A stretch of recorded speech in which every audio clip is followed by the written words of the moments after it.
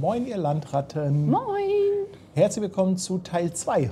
Ja, hab's gerade noch rechtzeitig geschafft, ne? Gerade Aber noch, wirklich. Ne? Und mir ist so warm.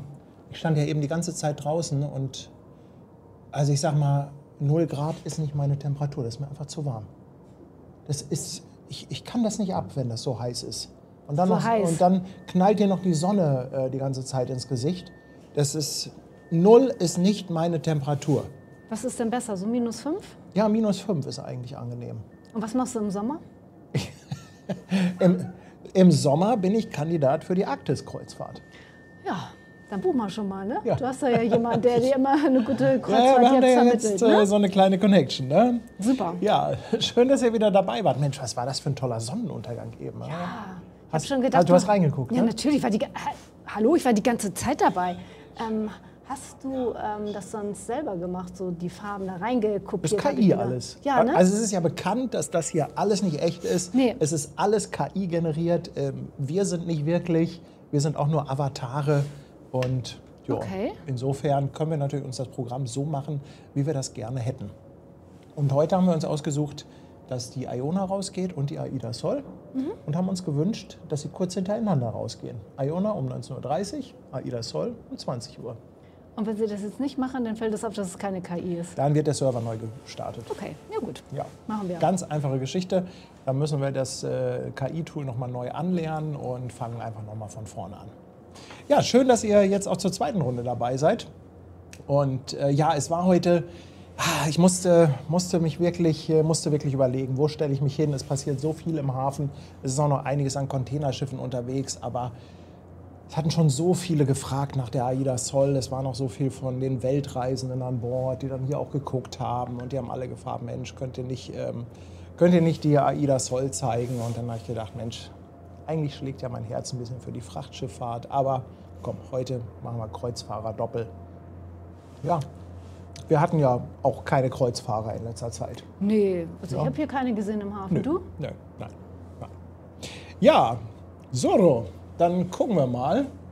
Ja, Was hier so los ist, ne? Aida Sol, also auch nach langer Zeit haben wir mal wieder 2 Schiffe gleichzeitig im Hafen. Die Aida Sol liegt in Altona mit dem Bug in unsere Richtung. Deshalb ist das auch von Deck 7 gar nicht so verkehrt. Denn ja, wir können ein bisschen besser hinterher gucken. Also ansonsten hätten wir uns jetzt natürlich gerne an die Seemannsmission gestellt, aber da kann man auch nicht so lange hinterher schauen. Und ja, die Iona, die kann ich euch auch mal zeigen, die liegt da hinten. Muss ich jetzt aber erstmal mit der großen Kamera einmal den großen Schwenk machen. Alles groß heute, große Kamera, großer Schwenk.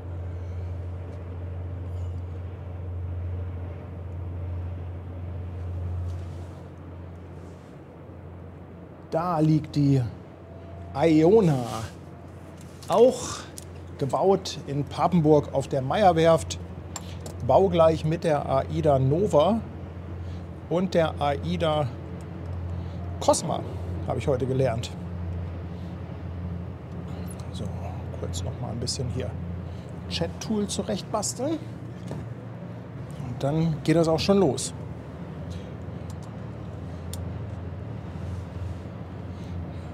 Gigi wünscht sich mal wieder einen Autofrachter. Ja, gucken wir mal.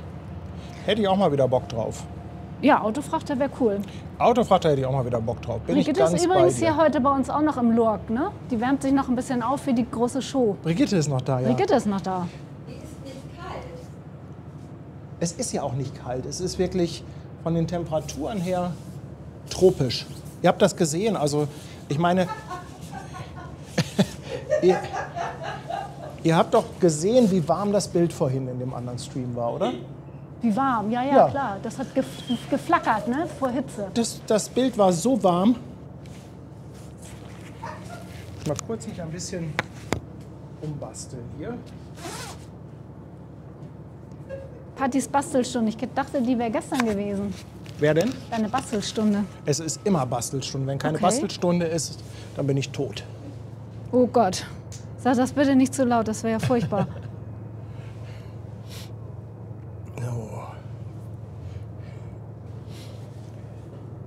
Red Gecko, danke dir für 6 Monate auf Twitch. Ole, 5 Euro Superchat. Liebe Grüße von Ole und Janine. Machen bald Kreuzfahrt mit der AIDA Sol am 15.03. Seid ihr dabei? Das können wir heute noch nicht sagen, ob wir am 15.03. dabei sind, aber so gering sind die Chancen gar nicht. Guck mal. Ja. Brigitte, warst du das? Ja, ich war das. Ich bin dabei. Auf dem Schiff? Oder an Nein, ich bin nicht im Ach, nur im Begrüßungskomitee, okay. Also Brigitte ist auf jeden Fall dabei. Guck mal, Caro und Aris sind auch wieder da. Moin, cool. ihr beiden. Und danke für 5,99. Sie schreiben, euer Intro ist so geil. Dankeschön. Wenn ich das richtig sehe, kommt da... Ist das eine Lotsenbarkasse? Ganz schön langsam unterwegs. Das ist doch kein Lotse. Lotsen schleichen doch nicht so durch den Hafen.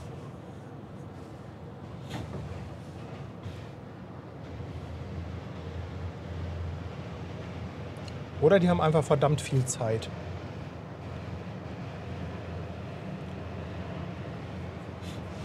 Martin Sperlich, ganz lieben Dank an dich auch für 6 Monate bei Vielen uns auf dem Dank. Kanal.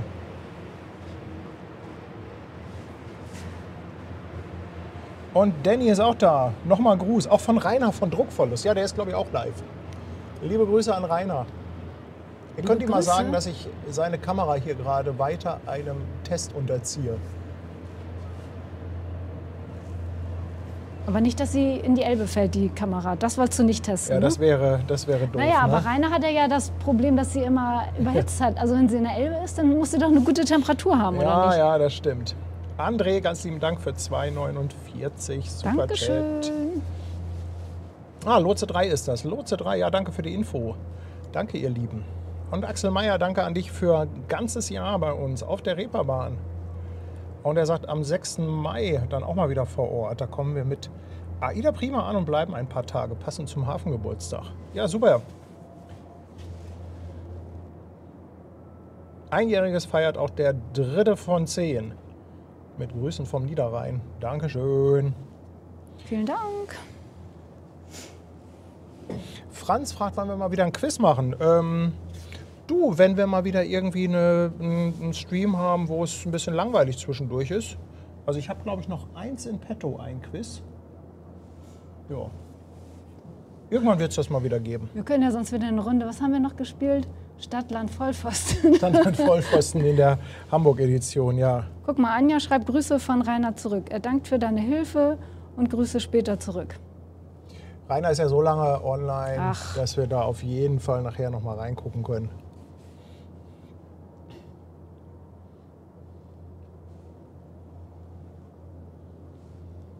Ist Brigitte eigentlich schon weg? Nee, die ist noch da. Ich habe gedacht, du hast dich rausgeschlichen. Mike lässt nochmal 2,49 da und wünscht sich eine Petition für Fischstäbchen für Hansi. Ja. Und Fabian, ganz lieben Dank auch an dich für 19 Monate Reeperbahn. Dankeschön. Mr. Fluffy Donut fragt jetzt zum 17. Mal, ob ich am 6.9. nach Kiel fahren kann. Digga, das kann ich dir doch heute nicht sagen. Sag mal, ich weiß ja nicht mal, was morgen ist. Das ist September. Morgen musst du zum Friseur, glaube ich. Morgen muss ich zum Friseur. Genau. Das ist das, was ich mir Ja. merken konnte. Nee, also so weit im Voraus, das ist echt immer super schwer.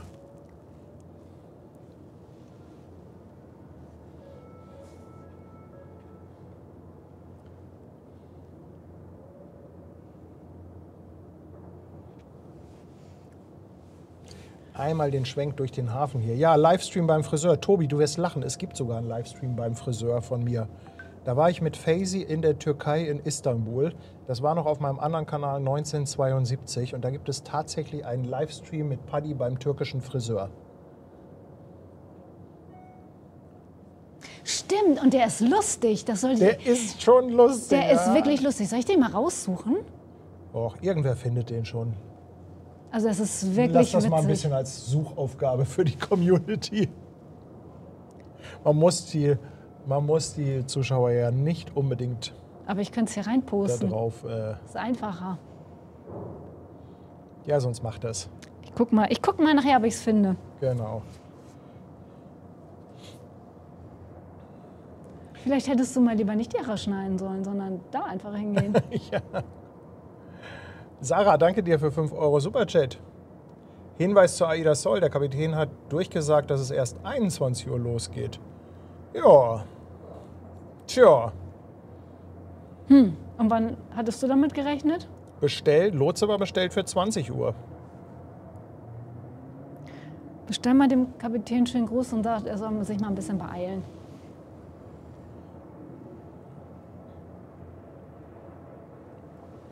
Du meinst, jetzt können wir nachher doch noch ein Quiz machen. Naja, wenn Zeit ist, kann man ja auch Also- spontan entscheiden. Wir schauen jetzt erstmal, ob die Iona sich an ihre 19:30 Uhr hält. Vorhin habe ich noch Scherze drüber gemacht mit Brigitte. Ah, hättest du Die vielleicht, Zeit ist erst bestätigt, wenn das Schiff du hättest wirklich es, abgelegt hat. du solltest Na? vielleicht Ja. sowas nicht sagen. Ja, es wäre ja nicht das erste Mal, dass kurz vor knapp sich alles dann nochmal ändert.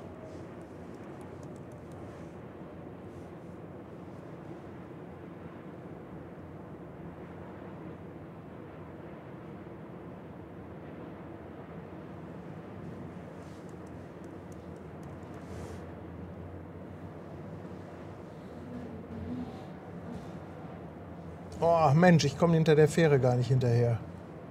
Da ist sie endlich. Leutnant Werner haut auch noch mal ein dickes Lob für Andi raus für den coolen Hintergrund. Danke dir für 13 Monate auf dem Fischmarkt. Ja, und natürlich auch noch mal ein Dankeschön an Andi. Also das hat er wirklich sensationell gemacht. Also der Hintergrund ist echt richtig, richtig schön. Alle die, also ihr wisst ja, wie Deck 7 vorher aussah, wie so eine Arztpraxis aus den 80er Jahren. Und jetzt sieht es so ein bisschen mehr aus wie so eine Hafenspelunke. Jetzt müssen wir da noch so ein bisschen Deko haben, vielleicht so ein paar alte Fischernetze.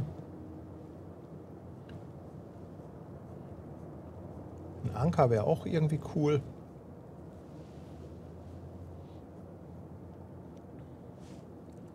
Aber keinen echten. So ein Fake-Anker. Weil wie willst du hier so einen Anker raufschleppen?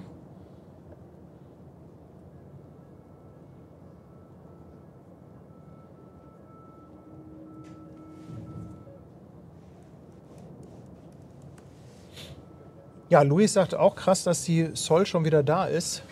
In der Tat, das kommt einem gar nicht so lang Nee, vor. überhaupt nicht. Also wir haben ja auch beim Ablegen waren wir ja auch dabei. Und die war ja jetzt auf Weltreise, über 130 Tage, glaube ich. Ach, 117, die nächste geht irgendwie 130 Tage, ne? Krass, wie die Zeit vergeht, Wahnsinn. Ja, also jetzt, wo du sagst, finde ich auch, dass es einem gar nicht so wahnsinnig lang vorkommt. Ein Kompass als Deko findet Rea. Ja, also ich finde ja auch, also weißt du, was ich ja brauche? Hier Was ist denn? so ein Steuerrad. Hier ist so ein altes, ne, so. Guck mal, hast du eigentlich gesehen, was für eine schöne Tasse ich heute mit habe? Eine Fairplay-Tasse. Finde ich super. Hast du auch was zum Reintun? Ich wollte mir da eigentlich einen Tee reinmachen, aber es ist hier alles schiefgegangen wieder. Suchst du immer noch mich, Ich finde den nicht. ich beim Friseur, den findest du nicht? Nee. Das ist vielleicht ja auch ganz gut so.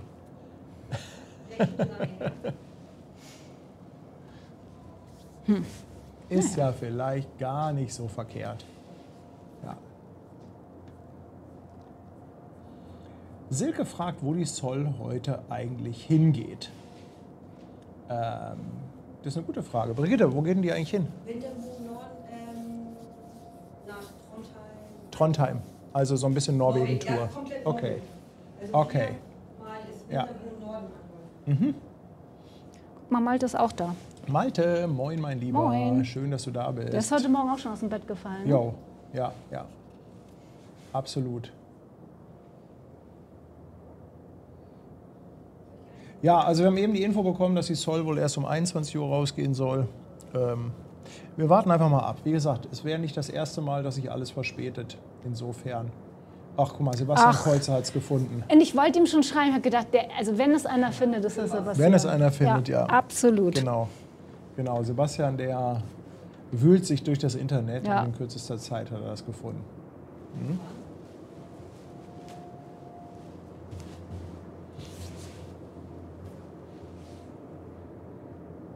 Wann dieses Jahr Hafengeburtstag ist? 9. bis 11. Mai. Genau.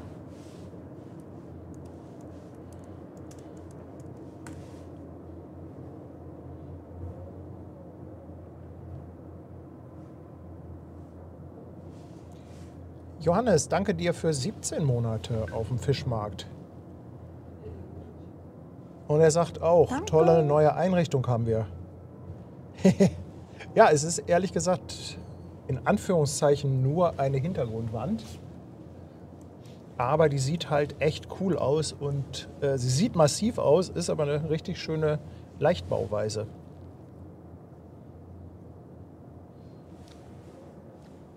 Also wer übrigens so eine Tasse haben möchte, gibt es bei Fairplay im Shop. Ich kann das ja hier mal posten.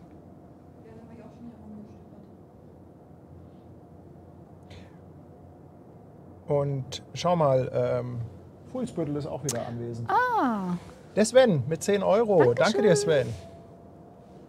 Ja, genau. Es soll ja die Hamburg Hafen Live Launch geben zum Hafengeburtstag. Wir hatten das ja schon mal angeteasert, dass zur Einlaufparade und zur Auslaufparade wir auf der Dachterrasse vom Gin Hotel ein paar Plätze reserviert haben. Also da wird ein Bereich für uns reserviert. Und ja, da laden wir euch ein, dann dort oben die Einlaufparade und oder die Auslaufparade anzugucken. Wir streamen natürlich auch. Wir streamen nicht direkt dann da mitten in dem Bereich, sondern so ein paar Meter weiter zur Seite, dass wir nicht so voll in den Leuten drin stehen, aber schon nah bei. Also wir sind jetzt nicht irgendwie extrem weit weg. Und momentan sind wir noch so ein bisschen in der Abstimmung. Wir müssen halt mal gucken, wie viele Plätze wir da haben. Und das Ganze wird dann mit Anmeldung laufen. Wird nichts kosten. Die Anmeldung ist aber dafür da, damit wir ein Gefühl für die Anzahl der Interessenten haben. Also wir wissen ja gar nicht, kommen 10 Leute, kommen 50, kommen 100, 1000. Wer weiß, wer weiß.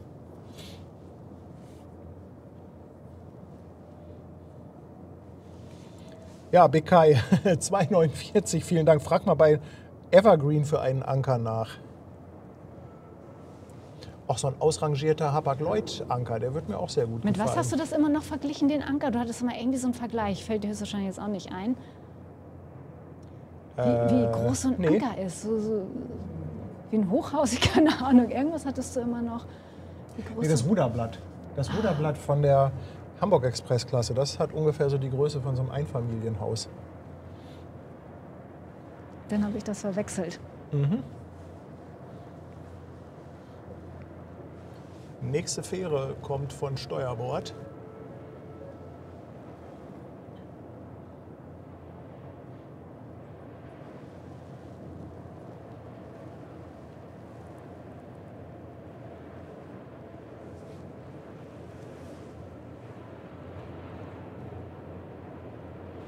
Sieht aber auch wieder schön aus, der Hafen bei Nacht, ne? Super schön. Weil ich ja so ein bisschen traurig bin, ich hätte ja unheimlich gerne die blaue Stunde heute gezeigt. Es war so schönes Licht noch, aber ich musste dann ja doch umziehen, um hierher zu kommen. Wobei bei den ganzen Zeitverschiebungen hätte ich auch locker noch eine halbe bis dreiviertel Stunde dranhängen können. Ja, das stimmt. Aber das wusstest du ja vorher nicht.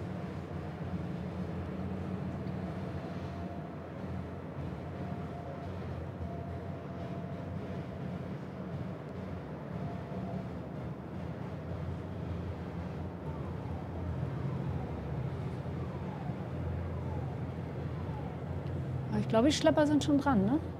An der Iona hat der Chat wieder aufgepasst. Ich glaube ja. Wann soll die denn eigentlich rausgehen? Also ich habe heute hier echt nichts mitgekriegt. So viele Sachen zu erledigen gehabt heute. Ja, die wollte ja 19:30 Uhr gerne raus. Okay.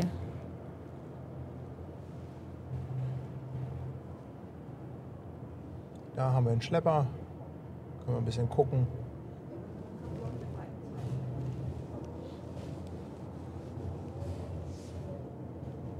Lucy Tools, nein, AIDA ist noch nicht raus und wir haben eben gehört, dass die AIDA sich verspätet. Das wird wohl erst 21 Uhr. Also wir werden auf jeden Fall ein bisschen Zeit überbrücken müssen. Jetzt hoffen wir aber erstmal, und das sieht ganz gut aus, dass die Iona um 19:30 Uhr rausgeht. Baugleich mit der AIDA Nova und der AIDA Cosma. Auch in Papenburg gebaut, auf der Meyer-Werft. Danke für 5 Monate Prime Sub an Worf 81. Dankeschön. Schön, dass du dabei bist. Und willkommen auf dem Fischmarkt. Sascha. Danke, danke. Wo sind denn meine Hörner eigentlich? Ich muss mal Liegen die hier irgendwo rum? Ja, die Hörner? meine Hörner liegen hier rum. Also Brigitte, falls du hinten noch ein Horn siehst, kannst du es mal...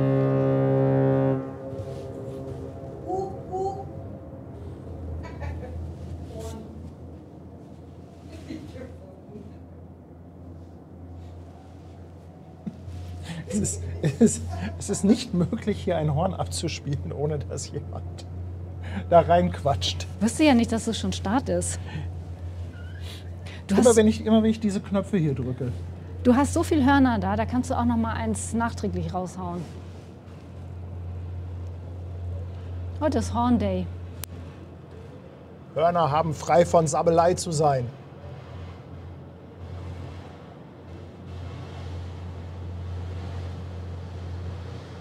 Welches Horn war das denn gerade? Das war Beate. Das war das neue Horn, das war die Beate. Ja. Unser neuestes Schätzchen in der Sammlung. Mirko fragt, warum Brigitte nicht nach vorne kommt. Wenn sie nach vorne kommen würde, dann würde sie auch in der Elbe sein. Ihr meint vor die Kamera. Oh, wir können Brigitte auch ein Mikrofon geben, aber ich weiß nicht, ob ihr dafür bereit seid. Wie?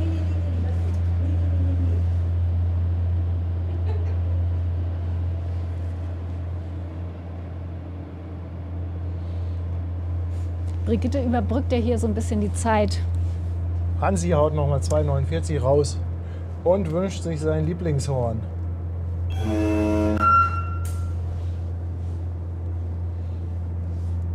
So, jetzt muss ich erstmal hier an der Einstellung arbeiten. Hier passt was überhaupt nicht. So. Du quatsch aber selber in dein Horn. Was? War eben noch nicht aus, als du gequatscht hast. Shit. Können wir hier nicht wie in diesen Studios immer so on air und dann leuchtet das immer auf? Nicht on air, sondern Horn? Da haben wir auf jeden Fall die AIDA Sol in voller Pracht.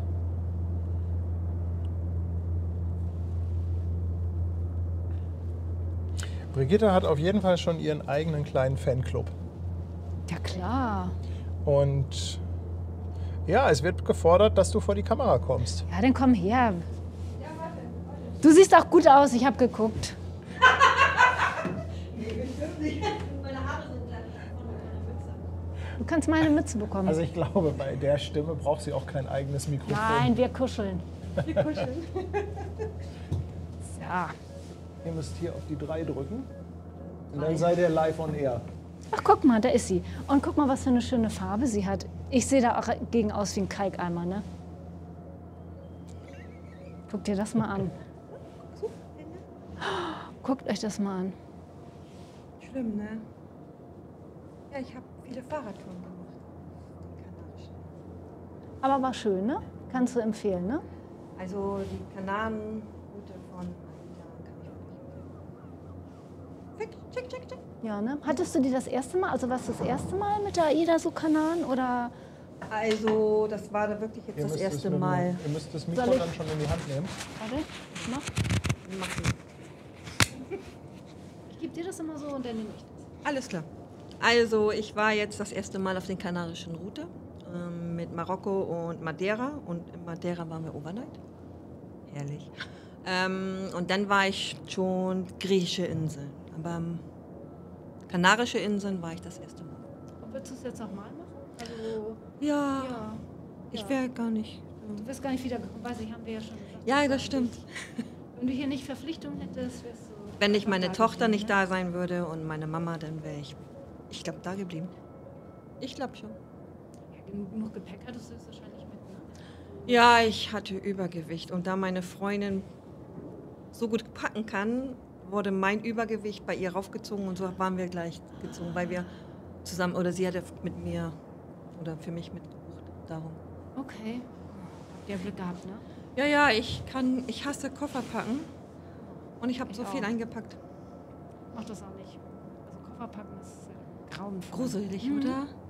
Aber jetzt habe ich so einen Koffer organisiert, Taschen da. Wo du das so reintust und so. Ja, klappt. Das ist doch super. Ja. So, der Herr da vorne, kommt da irgendwas? Passiert da was? Weil ist ja schon, naja, Noch nicht ganz. noch nicht ganz, ne? Ja, also ich denke, Minuten das noch. geht bald los. Ich habe jetzt eine Leine habe ich noch nicht gesehen, die losgeht, aber ich glaube, so lange dauert das nicht mehr. Und erzähl doch mal, was habt ihr heute vor? Wer ist da wieder am Also, Ufer? ja, am Ufer ist jetzt schon Manuel und Helena und Manuel ist ja der Kreuzfahrtpilote.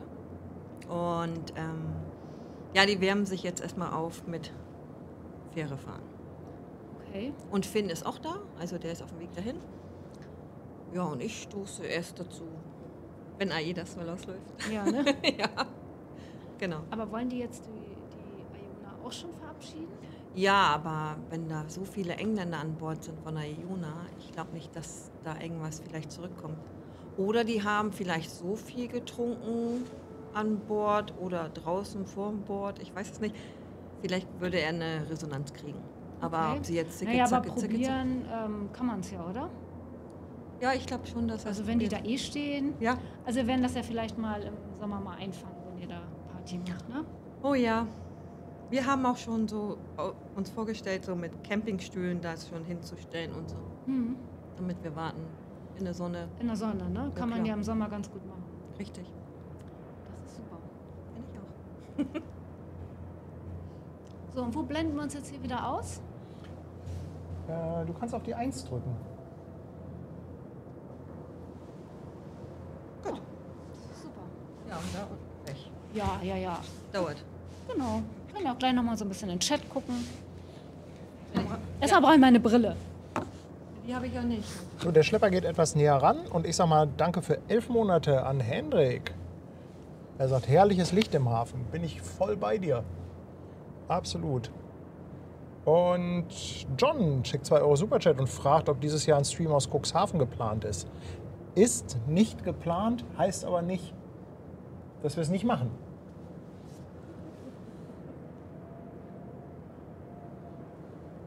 Also kann durchaus sein.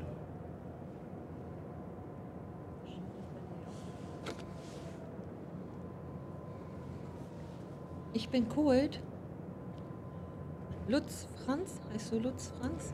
Danke. Ich glaube, die Iona wurde auch beim letzten Anlauf, haben sie es, glaube ich, abgesagt. Das sieht gar nicht ausgelaufen irgendwie. Nee, da haben sie, glaube ich, Hamburg gestrichen oder so. Irgendwas war da. Da war sie in South End, glaube ich, gewesen. Ja, also irgendwas war ist mit... gestrichen worden. Iona ist gestrichen worden in Hamburg. Genau, stimmt das nicht. Es war hier nochmal die Frage, also ich weiß jetzt nicht, wann die gestellt wurde, wann die Iona abfährt. Also eigentlich 19:30 Uhr war die Frage für ein Eternal. Im Plan steht sie mit 21 Uhr, aber ja, soll mit 19:30 Uhr loslaufen. Und die Linesmen sind ja auch schon dran. Ihr dürft gerne ein bisschen lauter sprechen oder das Mikro näher an den Mund nehmen. Okay, machen wir. Jo, kriegen wir hin.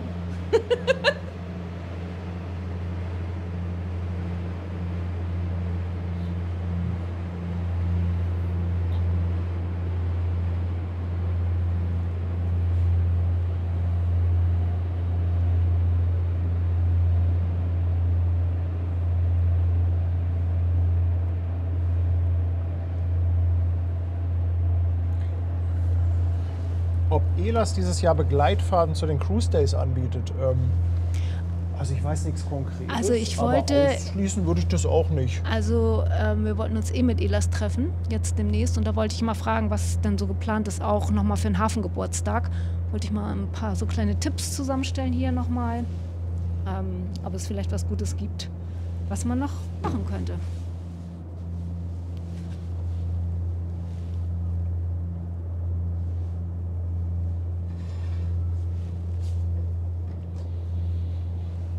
eine Sache. Hast du auch so ein Ding? Nein, habe ich nicht. Ich bin ja nicht so viel mit dem Handy unterwegs. Also gut, ich gucke ja eigentlich euch nur über Handy. Also ich habe ja, Laptop habe ich eins, aber naja. Ich bleibe bei meinem Handy, wenn ich euch verfolge. Ich habe hier nämlich auch so eine schöne Handyhalterung stehen. Und ich habe auch noch eine mit AIDA. Könnte ich dir mitbringen. Habe ich auch letztens schon wieder gesucht. Hatte ich in der Hand und dann wusste ich nicht mehr, wo ich sie hingetan habe. Es ist ganz schlimm. Du hast eine von AIDA? Ja, also selbst gemacht von Andi. Ach was, krass. Mit AIDA. Ja, schön, fein. Ich habe ja versucht an Bord, die haben eine neue Lampe, eine Kussmundlampe. Die wäre aber komplett in meinen Koffer versunken und hätte ich keine Klamotten einpacken können.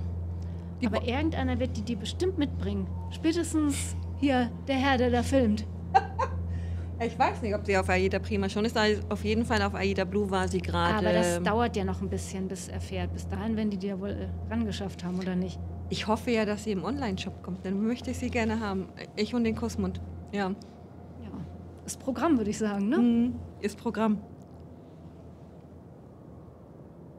Sven haut nochmal 15 Euro raus. Ganz lieben Dank, geht nach Fuhlsbüttel. Geburtstagshorn für mehr Diana. Für Sebastian auf der AIDA. Ein Geburtstagshorn. Ja gut. Dann Heute mal ist Happy Horntag. Birthday an alle, die heute Geburtstag haben.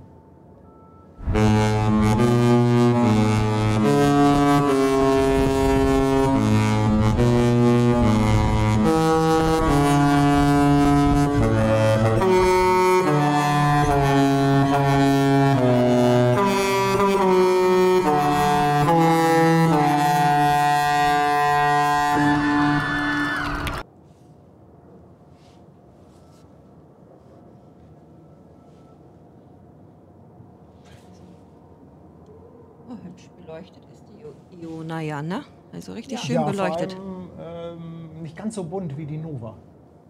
Oder kann die auch noch bunter zuschalten? Nein, also die kann nicht bunt zuschalten. Also ich finde die auch richtig schön. Darum habe ich heute Morgen auch so lange gewartet, bis sie an der AIDA Soy vorbeifuhr und dann konnte ich schöne Fotos machen.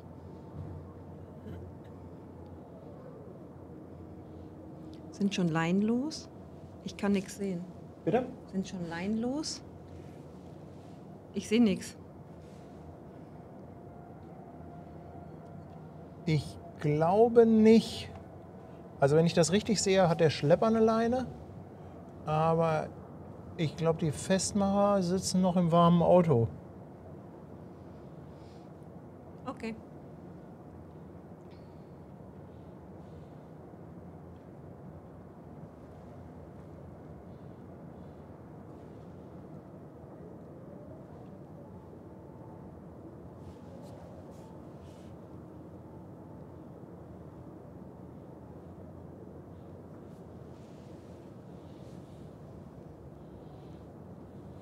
Ich kann den Schubser nicht aussprechen. Hier. Ja, die Iona gehört zu P&O Cruises. Ja, die gehören aber alle, glaube ich, zu dem Carnival. Die gehören Konzern, zum ne? Karneval-Konzern, Wo dann genau. auch AIDA mit zugehört und wurde 2020 in Papenburg auf der Meierwerft fertiggestellt. Hat 344 Meter in der Länge und Kapazität für so roundabout 5200 Passagiere. So weniger als die Cosma und Nova. Nova hatte ja jetzt gerade, nee, die Cosma hatte jetzt auf Forteventura 6500 Gäste an Bord gehabt. Und was ihr hier seht, was oben so bunt leuchtet, diese Kuppel, das ist der Sky Dome. Das ist das überdachte Atrium, wo dann auch Veranstaltungen stattfinden. Auf der AIDA Cosma und Nova ist das der Beach Club. Ja, okay. Der Beach Club ist das. Die Iona hat übrigens 4 Pools an Bord. 4? 4.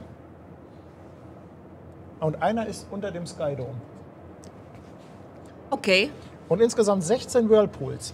Also, ich gebe natürlich nur Wissen wieder, was ich mir hier irgendwie mit Wikipedia und ChatGPT zusammengesucht habe.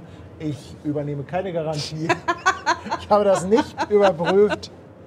Aber ich hoffe mal, dass es in der Tendenz richtig ist, was ich erzähle. Gut, ich war ja 2022 auf AIDA Nova und habe da meinen 50. Geburtstag gefeiert. Und die haben Whirlpools, das stimmt. 2, 4, 8. Und im Beachclub ist auch was zum Schwimmen drin. Stefan meinte, dass er die Winden auf der Sol hört. Das glaube ich zwar nicht, aber wenn du möchtest, können wir gerne einmal rüberschwenken zu der AIDA Sol und mal schauen, was die so treibt. Dann machen wir mal den großen Schwenk durch den Hafen. Ich glaube das nicht mit AIDA Sol. Wenn Tönnies Kors, der Kapitän, Durchsage gemacht hat, 21 Uhr ablegen, dann bleibt das auch dabei. Ich glaube, Vielleicht- der nächste Hafen von der Iona ist Rotterdam, weil ich die Frage gerade sehe. Ich mache die Metropol.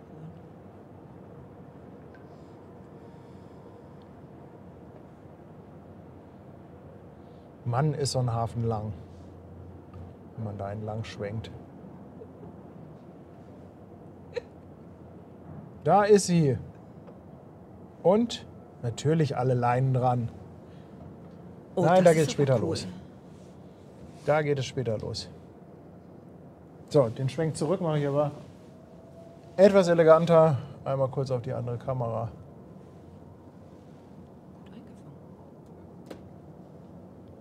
Nicht, dass hier noch jemandem von meiner wilden Schwenkerei schlecht wird. Ist doch ein Hafenstream. Da ist doch Seegang vorprogrammiert, oder nicht? Mein Bildmischer ist jetzt zu weit weg da hinten. Hier war er besser, wenn ich hier stehe. Und da war er besser, wenn ich da stehe. Und was willst du jetzt machen mit dieser Situation? In der Mitte. Einen zweiten. Nee, ich muss mal... Ich probiere mal was.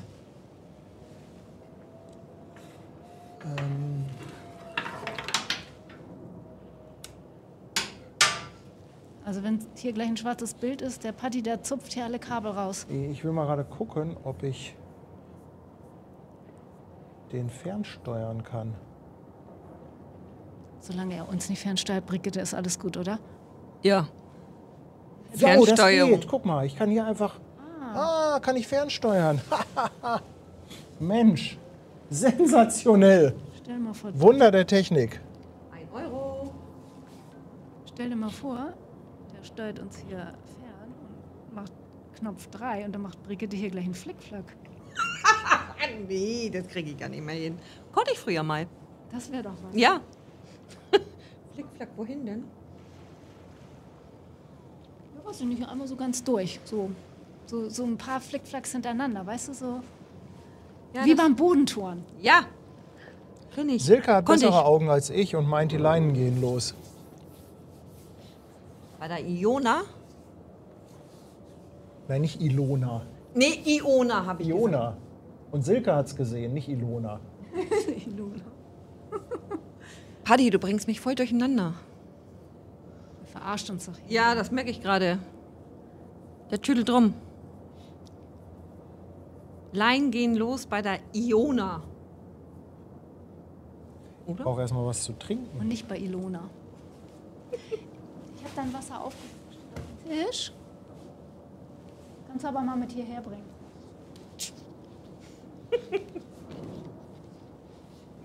Ach, guck mal, Schwester Hansen ist da. Diggi. Hallo, Schwester Hansen. Schön, dass du da bist.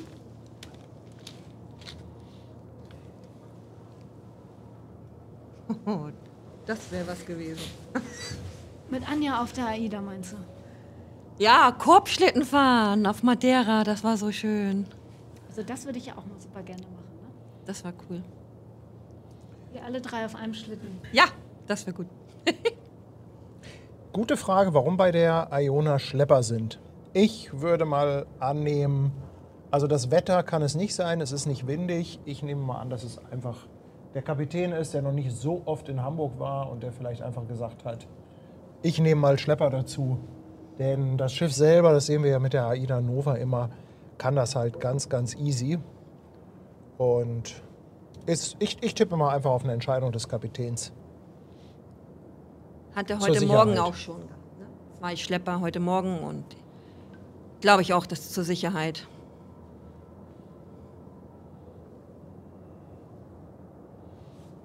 Jannik schreibt, Iona ist lose. Ja, die baumelt da so ganz lose rum.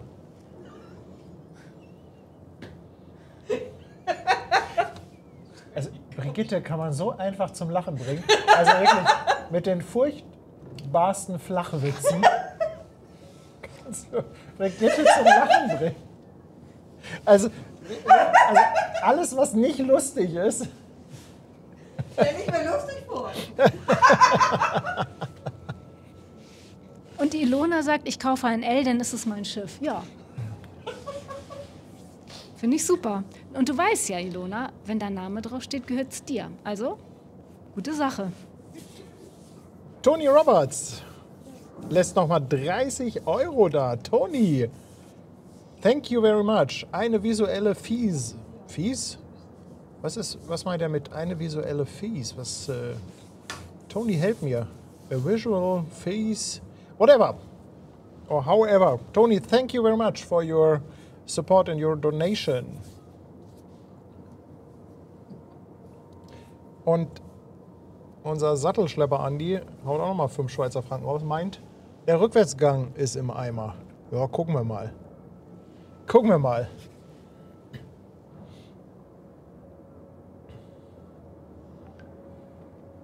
Big Kai meint, bei Wesselfinder sind ein rosa Punkt und ein grüner Punkt und beide mit Ilona gekennzeichnet. Kann das sein, dass das vielleicht eins der Rettungsboote ist oder so? Dass da irgendwo auch ein AIS drin ist? Irgendwer hat das, meine ich mal, gesagt, dass das sein kann, dass die vielleicht da irgendeinen Test gefahren haben heute und dass deshalb vielleicht das AIS von einem der Rettungsboote an ist.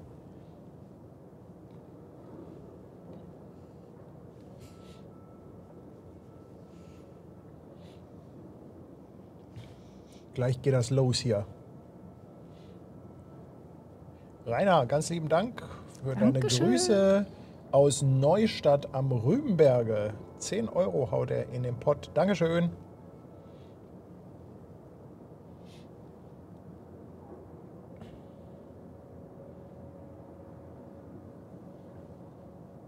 Was? Hier wird gefragt, wo man die Barkassen-Paddy-Abschiedsfahrt buchen kann.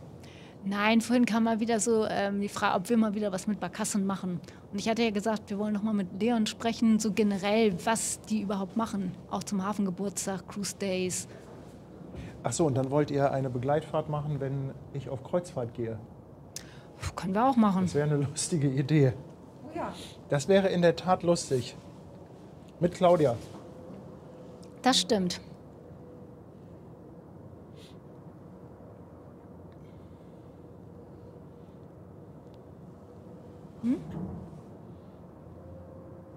Ich weiß gar nicht, warum ich vorhin so eilig abgebaut habe.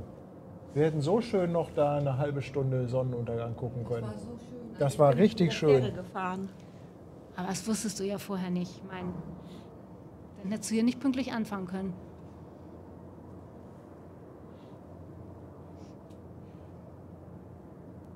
Also, Schatz, kannst du mal was zu Sven sagen?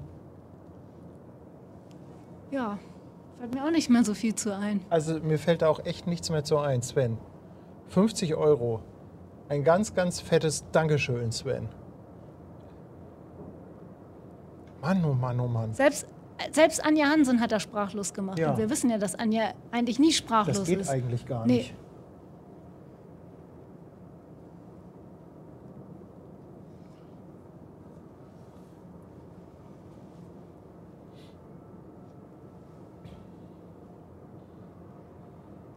Postbüdel, was stellst du dir gerade vor? Ich kann das nicht lesen. Der Postbüdel stellt sich vor, dass du gerade mal bei ihm im Betrieb arbeitest und da ist auch noch jemand genauso verrückt wie du. Na, aber dann hast du Spaß, Oh, dann habe ich mega Spaß. oder? Ja, noch mehr Spaß.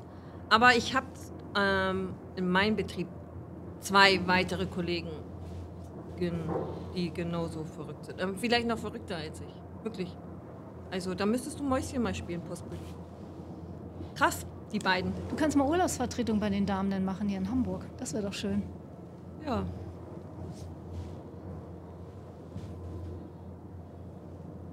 Hilfe. Postbüdel, nein, Hilfe gibt's nicht. Manuel Aber- ist auch da. Guck mal, wir haben, Hallo noch Manuel! wir haben Beifang. Wo denn? Ja, ein Fieder. Oh ja, guck, da kommt. Ach so. Warum gucke ich nicht darauf? Ja, 50 Euro und kein Horn. Das ist allerdings ein guter Einwand hier. In der Tat, das ist eine Beschwerde. Was für ein Horn möchte er denn? Darf er sich eins aussuchen? So viele Hörner gibt es gar nicht, wie Sven verdient hat. Hast auch wieder recht. Ich suche mal eins aus. Und zwar das hier.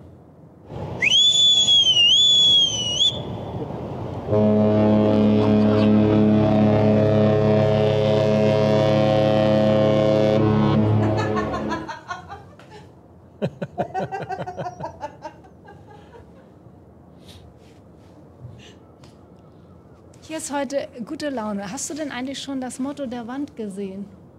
Nee. Good Vibes Only sind hier. Weißt Bescheid, ne? Weiß Bescheid. Guck mal, da ganz links ist ein kleiner Schlepper versteckt. Ganz links, kleiner Schritt. Da. Ja, da. Gesicht. Die gefällt mir richtig gut. Die ist schön. Hat Andi super gemacht, ne? Mega. Mit Hapag-Lloyd und Hamburg Süd. Hamburg Süd, Handle with Care. Ja, ist ja auch aus Kistenholz. Kistenholz, okay. Sieht man aber nicht. Haribo macht Kinder froh, sehe ich auch. Da. Mega. Die Parkscheibe, funktioniert die? Ja, Ja. die Hier kommt funktioniert. jetzt erstmal die Munksund rein. Stimmt. Cool.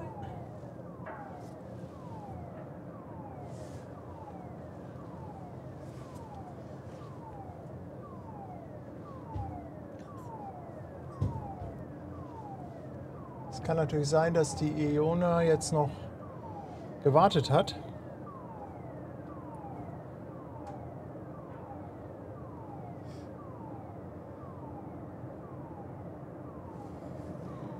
Malte möchte, dass wir ihn auch mal besuchen auf dem Nordostseekanal mit Schwester Hansen. Ja, machen wir. Wenn da ein netter Kapitän ist, der uns alle mitnimmt, dann machen wir eine Kreuzfahrt auf dem NOK. Finde ich super. Ich war noch gar nicht auf dem NOK. Ja, dann wird's mal Zeit. Bianca Allers, ja. Ich bin mal ein bisschen länger hier oben. Mein Handy muss aufladen. Das ist der beste Grund. Ja, ich hatte Das ist auch nur der noch Grund, 12%. das ist auch der Grund, warum Kinder ihre Eltern dann im Alter mal wieder besuchen.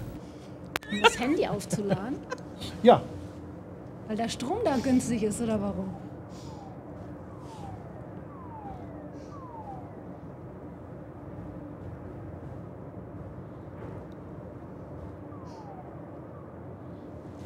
so, ich will jetzt aber mal was probieren. Wenn Brigitte schon hier ist. Achtung, könnte mal knacken.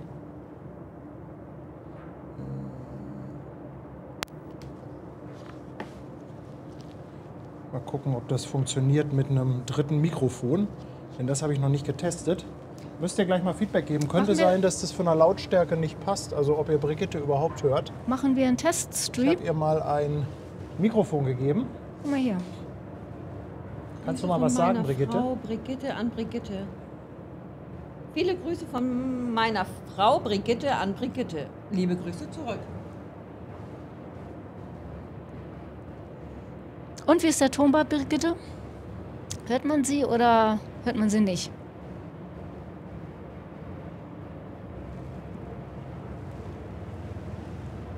Ich glaube aber, die Iona bewegt sich.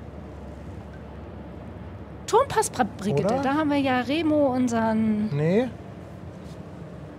Technik. muss ein bisschen Spezi. leiser. Okay. Leiser und der nächste schreibt, leise ist sie. Was denn nun? Dann kommt einwandfrei und dann kommt sehr gut. Super. Passt schon. Ich frage mal Remo. Kannst du mal ein bisschen was erzählen, Brigitte? Was soll ich denn erzählen? Kannst du mir mal mein Mikro wieder ranmachen? Ich frage mal Referenz Remo, was der zur Lautstärke von Brigitte sagt. Dann wird das ja heute doch wieder ein Teststream. Tonlage. 1, 2, 3.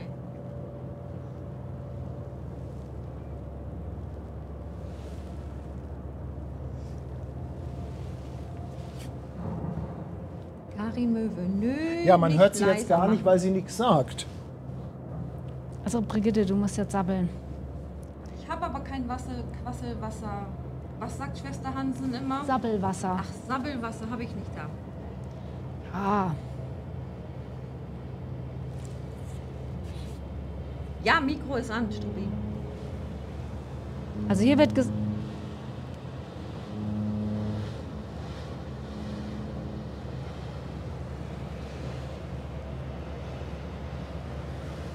Das war aber ein komisches Typhon. Ich bin leise, steht da. Ja, ja, ich warte darauf, dass Remo aber Remo scheint nicht mehr da zu sein. Brigitte ist noch zu leise, schreibt hier Remo.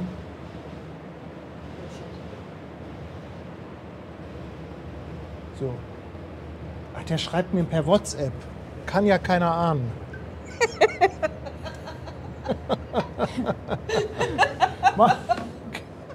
und jetzt ist das gleich zu laut. Und jetzt gleich, wenn sie lacht, alle, nein, zu laut, zu laut. Also wir machen ja übrigens gerade einen Test mit 3 Mikros, ne? Ah. Das ist noch nicht ausgereift hier, die Chose, die wir gerade hier machen, oder? Sascha, ganz, ganz lieben Dank für 20 €. Dankeschön. Liebe Grüße. Toll, die Unterstützung. Claudia T., ich bin nicht im Nebenraum. Ich sitze neben Tanja. Vielleicht sollte ich weiter weg von Tanja. Nein, wir testen das jetzt hier aus. Und 2,49 vom Paule, unserem Chipspotter. Danke an dich. Dankeschön. Liebe Grüße, Paul. Rainer ist seit 10 Monaten dabei. Und er sagt, viele Grüße von seiner Frau Brigitte an Brigitte. Und der Kölner Kai CGN67 lässt auch 20 € Superchat da. Danke für immer und immer wieder tolle Streams an euch alle. Euch entdeckt zu haben, war ein kleiner Lottogewinn. Und Brigitte ist leise. Ja. Also Ich fürchte, in dem Moment, wo sie lacht, lachen laut, sprechen leise. Ihr seid ja echt süß hier. Fürs Pfeifen reicht die Lautstärke. Nee, hier drin pfeife ich nicht. also jetzt immer noch lauter oder was?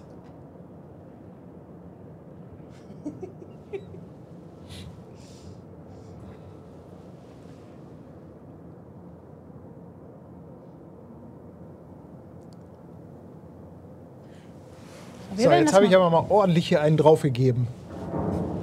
Aber ich glaube, da musst du das Mikrofon zuhalten, wenn du lachst. Sonst fliegen den Leuten die Ohren ab. Dann darf Patti nicht mehr so, Patti darf keine Witze mehr erzählen. ja, Oder? die mich zum Lachen bringen. Es sind Kleinigkeiten, die mich zum Lachen bringen. Oh.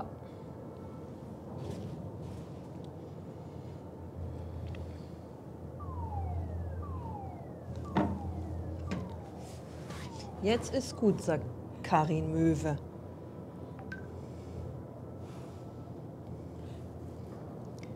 Ich glaube, Man muss jetzt das ja auch behutsam machen, weil was man immer nicht vergessen darf, ist, bei den Zuschauern kommt das ja alles mit Latenz und Verzögerung an.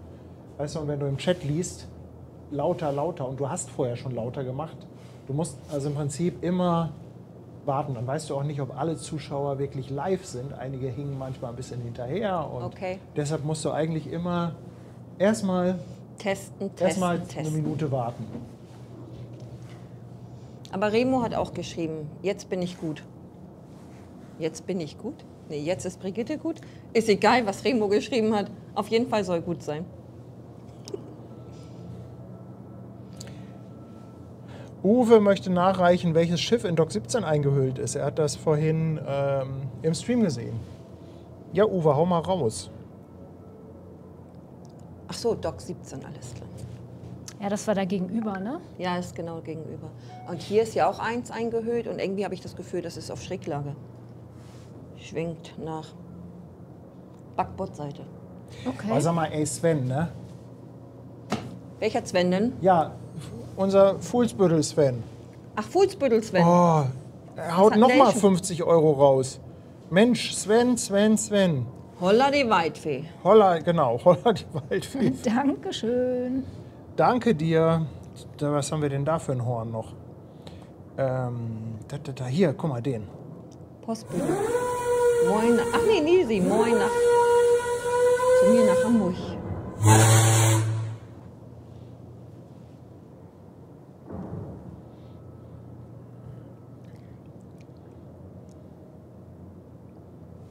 Jetzt geht's aber wirklich los hier mit der Iona. Oder Iona oder Iona. Iona. Ich sag immer Iona. Iona. Ein englisches Schiff. Iona. Ja, nimm wir Iona. Aber ich bin ja eh kein Sprachheld. Ich auch nicht. Ja, genau. Sven kriegt einen Premiumplatz bei uns. Also zum Hafengeburtstag hängen wir Sven hier eine Hängematte aus dem Fenster. Dock 7. Deck 7. Genau, Jetzt war ich ganz verwirrt von dem Dock. vom Trockendock.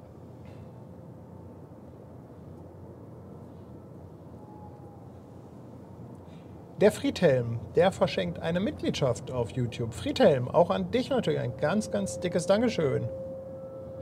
Und seit 13 Monaten dabei ist der Dirk. Dirk, vielen Dank für deine Treue und dass du uns so lange unterstützt. Also wenn die Iona so weitermacht, dann passt das nahtlos mit der Sol. Ja, macht doch nichts, aber es ist doch ganz Ich gut, finde das auch nicht schlimm. wenn die sich ein bisschen Zeit lässt, oder? Ja, die ist heute Morgen so getuckert. Wer hupt denn da von rechts schon wieder? Kommt eine Fähre? Guck mal, der Matti ist schon wieder unten am Wasser. Aber Matti, wo bist du denn? Bist du jetzt hier direkt unten? Warst doch gestern schon da. Habe ich doch auch gelesen. Ja, stimmt, der war gestern auch da. Oh, Nisi, den siehst du ganz groß auf dem Fernsehen.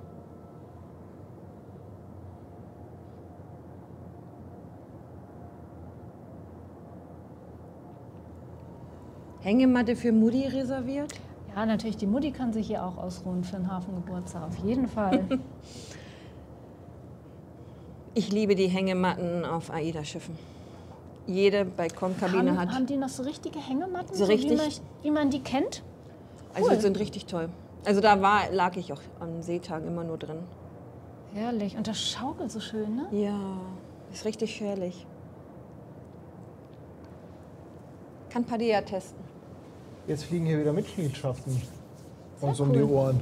Grüne Welle. Der liebe Kai hat 5 verschenkt auf YouTube. Kai, ganz lieben Dank. Und Toni schließt sich an. Tony Roberts from Washougal in Washington. Thank you very much. Welcome to our channel.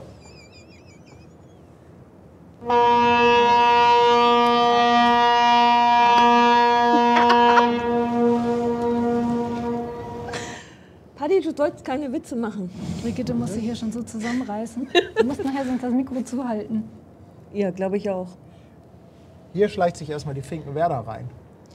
So ganz langsam. Das eine Leerfahrt? Die ist leer. Die ist leer. Wer ist Bin denn, ich heute auch schon mitgefahren. wer ist denn da drauf?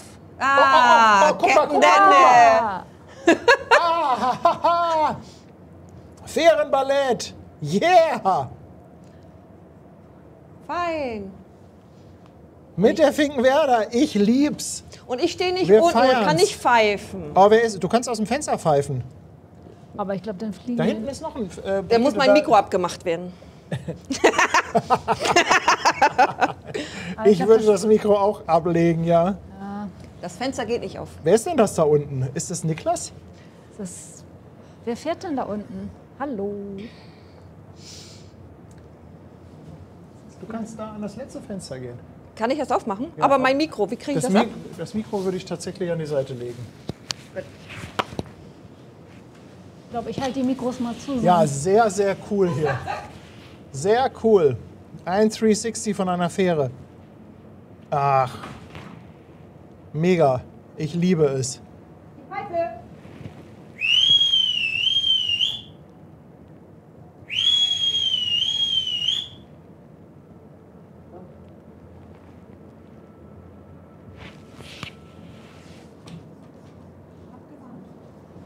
Ja, also wer kann es auch anders sein? Es war natürlich Kapitän Dende. Wer kann es sonst sein? Liebe Grüße.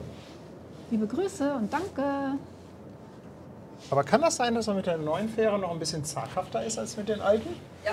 Ich glaube, mit den Bügeleisen, da hat er ein bisschen mehr Schwung drauf.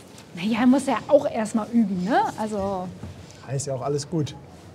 Kevin war heute aber auch lang vorsichtig unterwegs mit der One.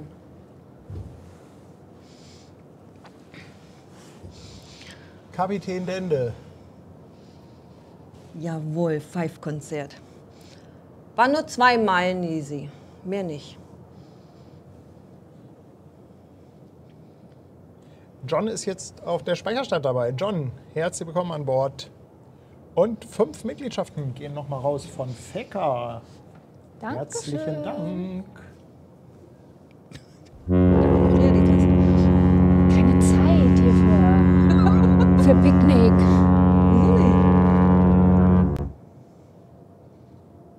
Guck, es gibt tatsächlich einige, die haben dein Pfeifen vermisst. Oh, okay. Aber alle, die das Pfeifen nicht mögen, die haben wir sowieso mittlerweile von dem Kanal vergrault. Sogar auf AIDA Blue wurde das gefeiert, das Echt? Pfeifen, ja. Also so laut hat das noch keiner gehört. Oh, hat sie jetzt Licht ausgemacht? Da war eben mehr Lametta. Uli Reinders, ganz lieben Dank, 5 €. Ein Fünfer für einen tollen Stream. Herzlichen Dank. Dankeschön.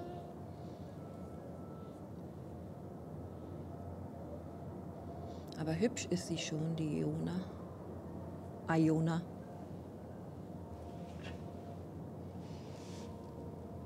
Aber wenn da viele Engländer mitfahren, dann ist ja richtig Party. Schwester Hansen, das wäre was für uns. Party! So wie die Poncha-Party, Pool-Party auf Madeira. Haben wir alles mit. Ah, die war schön und schön lecker.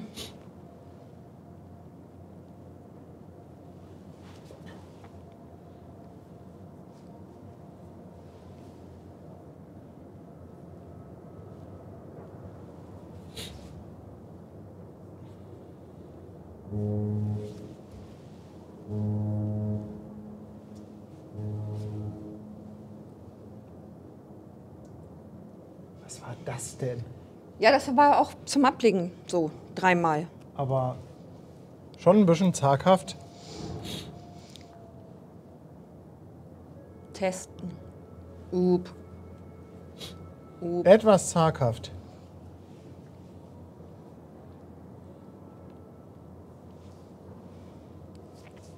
Oh, hab ja noch Zeit.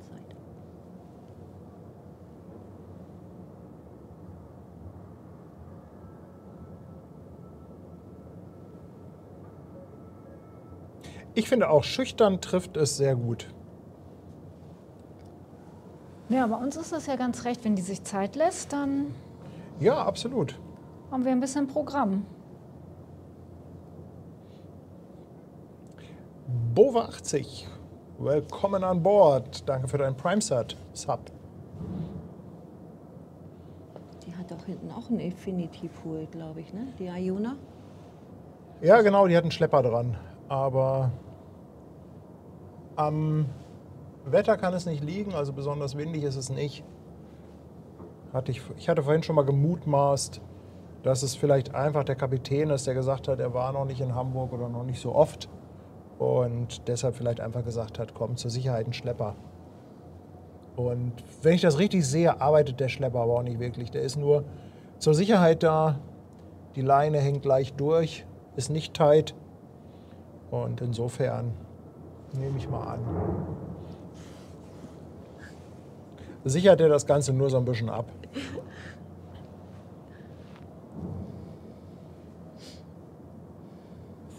Theo 04. Willkommen an Bord. Danke für deinen Prime-Sub. Dankeschön. Was steht da? Eski, Brigitte, lass uns eine...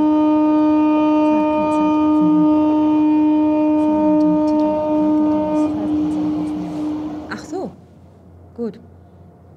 Pfeifkonzert. Oha. Kai, natürlich ist der Lotse behilflich bei dem Manöver und der wird wahrscheinlich auch größtenteils die Kommandos geben, aber letztendlich hat der Kapitän natürlich die Verantwortung für das Schiff und er müsste im Zweifelsfall halt seinen Kopf hinhalten.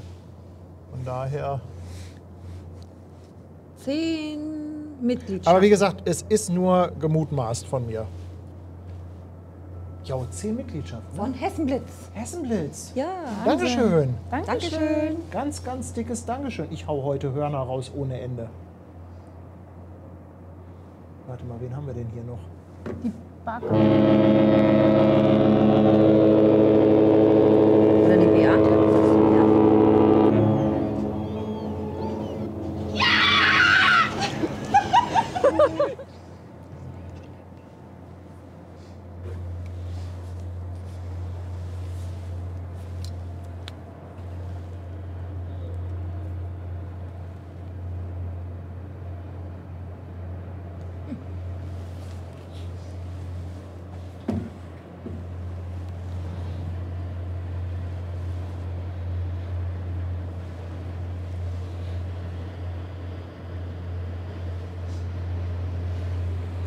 Hat aber auch was für sich, wenn so ein Schiff beleuchtet ist. Also letztens am Bubendei-Ufer, diese dunklen Nummern, die waren echt hart. Für einen Punkt, ne? Ja, Punkt. ist schon interessant, aber ich sag mal, vom Bild ist natürlich so ein bisschen Lametta gar nicht so schlecht. Aber wenn du so gar nichts siehst, dann ist ja der Beifang besser beleuchtet. Was steht da?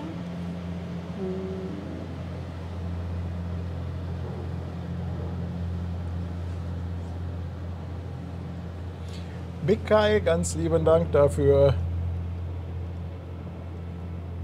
Ja, Sir Tobi, genau. Das ist ein Kreuzfahrtschiff von der Kategorie schwimmende Stadt.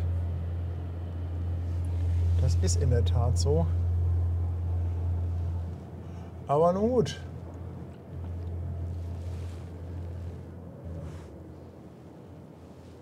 Fabian Semrau. Nein, Aida Sol ist noch da. Oh, guck mal hier, guck mal diesen Schiffshaufen an. Hier. Was für ein tolles Bild.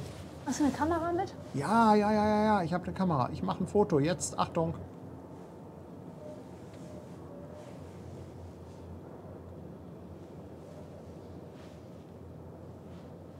Herrlich. Ich habe gar nichts Ich gehört. habe gedacht, du machst das Foto jetzt mit dem Handy. Ich habe kein Klack, Klack, Klack, Klack, Klack gehört. Ich würde ja am liebsten mit der Kamera, mit der ich filme, auch die Fotos machen, damit ich genau die gleiche Einstellung bekomme. Das Problem ist nur, wenn ich ein Foto mache, ist kurzzeitig das Videobild weg. Ach so. Das nervt mich ein bisschen.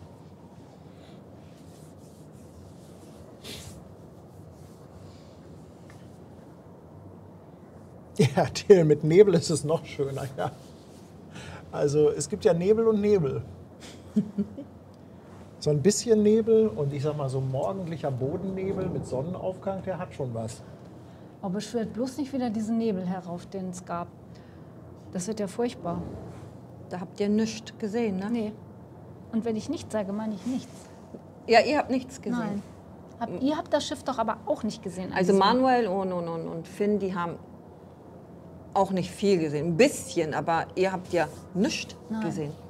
Also ich habe es ja im Livestream gesehen. Ich war ja nicht dabei. Willkommen an Bord. Danke für deinen Prime-Sub-Name, den ich nicht aussprechen kann. Sternlersch Bayer oder so ähnlich. Aber willkommen an Bord. Danke dir.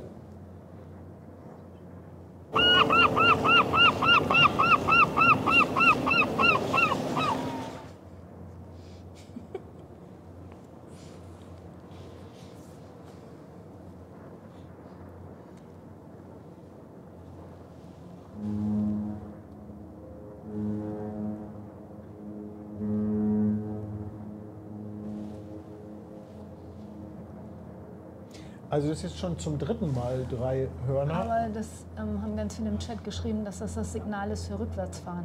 Ja, Aber da muss man ja auch nicht so lange, ne? genau. Einfach nur so ganz kurz. Das war nicht das Grußhorn. Hier war nochmal die Frage, würde die Icon of the Seas jemals nach Hamburg kommen? Passt sie überhaupt in den Hafen? Nee, ne? Oder? Warum soll die hier nicht reinpassen?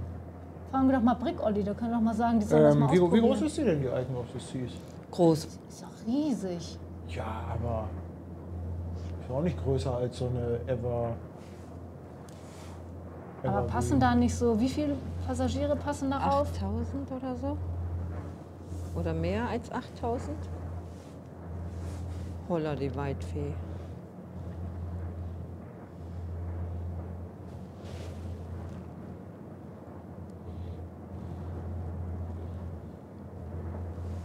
Ach, Dennis ist auch da. Moin. Guck mal, da ist wieder kaum jemand an Deck. Und keiner im Pool drin. Da würde ich jetzt drin sein. Im Infinity Pool. Da, Brigitte, jetzt in dem Pool. Ja, in dem Pool beim Auslaufen. Und den gibt es leider nur auf Aida Cosma. Aida Nova hat den leider nicht. Und Cosma kommt nicht mehr nach Hamburg. Guck mal, die sind alle beim Essen. Da, die Hütte ist voll. Aber sowas von voll. Krass. Ah, so ein paar stehen draußen. Gehen die denn noch geradeaus oder schwanken die schon? Nö, nö, die sehen noch relativ nüchtern aus. Okay. Naja, 20 Uhr ist gerade Essenszeit, ne?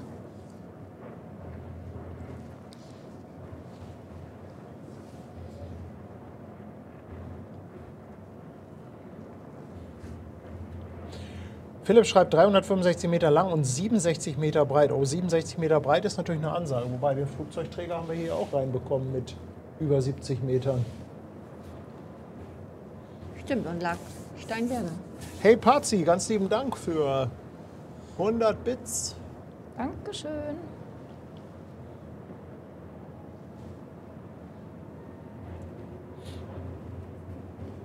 Fütterung der Raubtiere. Chloe Britton, hello from Deck 4 on Iona. Ja, wer on Deck 4? Wer on Deck 4? Zählt man Decks von unten? Ja, ne? Ja.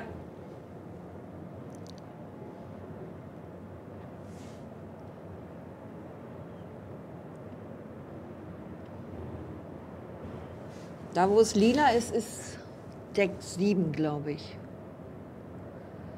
Deck 6 sind die Tenderboote.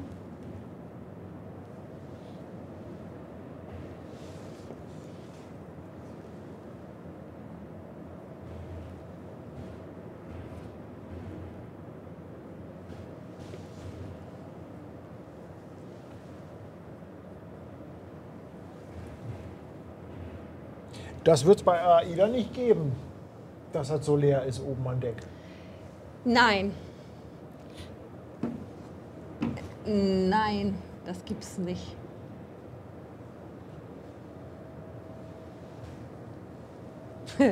Sehr leer.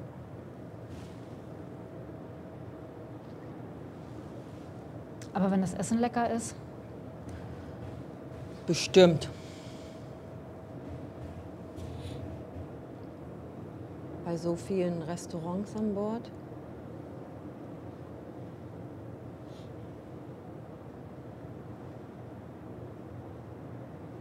Deck 4 ist ganz unten, Winterberger Jung. Mehrblickkabinen. Stimmt, sind nur Mehrblickkabinen.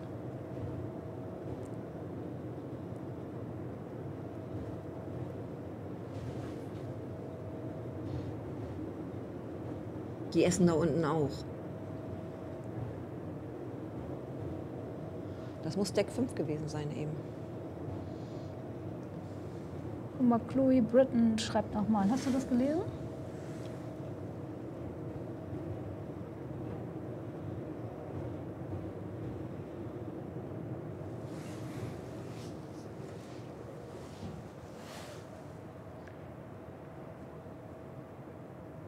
Engländer sind schüchtern.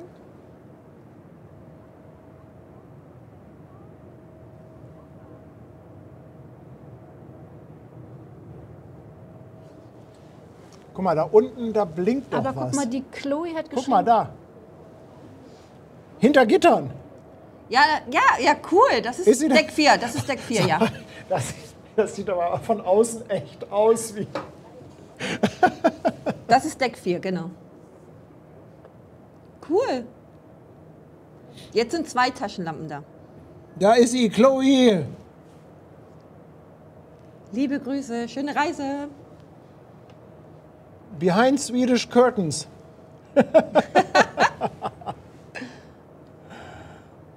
Gesicht konnte man auch gut erkennen, eben.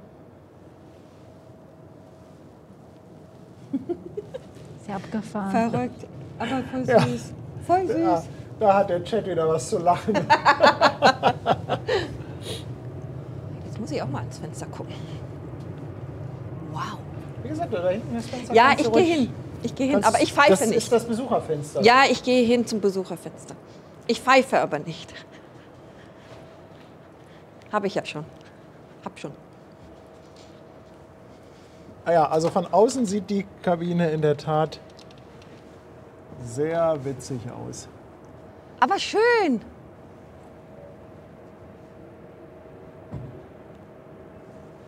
Ah, die lassen sich wenigstens richtig Zeit, weißt du? MSC Preziosa wäre jetzt schon 3-mal weg. Oh, ist das schön. Das Licht brennt aber immer noch auf Deck 4.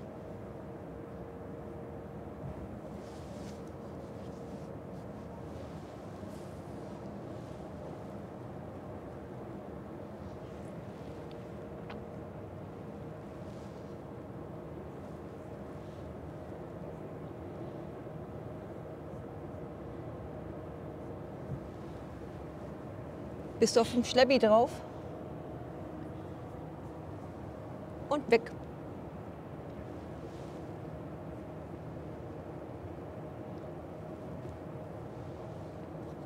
Typhon! Typhon!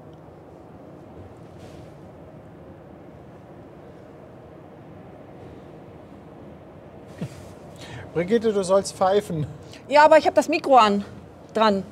Soll ich das mal nehmen? Warte mal, ich glaube, ich kann dich muten von hier aus. Ich kann auch abmachen. Ich hab's ab. Guck mal, Jetzt bist du gemutet. Du brauchst es nicht abmachen. den haben wir jetzt.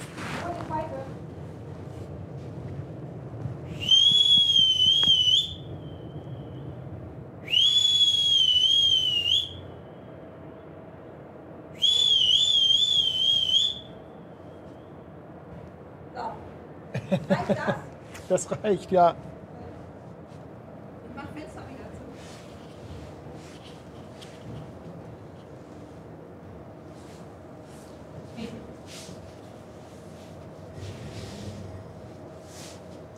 Kannst du, Brigitte, das Mikro mal wieder ranmachen? Ihr müsst es einfach nur anstecken. Ja, Guck mal, hier ist so ein Clip. Guck mal weiß, hier. Ja, aber ich. So, ja. Einfach so. Gib mal her. Musst nur aufpassen, dass du unten den Knopf nicht drückst. Ja, am besten, Ja, komm, gib, mach. am besten so anfassen. Hier.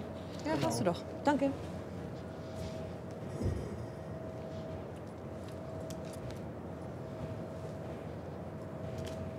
Hat sich jemand erschrocken? Nein. War ja mit Vorwarnung. Ski, ich will eine CD von dir. Oh, jetzt machen sie schon wieder Licht aus. Was soll denn das?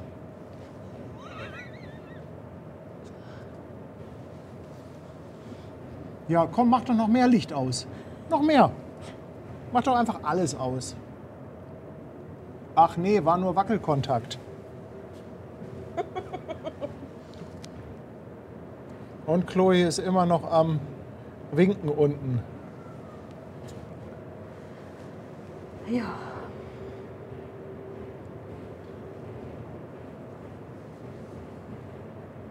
Bitte schön, Honda.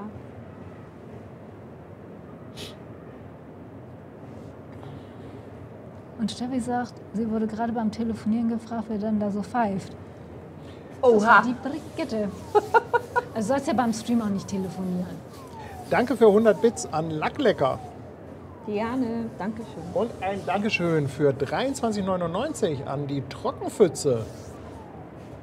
Und grüßt mit einem schönen Abend an alle. Herzlichen Dank. Und Guido, 2 Euro Superchat. Der schreibt, habt doch geschrieben unter der Wasserlinie. Ja, es war aber noch knapp über der Wasserlinie. Aber die Kabine macht bestimmt Spaß bei Seegang. Ja, da spürst du alles. Da gibt es schön was zu gucken. Und 2 Euro nochmal von Matze. Und er fragt, ist Deck 4 für die Rudermannschaft. Ja, das kann in der Tat sein. Ja, ja, ja. Herzlich willkommen, Sailing Crumpet.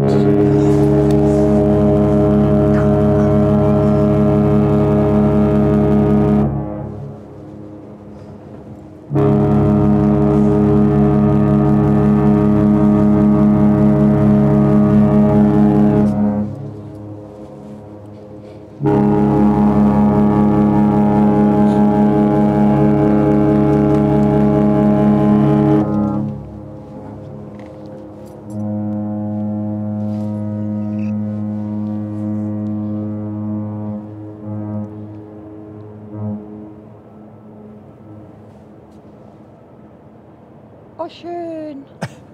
Also gegen die Sol kommt die.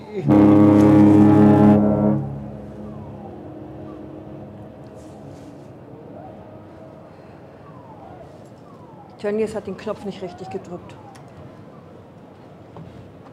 Ja, das ist das Horn von der Sol. Das ist der Grund, warum wir hier stehen. Ich dachte erst so im ersten Moment, dass... Und jetzt guck mal, wie Brigitte ihr Mikro angeknipst hat, mit Puschel nach unten. Ich warte, das war Paddy. Paddy hat das gemacht.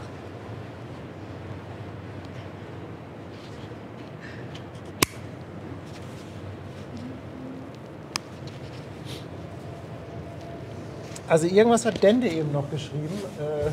Soll ich noch mal gucken? Das ist mir aber völlig durchgerutscht. Twitch? Hier oben da war es. So, nun kann ich euch wieder schreiben. Leider können die neuen nicht so elegant und schnell drehen wie die Pott-Antriebe. Aber dafür kannst du drehen und vorausfahren gleichzeitig. Dann kann er gleich mit einer Pirouette das nächste Mal bei uns am Fenster vorbeifahren. Die Leinen sind noch dran bei Aida Sol, ne?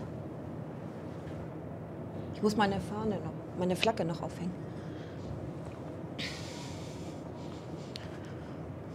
Ja, die Sol ist eine Bank. Meine Sol.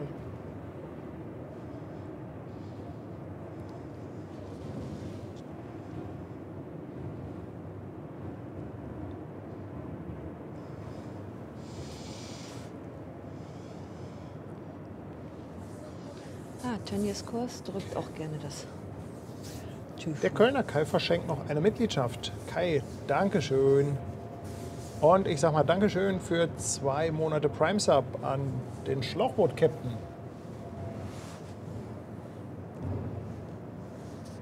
Ich glaube, Finn hatte vorhin geschrieben, die Aida geht erst 22 Uhr raus. Welcher Finn? Ja, unser Finn, glaube ich. Unser Finn? Hat jemand 22 Uhr geschrieben jetzt? Wie Ja. soll? Ich glaube ja. Ja, nun. Gut, dass ich morgen noch frei habe.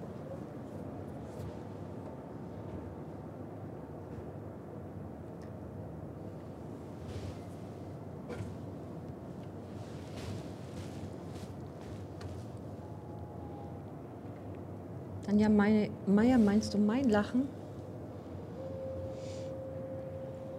Okay, wenn das so sein soll. Dankeschön.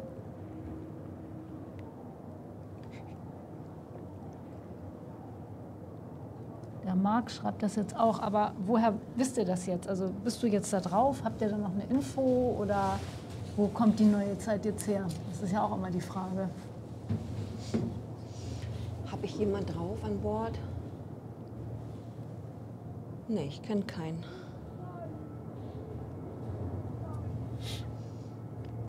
Manuel ist nicht bei Facebook.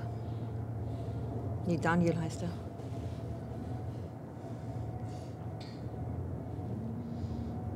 Wieso soll Aida Sol krank sein? Iona, das Horn, ist krank, nicht Aida Sol. Also schreiben mehrere. Keine Ahnung, wo die Info jetzt herkommt. Aber es schreibt auch keiner, wo die Info jetzt herkommt. Wäre ja auch mal interessant. Ich gucke mal bei Facebook. Brigitte wird das mal eruieren jetzt hier. Brigitte geht mal auf Eruierungskurs. Vielleicht habe ich ja Glück. Mal gucken.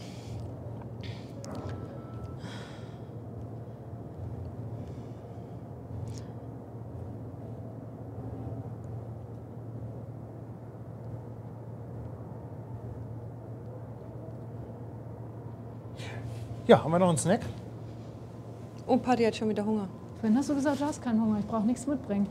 Jetzt hast du schon Brötchen gegessen und hast immer noch Hunger. Aber du bringst ja meistens irgendwas mit. Ist ja selten, dass Tanja mal nichts mitbringt. Ja.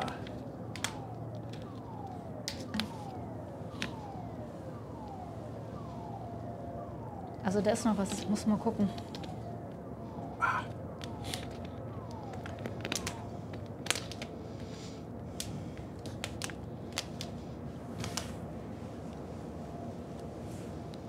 sieht so aus, als wenn es heute mal wieder etwas länger dauert.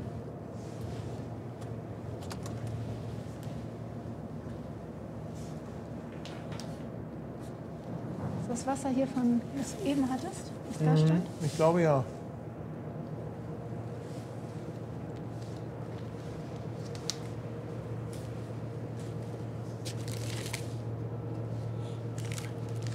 Oh, ein Knusperriegel. Keine Milchschnitte, die ist weich. Auch eine Milchschnitte ist da auch noch. Ja, aber dieser Knusperriegel macht mehr Spaß, wenn man das Mikrofon da dran hält. So eine Milchschnitte hört man nicht, ne? Die hört man nicht.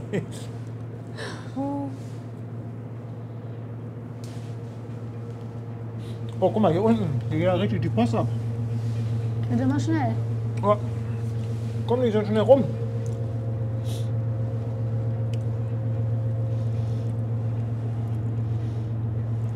Eiseldelta, wer kann es sonst sein?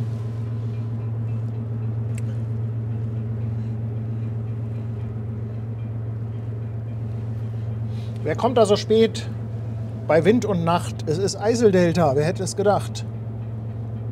Wer ist das?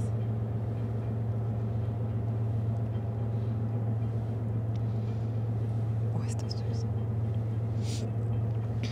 So, ich guck mal, ob ich was herausfinden kann.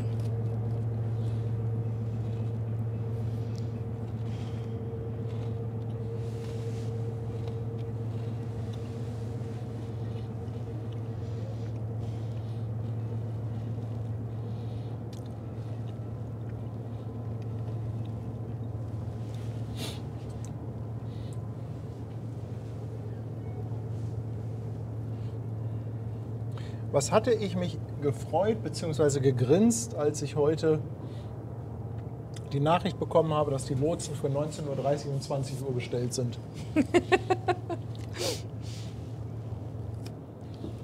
Ja. Das war wohl ein Satz mit X. Ist wahrscheinlich, sind die schon da, aber können ja leider auch nichts machen, wenn das Schiff nicht losfährt. Lecker essen können die. Das stimmt.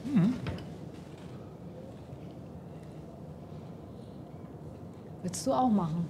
Wenn du Lotse wärst, wirst du immer früher auf die Schiffe fahren. Und die würden, da kommt wieder der Lotse, der immer so viel isst. Der immer so einen Hunger hat. 2 Euro per PayPal kommen noch von Fabian aus Bremen. Dankeschön. Und er fragt, gibt oder gab es Kreuzfahrtschiffe, die ihr gerne mal im Stream gehabt hättet? Oder haben wollen würdet? Zum Beispiel würde gerne mal Schiffe wie die neuere NCL oder Virgin Voyages Schiffe sehen. Ja, die Virgin-Schiffe würde ich auch gerne mal sehen. Ja. Und ich würde auch gerne mal hier so Icon of the Seas. Würde ich Oder auch so gerne doch mal in ab und zu eine echt sehen. Disney, ne? Disney, gut, Disney haben wir immerhin mal so, zumindest so ein bisschen. Ja, aber auch nicht so oft, ne? Nee, Virgin sind wirklich schön. Wie hieß die denn noch? Explorer? Wie hieß die denn noch, die wir einmal gesehen haben? Die Explorer One war das. Diese blaue. Aber war das nicht die, die auch die tollen Pools so hatte vorne? Genau. Ah, die vorne bei der Elfi gedreht hat, die Explorer One, ne? Ja, ich glaube ja. Genau, die hatte noch eine Ehrenrunde gedreht. Stimmt, war da war ein ich schickes drüben. Schiff. Hat die beim- nicht sogar noch Wasserspritze bekommen? Ja, Ich hat glaube, sie. ja. Die Westphal war vorne dran. Kannst du noch mal was zu Sven sagen, bitte? Hat 35 Euro nochmal von Sven. Ja, sensationell, oder? Ah, Sven, Kannst du sensationell. gleich noch was in die Kasse tun? Ja. Ich finde, sensationell. wir tun auch von den Sven-Spenden mal ordentlich was in die Sensationell-Kasse. Zählt das eigentlich einfach nicht sensationell sein?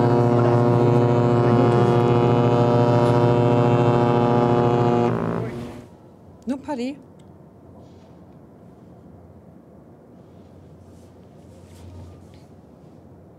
Brigitte ist im Fernsehen. Ach so, Entschuldigung.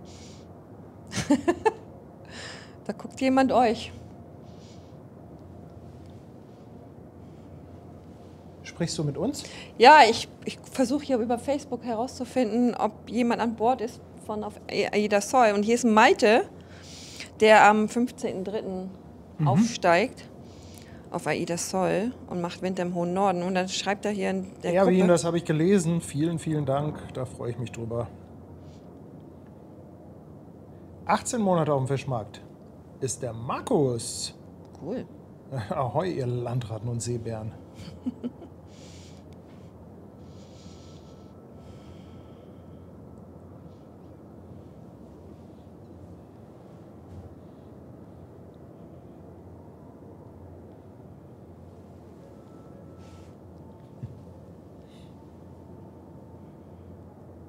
Schön wäre jetzt auch, wenn So, warte mal, ich bekomme hier eine SMS. Hä? Wer schickt mir denn jetzt eine SMS? Aber da stand irgendwas mit Aida Sol. Nee, eine WhatsApp. Wer hat denn hier meine WhatsApp-Nummer? Oh, nee, hier, vom Lotsen. Siehst du? Ah, oh Mann, Paddy muss auch mal seine WhatsApp lesen. 19:36 Uhr, umbestellt auf 21 Uhr. 20:24 Uhr, jetzt 22 Uhr. Wäre schön, wenn er auch mal seine Nachrichten lesen würde. Ja, wenn Paddy einfach mal seine Nachrichten lesen würde. Und, ach, und dann kommt hier auch nochmal Info, ja, 22 Uhr. Ja. Was machen wir jetzt mit dem angefangenen Abend? Erstmal ein Quiz spielen, oder? Oh, prima. Ich guck mal, ob ich ein Quiz habe und ob ich das hier jetzt geregelt kriege, das einzuspielen. Dann spielen wir eine Runde.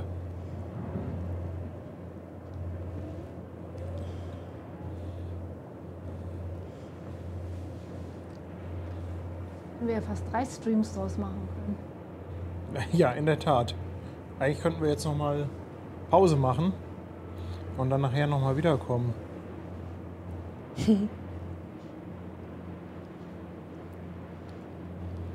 Oder wir bestellen Pizza.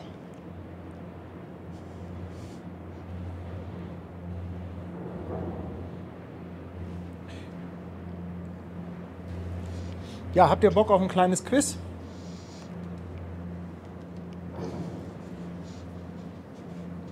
Ich frage mal für einen Freund.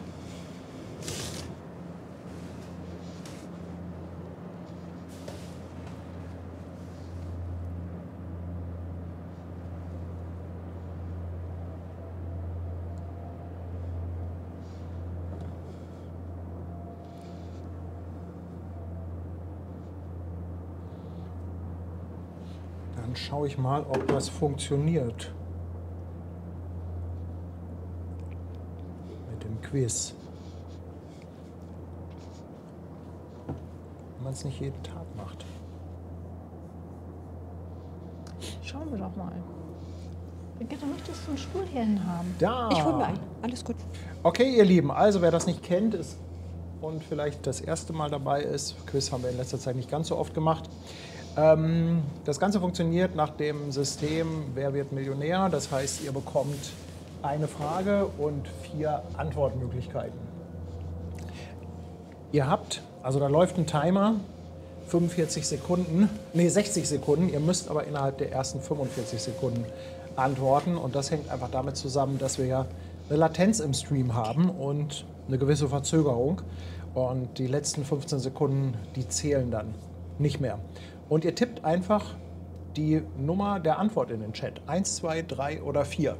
Und das funktioniert sowohl bei Twitch als auch auf YouTube. Und ich empfehle euch, ab jetzt nichts mehr in den Chat zu schreiben, was nicht mit dem Quiz zu tun hat, denn es rattert gleich so durch den Chat, dass dass man einfach nichts mehr mitbekommt und nichts mehr wahrnimmt. So, und wir starten dann auch gleich mit der ersten Frage. Insgesamt sind es 7 Fragen. Fabian aus Bremen haut nochmal 2 € raus. Fabian, ganz, ganz lieben Dank. Ich sehe jetzt allerdings nicht mehr, was du geschrieben hast. Wir kommen nachher darauf zurück. Also am besten jetzt nichts mehr machen, auch nichts mit Spendenmitgliedschaften oder so. So, Frage Nummer 1. Was war das erste Containerterminal in Hamburg? War das Nummer 1 Eurogate? War das Nummer 2 Containerterminal Burchard-Kai? War das Nummer 3 der Containerterminal Tollerort, wo wir hier sind? Oder war das Nummer 4 Containerterminal Altenwerder. Welches war das erste Containerterminal in Hamburg? Tippt einfach 1, 2, 3 oder 4 ein. Übrigens, korrigieren könnt ihr euch nicht. Es wird immer nur für jeden die erste Antwort gezählt.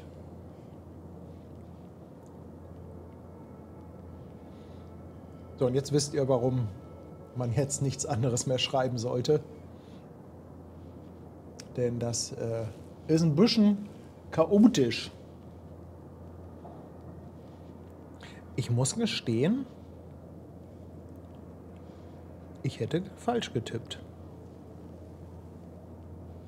Ich hätte tatsächlich falsch getippt. Also die richtige Antwort, was war das erste Containerterminal in Hamburg, ist das Containerterminal am Burchardkai. 11% von euch liegen richtig. Ich hätte tatsächlich auf einen Tollerort getippt. Oh, 62% am Altenwerder. Nee, Altenwerder ist, glaube ich, das jüngste. Das kam zuletzt dazu. Das kam ganz zum Schluss dazu. Frage Nummer 2. Wer erfand denn den Container? War das Nummer 1 Peter Maersk-Möller, Nummer 2 Malcolm McLean, Nummer 3 Klaus Michael Kühne oder Nummer 4 Jacques R. Sade? Wer war der Herr, der den Container erfunden hat? Peter Maersk-Möller, Malcolm McLean, Klaus Michael Kühne oder Nummer 4 Jacques R. Sade?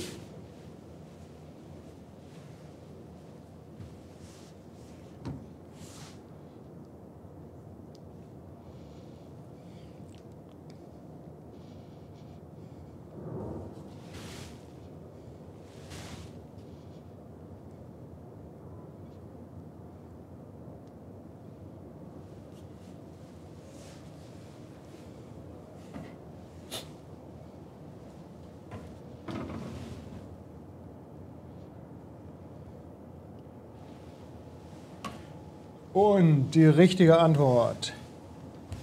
Der Erfinder des Containers war natürlich nicht Klaus Michael Kühne, sondern es war Malcolm McLean. Nicht Steve McQueen, sondern Malcolm McLean. 74% von euch liegen richtig. Hey, richtig gut. Und übrigens, falls ihr die Prozentzahlen zusammenzählt, das ergibt meistens nicht 100%, das liegt einfach daran, dass diese Quiz-Software rundet. Frage Nummer 3. Wann wurde denn die Kulbrandbrücke eröffnet?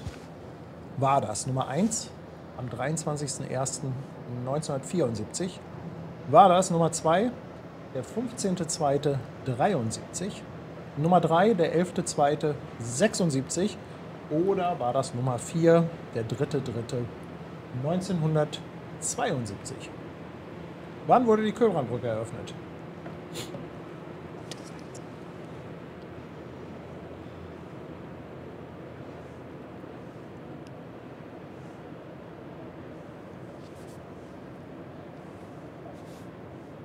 Wusstest du es?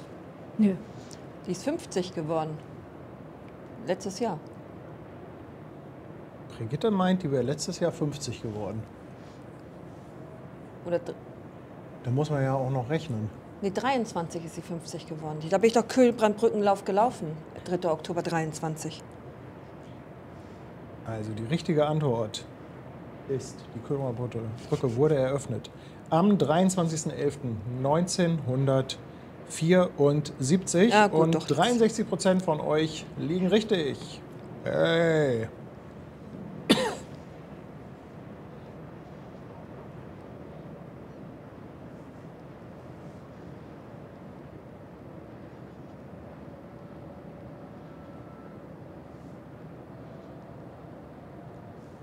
Oh, guck mal, gerade auch im Hafen eine Frage, die passt dazu. Wie breit ist denn die Ever Given? Die ist gerade da. Ist sie Nummer 1 58,8 Meter breit? Ist sie Nummer 2 56,9 Meter breit? Ist sie Nummer 3 54,6 Meter breit? Oder ist sie Nummer 4 53,3 Meter breit? Wie breit ist die Ever Given? Auf jeden Fall breiter als der Suezkanal. Ich wollte gerade sagen, weiß der Kapitän, wie breit die ist? Und auch breiter als die Elbe, oder? Auch breiter als die Elbe, ja. Ja. Mhm.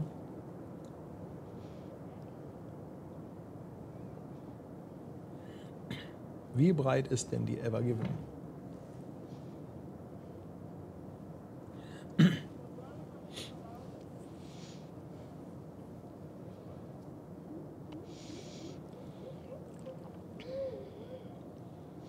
Ja, wer regelmäßig dabei ist, kann es sich erreimen, denn wir haben so typische Breiten bei den großen Containerschiffen mit 20.000 und 24.000 Toy.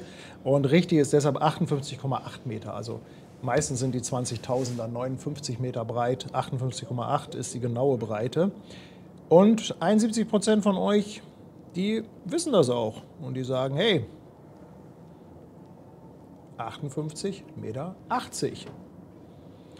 Frage Nummer 5. Wie wird denn die Höhe eines Van Carriers angegeben? Oh, eine schöne Frage. In Nummer 1, mögliche Höhe der zu stapelnden Container. Nummer 2, in Zoll. Nummer 3, in Fuß. Oder Nummer 4, in Dezimeter. So ein Van Carrier, wie hoch ist der? Was sagt man? Sagt man etwa, der ist 3 Container hoch? Oder sagt man, der ist so und so viel Zoll oder Fuß oder Dezimeter hoch? Was ist die richtige Höhenangabe für einen Van Carrier? Und wenn ich weiß, was ein Van Carrier ist, ich werde mal die Kamera schwenken, denn direkt hier gegenüber fahren sie ja die ganze Zeit durch die Gegend. Die Van Carrier sind diese Fahrzeuge, die ihr da seht, die die Container bringen.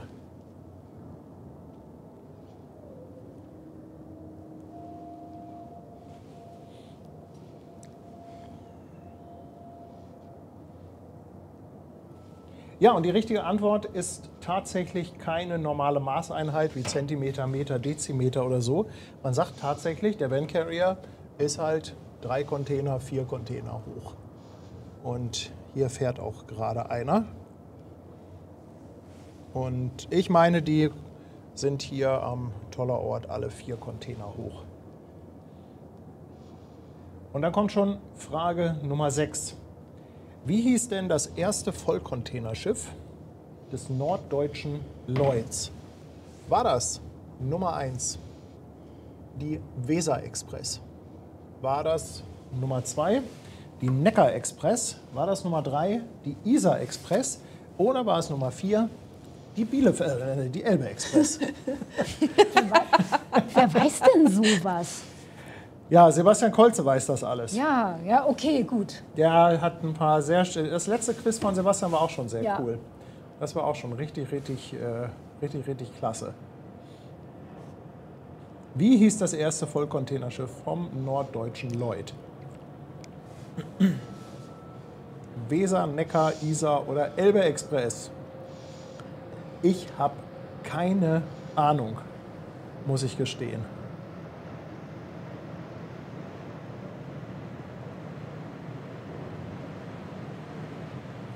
Ich glaube, auf Twitch ist gerade ein Raid reingekommen, aber ich habe gerade nichts mitbekommen. Das müssen wir uns gleich nach dem Quiz alles einmal anschauen. Während des Quizzes ist hier ein bisschen Attacke. Aber wir kommen gleich zu euch. Ja, die richtige Antwort ist Weser Express. 18% von euch lagen richtig. Also ich behaupte mal, dass da viele tatsächlich einfach geraten haben. Elbe Express, ja, naheliegend irgendwie. Nee, es war der Weser Express. So, die letzte Frage kommt und dann, wenn das Quiz zu Ende ist, dann werde ich in den Chat auch nochmal einen Link posten, wo ihr dann genau sehen könnt, wo ihr gelandet seid. Wo legte das Schiff mit dem ersten Container denn in Deutschland an? Auch eine interessante Frage. Nummer 1 in Wismar, Nummer 2 in Hamburg, Nummer 3 in Bremerhaven oder Nummer 4 in Bremen. Wo legte das erste Containerschiff an? Wieso ist da nie Bielefeld bei den Antworten? Ja.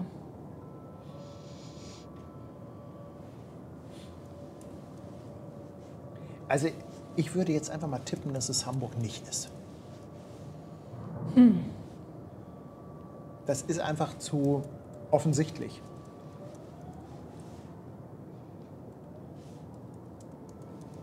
Aber schauen wir mal. Wo legte denn das erste Containerschiff in Deutschland an? Also Vollcontainerschiff. Nee, das Schiff mit dem ersten Container, nicht Vollcontainerschiff, das Schiff mit dem ersten Container. Ja, ihr Lieben, und es war in der Tat nicht Hamburg. Es war auch nicht Bremerhaven. Es war auch nicht Wismar. Es war Bremen und 19% von euch liegen richtig. Und jetzt bin ich mal gespannt auf die Auswertung. Jetzt bekommen wir gleich so die ersten vorderen Plätze angezeigt. Und wenn ihr dann genau nachgucken wollt, auf welchem Platz ihr gelandet seid, gibt es dann gleich nochmal einen Link im Chat. Mit 5 richtigen Antworten, der Jörg, Frank auch 5 richtige und Steffen ebenfalls 5 richtige Antworten. Es sind noch mehrere mit 5 richtigen Antworten dabei. Allerdings geht es dann auch um die Geschwindigkeit, in der man antwortet. Also da zählt das Tool dann halt auch, wer als erstes die Antwort reingehackt hat. Ja, herzlichen Glückwunsch an die Gewinner. Ich hoffe, es hat euch Spaß gemacht. Ich versuche jetzt mal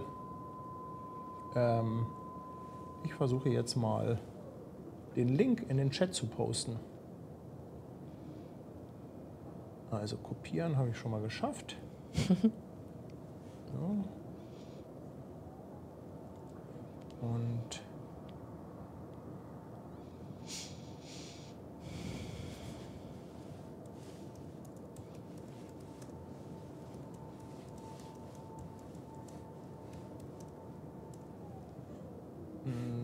das hat irgendwie noch nicht geklappt, glaube ich.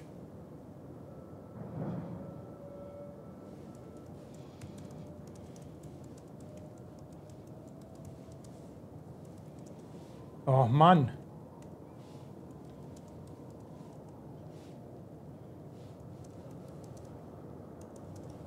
Ich muss es manuell machen. Es geht nicht mit meinem. Ich muss einmal hier manuell in den Chat rein.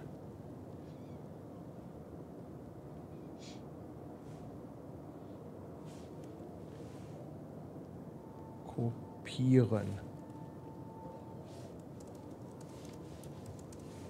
Warum fügt er das denn jetzt nicht ein hier? Okay. Es kann sich nur um Stunden handeln. Bitte bleiben Sie dran. Naja, du hast ja noch ein bisschen Zeit. Genau. Schiff verspätet sich ja. Ja. Hattest du vorhin nicht auch sowas wie gesagt, ey, der Rainer, der ist so lange online, da können wir noch mal reinschreiben. Also so sicher bin ich mir aber nicht, dass das noch klappt. Ja.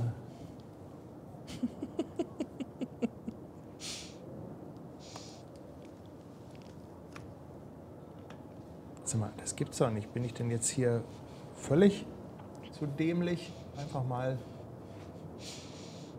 Achtung, Link kommt jetzt. Bei YouTube ist er schon, bei Twitch kommt er jetzt. Da habt ihr den Link und könnt nachgucken, wo ihr gelandet seid.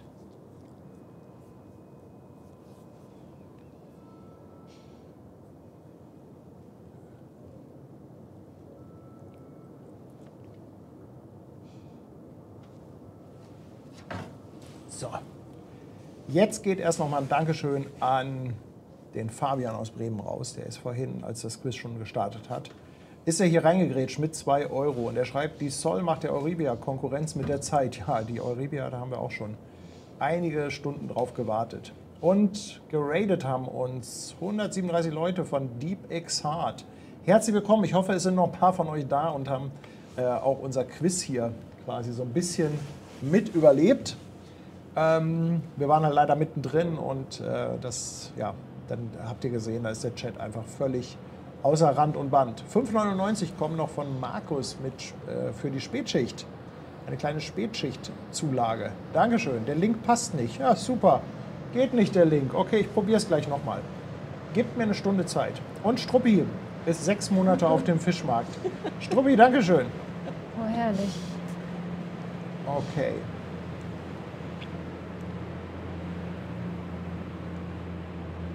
Kopieren. So, ich habe den jetzt kopiert, diesen Link. Ja, und jetzt... Ja, guck mal, wenn ich ihn jetzt kopiere, sieht er auch anders aus. Jetzt sieht er plötzlich völlig anders aus, der Link. Also, Ich glaube, Sebastian hat ihn dir auch schon geschickt. zweiter Versuch. Frage ist, wo Sebastian den her hat. Er fragt doch nicht, das macht er alles so zack, zack. Kann er den einfach irgendwie so zusammenbasteln? Keine Ahnung. Also, Link, zweiter Versuch, ihr Lieben.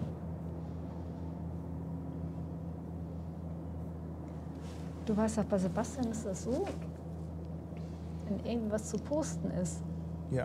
ein Link. Bevor ich eingeatmet habe, hat Sebastian den schon gepostet.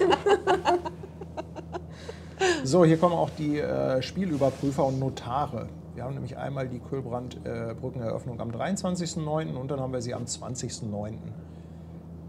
Ja, also, naja, Hauptsache es macht Spaß. Absolut.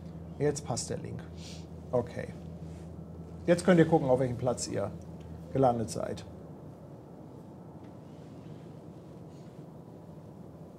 Das ist doch was. Ja, so. Ganz schön hell hier bei dir mit dem Licht, finde ich, ne? Braun wird man. Ja, aber so ein bisschen Licht brauchen wir doch hier. Wenn ich das ausmache, Ja. sieht man uns nicht. Ja, das stimmt. So, Ja, Drohne in BW sagt, auf AIDA müssen wohl noch Koffer von der Weltreise ausgeladen werden. Ich schätze mal, dass die alle noch ihre Wäsche an Bord waschen wollten, bevor die nach Hause fahren von der Meinst du? Weltreise. Und dass da jetzt einfach vor den Waschmaschinen eine riesen Schlange ist. Jetzt können sie die Leute natürlich nicht rausschmeißen, weil die Wäsche in der Maschine haben. Ja? herrlich. 6 Waschmaschinen und 6 Trockner gibt es auf Genau. Deck 7.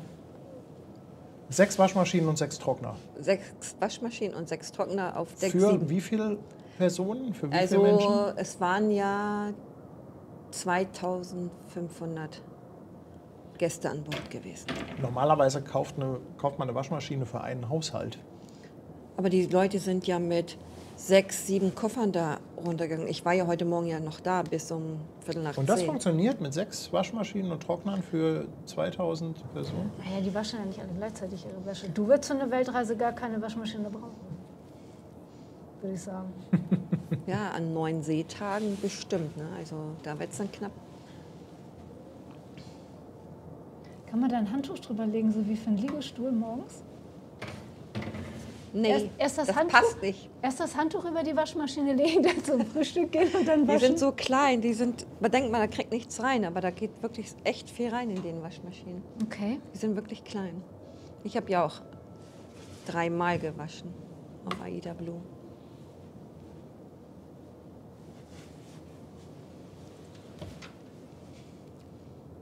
Okay.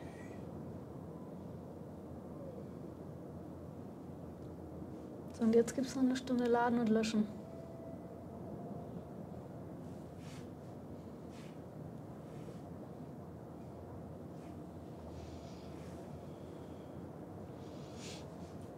Ich muss mal gerade so ein bisschen Nachrichten hier aufarbeiten. Ja, mach mal. Wir haben ja Zeit, oder? Ach, wir haben Zeit.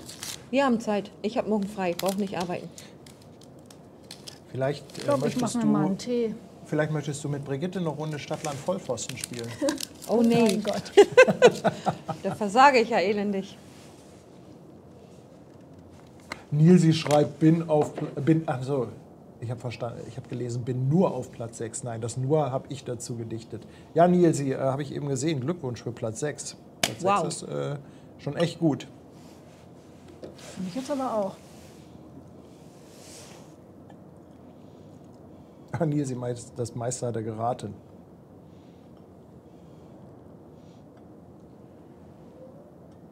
Ja, Brigitte, meinst du denn, dass wir um die Uhrzeit noch ein Horn von der Sol dann kriegen, wenn die um 22 Uhr rausgeht? Oder kneifen die dann Ich glaube, wird gekniffen ab 22 Uhr. auf dem Montag?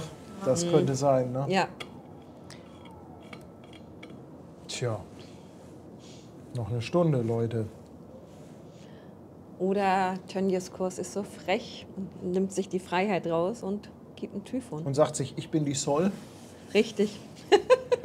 Also er hat ja eben auch schon quasi angefangen und die Iona hat Iona animiert. Ja, Meistens ist es ja so, dass das rausfahrende Schiff anfängt zu grüßen. richtig. So war es jetzt bei Aida Cosma mit Aida Blue gewesen. Und Genau. der hatte aber Bock. Tönnies Kors hat Bock gehabt. Wie heißt der? Tönnies Kurt? Tönnies Kors. Tönnies Kurt. Kors. Kors. Tönnies Kors. Genau, Tönnies Kors. Und der Vorname? Heißt Tönnies. Ach so. Er heißt Tönnies. Aber die steht mal wieder auf dem Schlauch. Warte mal, Hast du ein Foto von ihm? warte mal, ich hol mal die Aida heute, habe ich bekommen.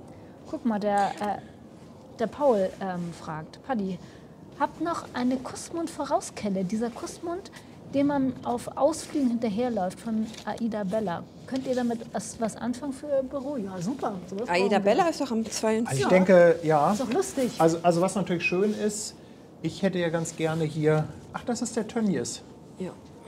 der Captain's Kompass. Also was ich ganz schön finde, ist, wenn wir diese Wand hinter uns irgendwie noch so ein bisschen dekorieren. Ja. Blau, Rot, Gelb, Grün. Wir müssen auch mal Aida gucken, vom ob wir, Postgut. das, Blau, ob wir das Rot, Bild Gelb, nicht noch ein Grün. bisschen größer bekommen, nur die ist nicht breiter. Also wir haben jetzt schon die ganze Breite und das ist echt, also die ist ja wirklich, ne? Also es sind bestimmt 3 Meter oder so. Ja, frag Andi, der weiß ganz genau, wie breit die ist. Was hat die denn? Ja, ich würde mal sagen, so etwas über 3 Meter. Bestimmt. Zeig doch mal, der Captain's Kompass. Da lesen wir doch mal. Ha, Aida heute.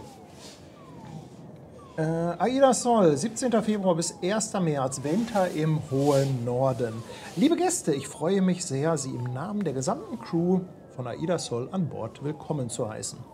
Wir möchten, dass Sie einen entspannten und sicheren Urlaub genießen können. Dafür haben wir Ihnen hier nützliche Informationen rund um Ihre Sicherheit und Gesundheit und zur ersten Orientierung zusammengestellt. Die Waschmaschinen befinden sich auf Decks. Das steht da nicht. Eine der wichtigsten Vorkehrungen für die Sicherheit auf See ist eine gewaschene Unterhose. Nein, okay, ich weiß, es ist nicht mehr lustig. Ist die Sicherheitseinweisung, die für alle Gäste gemäß internationaler Vorschriften Pflicht ist. Ich danke Ihnen für Ihre Rücksichtnahme und Mitwirkung bei diesen wichtigen Maßnahmen. Nun wünsche ich Ihnen einen erholsamen Aufenthalt und viele unvergessliche Momente während unserer gemeinsamen Zeit auf dem Meer. Ihr Kapitän Tönnies Kors. Kann man sich das ausdrucken im Internet? Wo hast du das denn jetzt her?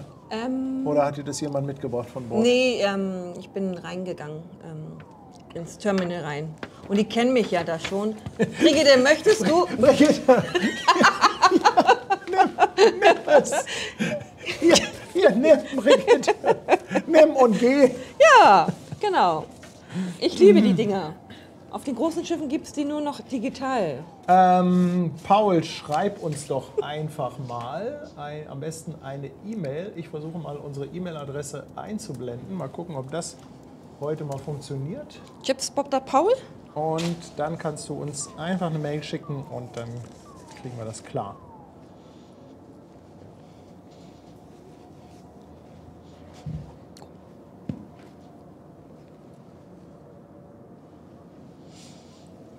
Guck mal, der Ankerbengel ist auch schon eingetrudelt und hat nichts verpasst. Naja, doch, die Iona. Die Iona hat er schon ein bisschen verpasst. Wir könnten natürlich jetzt, wir können ja, wollen wir Brigitte und Tanja das Boot weiterbauen lassen? Ich habe keine Brille mit. Oh Gott, das wäre eine Katastrophe. Ben wird uns hassen. Wir werden das alles zerstören.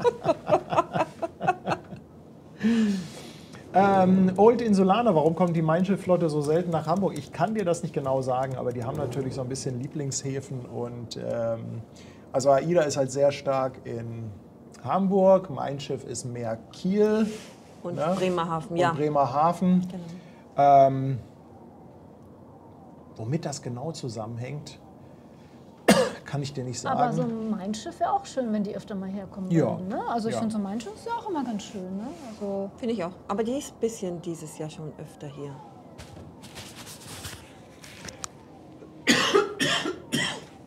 willst du einen Schluck Tee? Schluck Wasser. Da steht noch eins. Wir haben auch noch mehr. Brigitte, möchtest du irgendwas? Wir haben hier Lindkugeln im Angebot. Ja, dann esse. Wenn ich anfange, höre ich ja nicht auf mit den Lindkugeln. Dann esse ich hier Paddy alle weg. Ja, macht ja nichts. Ja. Das ist genauso, wenn ich Kuchen habe. Dann höre ich nicht auf. Kuchen ist Jeremy auch sehr fragt, wann lecker. fährt die AIDA ab? Ja, wir hatten 20 Uhr, 21 Uhr, jetzt sind wir bei 22 Uhr. Und wir wissen nicht, ob das letzte Wort ist. Ja, Also insofern, Hier, wenn du möchtest. ja. okay. Ja, genau, Lucy Tools. Also es hatten im Chat schon einige geschrieben und ich war natürlich mal wieder unaufmerksam. Ich hatte heute Nachmittag schon mal beim Lotsen nachgefragt. Ich kenne ja einen von den Lotsen ganz gut und der gibt mir immer Infos, gerade so bei den Kreuzfahrtschiffen. Ja, und wir waren bei 19:30 Uhr, dann haben sie auf 21 Uhr umbestellt und dann auf 22 Uhr.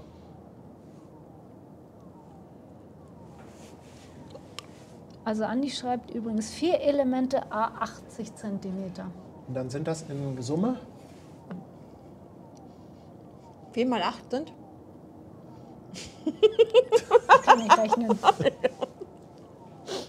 32? 2,40 Meter. Ach, 2 Meter. Ja. 2,40 Meter. Bevor ich hier was Falsches sage, mit meinen Mathekenntnissen. Ja. Kann Ich auch war falsch falsch. sein. Ja, die Reas hat auch Paddy Handy gucken, ist WhatsApp oder SMS da, ja. Das ist halt immer so eine Sache, weißt du, ich stelle immer alles auf leise, weil ich dann immer denke, im Stream ist es doof, wenn irgendwie das Handy losgeht oder so. Aber ja, wenn man dann halt die wichtigen Infos nicht mitbekommt. Was ist das? 3,20 Meter, nicht 2,40 Meter. Habe ich doch gesagt, 3,20 Meter. Was habe ich gesagt? 2,40 2,40 Meter 40. Siehst du? Aus dem Grund enthalte ich mich lieber. Ei. Leute. Dabei, tja, also wenn ich jetzt sage, dass ich in Mathe gar nicht so schlecht war in der Schule, glaubt mir das eh keiner. Hattest du nicht eine Eins in Mathe? Also ich hatte mal in einem Jahr, ich habe es mal geschafft, in einem Jahr in Mathe in der gleichen Klausurenphase eine 6 und eine 1 zu schreiben. Passt. Also direkt hintereinander sogar.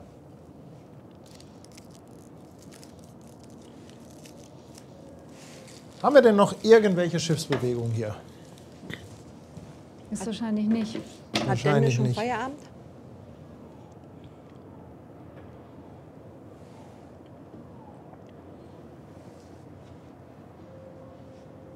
Ich habe noch was Kleines, Dunkles. Kommt denn da überhaupt noch was heute?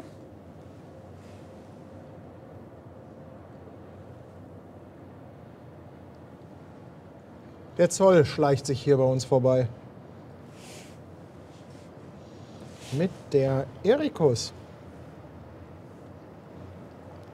Gucken, ob die Jungs noch da sind. Im Handy.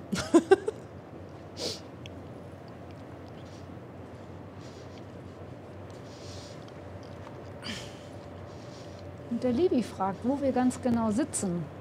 Also wir sitzen hier. Auf dem Stuhl?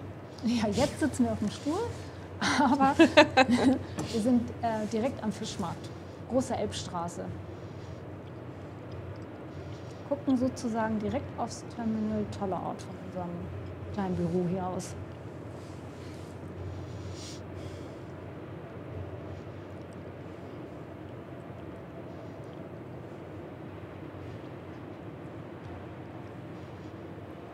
Und der Horst hat hier eine Beschwerde. Warnemünde könnt ihr auch ruhig erwähnen. Ja, da haben wir ja auch dieses Jahr auch ein paar Sachen geplant. Also es wird immer so ein bisschen sträflich vernachlässigt. Sorry.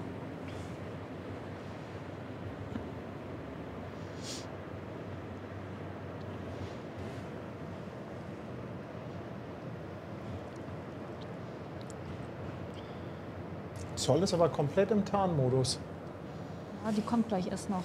Die macht noch richtig Party hier. Tarnmodus? Sieht man sie nicht mehr?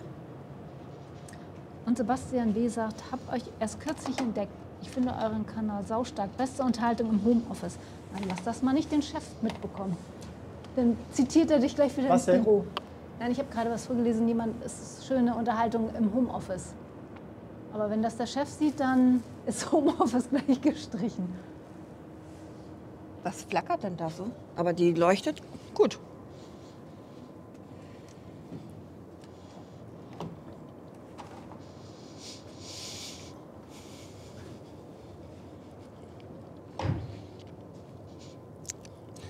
kaum taucht ein Boot mit Uniformierten auf, wird auch Schwester Hansen wieder wach. Natürlich. Schwester Hansen war gerade mal auf dem Balkon. Mal gucken, was die Fichten so sagen gegenüber. Verstehst du? Mhm. Guck mal, Brigitte, hier war noch was für dich. Moment. Sabine sagt, Brigitte soll mal erzählen, wie Ignacio Freitas, ja, auf Madeira. Die AIDA begrüßt. Ist der auch so verrückt? Ja, der hat so einen kleinen Leuchtturm. Ich habe das bei mir auf Instagram, habe ich, glaube ich, ein kleines Video drin. Also er hat ein langes Schild gebastelt mit Willkommen drauf. Und auf der Rückseite hat er dann die Farben von AIDA draufstehen. Und ja, und er schreit dann Guten Morgen. Wenn die ankommt. Wenn die ankommt, hat er noch so eine AIDA-Fahne, schwenkt er dann an seinen Leuchtturm und dann er darf direkt an die Pier. Genau, und sagt dann Moin, moin, bon dia. Ist er denn eigentlich Spanier? Er ist Portugiese, genau. Achso, ist Madeira. Ist Madeira. Madeira ist das, Ich genau. komme ich auf Gran Canaria. Ja, und er kommt dann an Bord und ist dann, wenn wir Overnight sind, so wie wir mit AIDA Blue da waren, gab es dann Poncha Pool Party. Und dann kommt er auch. Er kommt drauf und er ist derjenige, er geht erst von Bord, wenn alle bestimmten Mischeflaschen Okay, für den Poncha, die er braucht, leer sind.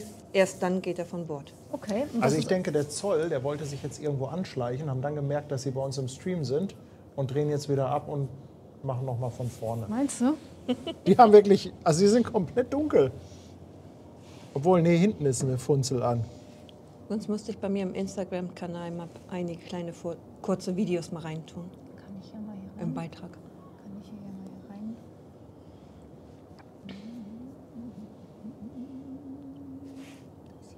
Kleine Möwe. Also wer mal bei Brigitte gucken will, Oh Mann, der Rechenfehler von vorhin ist mir echt peinlich. deswegen sage ich sowas nicht. Ich habe das auch. Du weißt natürlich ganz genau, wie man das rechnet. Das ist hier jetzt auch nicht so schwer, aber ich sage nichts, weil man sich. Ich habe Ihnen noch gesagt, Mann. 4 mal 8. Man kann sich nur in die Nesseln setzen. Und da Paddy ein bisschen brauchte, hat er mich echt verunsichert. Aber ich habe 320 gesagt. Also 3,20 Meter.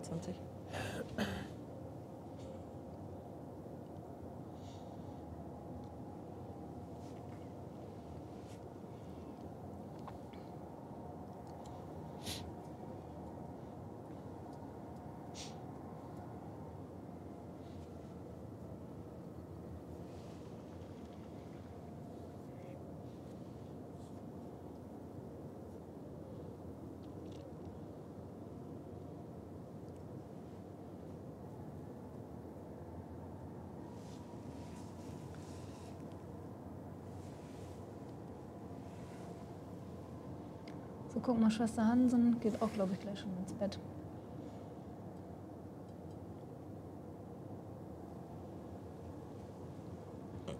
Ups, Entschuldigung.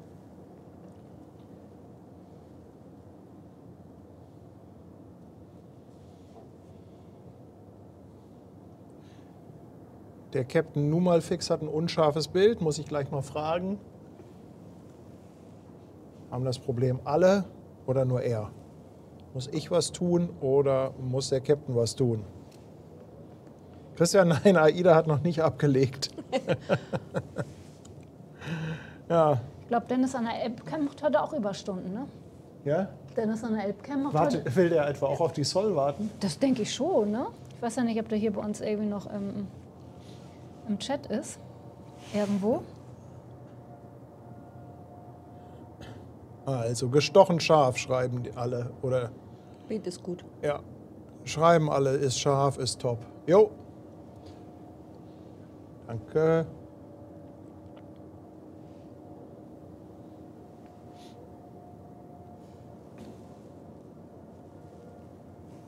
Du wolltest doch eh schon mal einen Stream laden und löschen 24 Stunden machen, ne? Ja. Aber hier wird ja nicht geladen und gelöscht, obwohl ich kann noch mal hier zur OOCL rüber.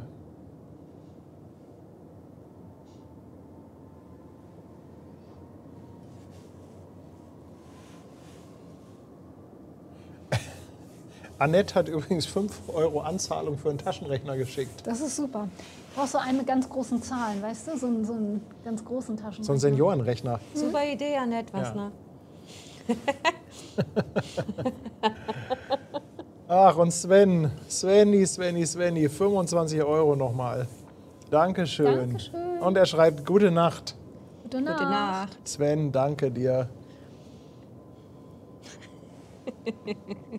Ja, also die meisten schreiben, Der Chat vergisst nie, ne, Paddy? dass das Bild in Ordnung ist.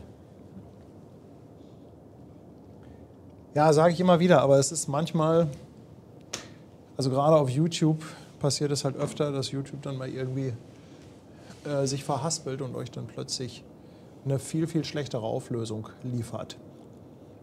Und hier ist nochmal die Frage, wann die AIDA losfährt. Ja, also Vielleicht, 22 Uhr vielleicht. vielleicht um 22 Uhr, ja.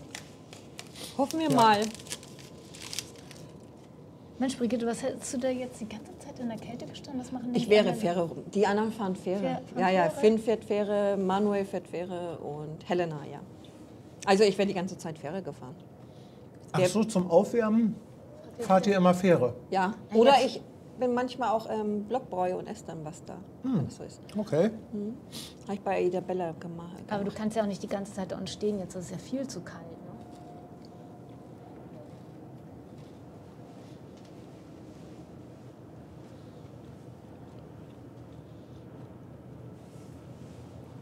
Ist ja Gott sei Dank montags, da fahren die Fähren ja ein bisschen länger. Ja, macht ja auch Sinn, aber stell dir mal bitte vor, dann ist irgendwas und dann bist du auf der anderen Seite und dann kommst du nicht mehr rüber. Ja, da muss man aufpassen, ne? Dass man nicht die Finkenwerder Fähre erwischt, die dann da aussetzt und dann wieder leer zurückfährt. Ne? Stimmt, das wäre doof. Ja, das ist eine. Und eine bestimmte Uhrzeit ist das. Aber wird auch angegeben, ne? Aber trotzdem kann. Ja, gut, dann müsstest du gerne aussteigen, Museumshafen. Ach, hier ist gerade auch nochmal die Frage nach den Hunden. Ja, gut, dass das mal jemand hier in den Raum schmeißt. Dann bin ich dann losgefahren zu Hause. 18:20 haben wir uns unten, glaube ich, getroffen, oder?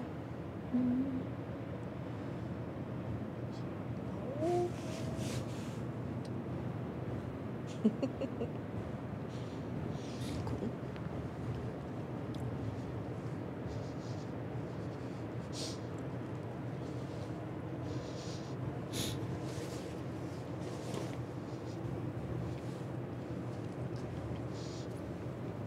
Ja, so viel später als 22 Uhr sollte sie vielleicht mal wirklich nicht losfahren. Nee, ne? Ah, kriegen wir schon irgendwie hin.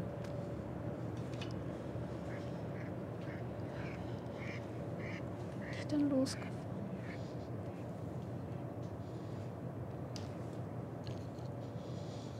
Ja, ich bin so irgendwann nach 6. Viertel nach 6. Nils, ihr haut noch eine Nachtschichtzulage raus. Dankeschön. Dankeschön.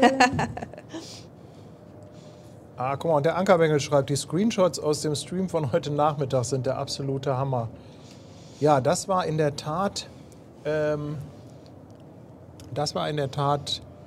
ein sensationeller Sonnenuntergang. Also da solltet ihr mal reinseppen, wenn ihr das nicht gesehen habt.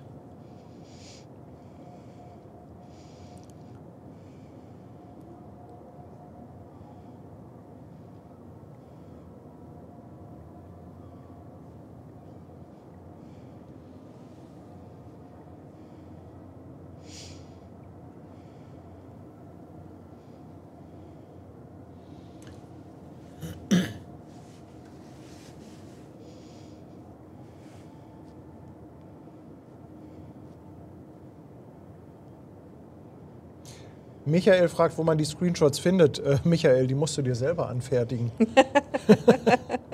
Ich denke, die sind nicht irgendwo öffentlich oder zum Runterladen. Die werden sich einige Zuschauer einfach selber gemacht haben.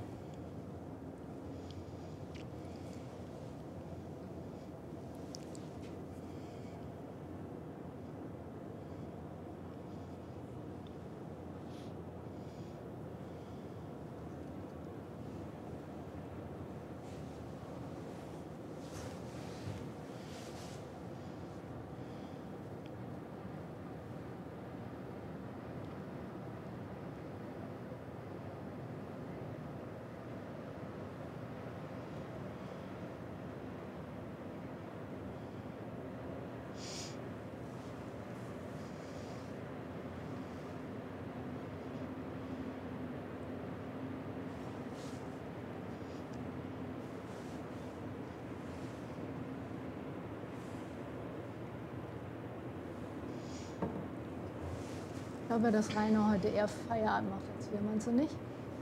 Was sagst du? Ich meine, dass der Rainer macht eher Feierabend. Nee, Rainer fährt ja immer bis 1 oder so.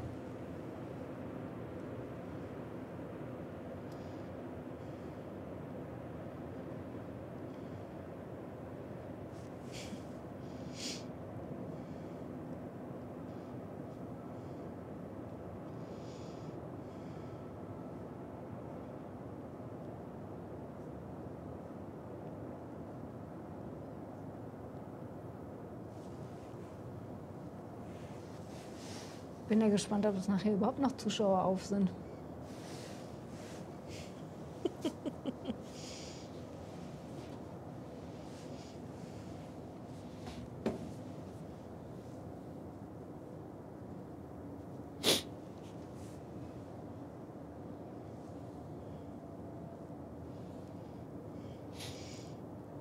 Ja, dann müssen die Leute, die mir jetzt an Fragen gestellt haben, den Livestream von frühmorgens gucken. Bin ja live gegangen, als wir einlaufen waren Und da am sieht man, wie 11.2. der Ignacio. das macht. Ja.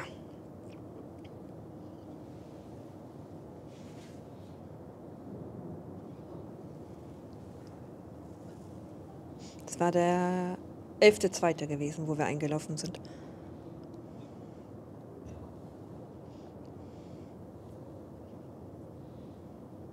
Und der Fluffy Donut fragt, wie lange ihr den Stream noch macht. Ja, so lange, bis das Schiff aus... Halten wir durch oder brechen wir ab? Ja, jetzt wohl nicht, ne? Also ich weiß nicht, ob ich vielleicht früher los muss wegen den Hunden, aber... Ja, du kannst ja früher los. Wir sind ja mit 2 Autos da. Apropos 2 Autos. Ich habe mit Parkscheibe geparkt, vielleicht sollte ich nochmal... Ach, um die Uhrzeit ist das egal mit der Parkscheibe. Ja? Ja. Ist jetzt eh egal.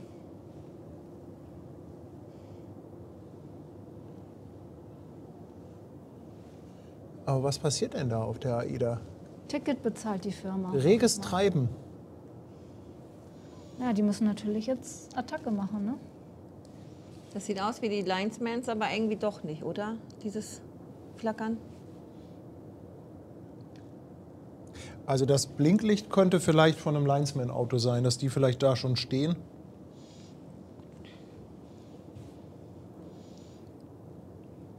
Aber auf dem Offizierssteg steht keiner, ne? Ach, guck mal, nee, da wird was geladen, von oben.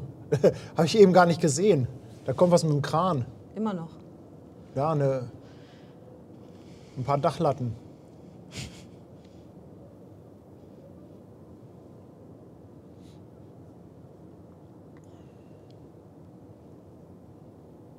Laden und löschen auf der AIDA Sol.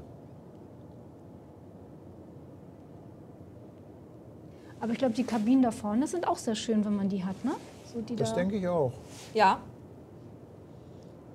die sind ganz nett, oder nicht? die sind gut.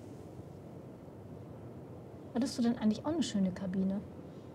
Auf AIDA Blue, ja. Jetzt, ja. Backbordseite, Deck 6, das ist ein schön größerer Balkon. Kann man da sehen, dass da die Hängematten auch irgendwo hängen? Nee, da ist keiner draußen wegen der Hängematte.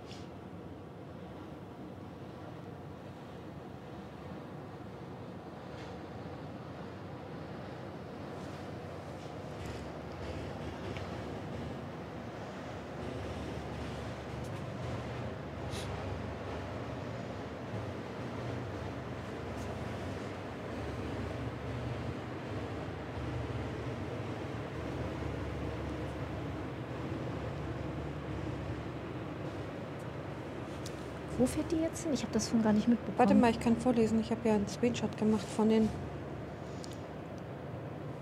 Die ist jetzt 14 Tage unterwegs. 14 Tage? Ja. Ist am 1.3. wieder da. Ja, fast. Seetag, Horgesund, Seetag, Bodø, Alta, Tromsø, Tag auf See, Trondheim, Maløy, Tag auf See, Trondheim, habe ich schon. Und dann ist sie wieder zurück am 1.3. Ja, okay. Genau, Maløy, Seetag und dann ist sie am 1.3. in Hamburg wieder zurück.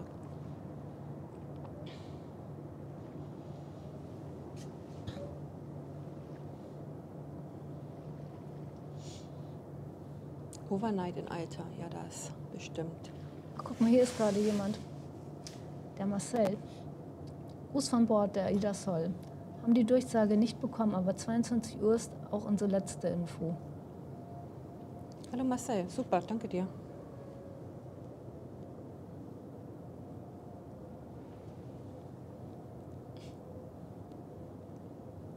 Aber was haben die denn da jetzt geladen? Also Andi hat geschrieben, die Bretter waren für uns, der Kran kam bloß nicht bis Deck 7. Wollt ihr noch was bauen?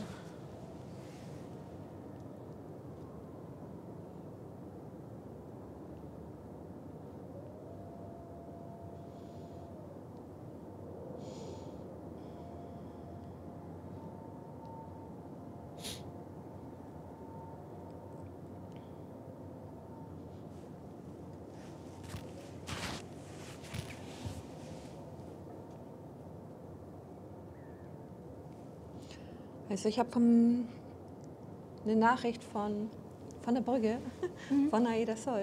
Hast du? Ja. Brigitte hat ganz... Also wenn da jetzt 23 Uhr kommt, Nein, dann kapitulieren wir aber. Er vermutet 22:15 Uhr. Das wird ja immer später hier. Mensch, die Brigitte hat aber auch Connection, ne? Ja. Ich weiß auch gar nicht mehr, was ich noch filmen soll. Na, das Schiff, bevor es ausläuft. Aber guck mal, jetzt sind die Leute alle schon vom Essen zurück und können sich ja noch ein bisschen den Hafen angucken.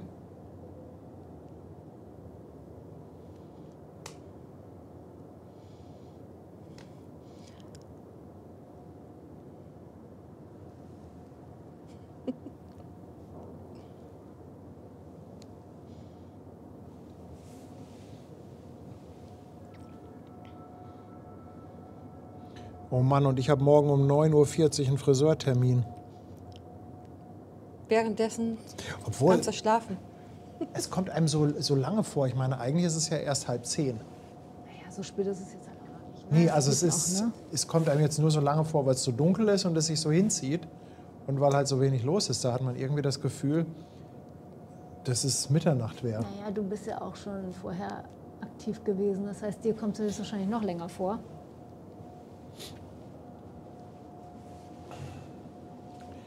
Die Tivoli habt ihr noch entdeckt. Geht die denn zum Tollerort? Das wäre schön. Aber das dauert ja noch, ne?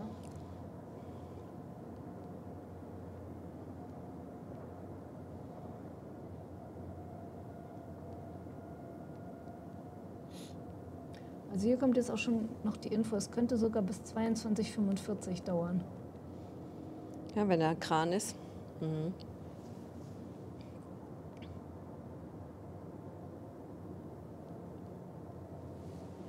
Das wird ja immer später hier. Sollen wir mal rüberkommen? Also wir hätten hier noch 3 Leute zum Arbeiten. Mit anpacken bei der Sol. Genau. Also wenn ihr Hilfe braucht, Ja. sagt Bescheid. Wir haben eh gerade nichts zu tun. Ach, Mensch, hier die ganze Kombo von drüben, die können ja auch eigentlich noch mal kommen. Also sind wir schon? Die sind auch 3, ne? Ja, es sind zu dritt. Guck mal, das Aber- sind 6, das kann ich rechnen. In der Tat wird es Zeit, dass wir hier ein Bett oder eine Couch aufstellen. Und es wird Zeit, dass ihr an der Kamera angelernt werdet. Damit ich du mich dich da hinten hinlegen kannst. Ja, so ein nee, ist bisschen klar. hinlegen kann. Also das führen wir hier mal gar nicht ein. Aber sein Gesichtsausdruck sagt, ja, er ist dafür. Couch hierher.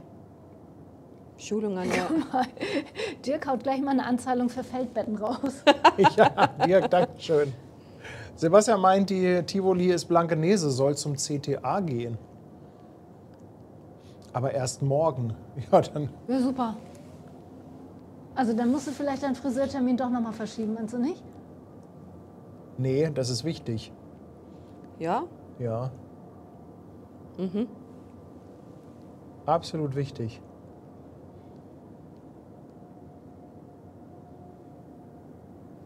Aber ich frage mal in die Runde. Wer hält mit uns durch bis zum bitteren Ende?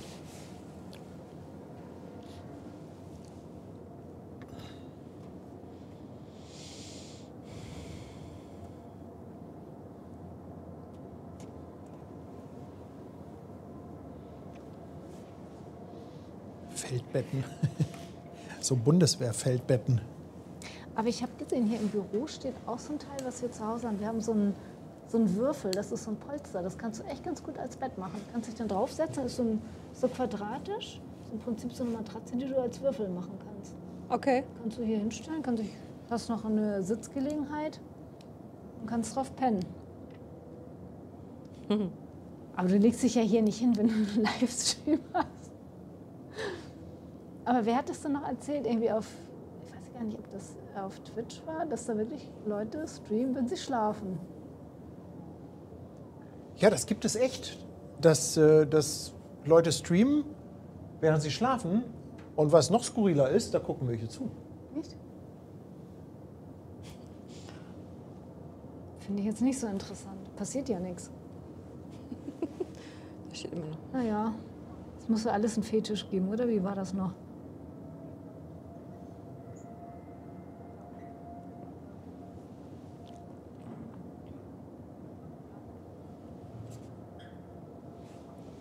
Aber weißt du was? Warte, Den Bildfehler, den ich letztens hier oben hatte, hast du den rausgefunden? der ist heute nicht mehr aufgetaucht. Aber du weißt nicht, woran das lag. Doch, ich glaube ja. Ich denke, es war eine Kabelgeschichte.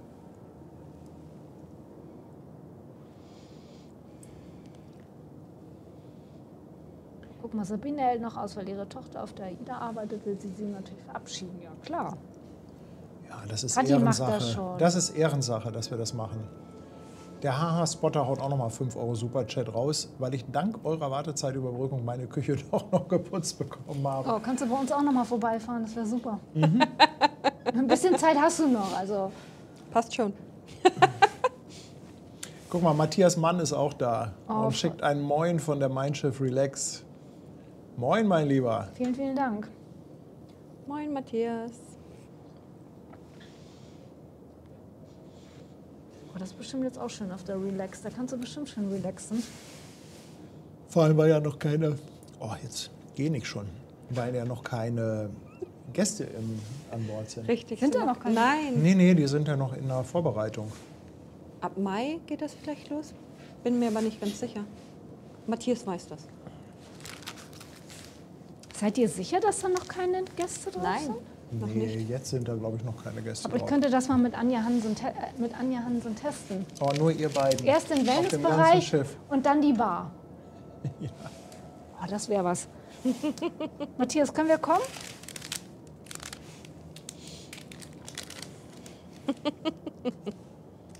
Also ich denke, dass Anja das für nicht ganz so eine schlechte Idee hält. Die schläft schon. Nein, die ist aktiv. Möchtest du ein Stück abhaben? Von der Milchschnitte? Nein, kannst du essen. Ich würde dir was abgeben.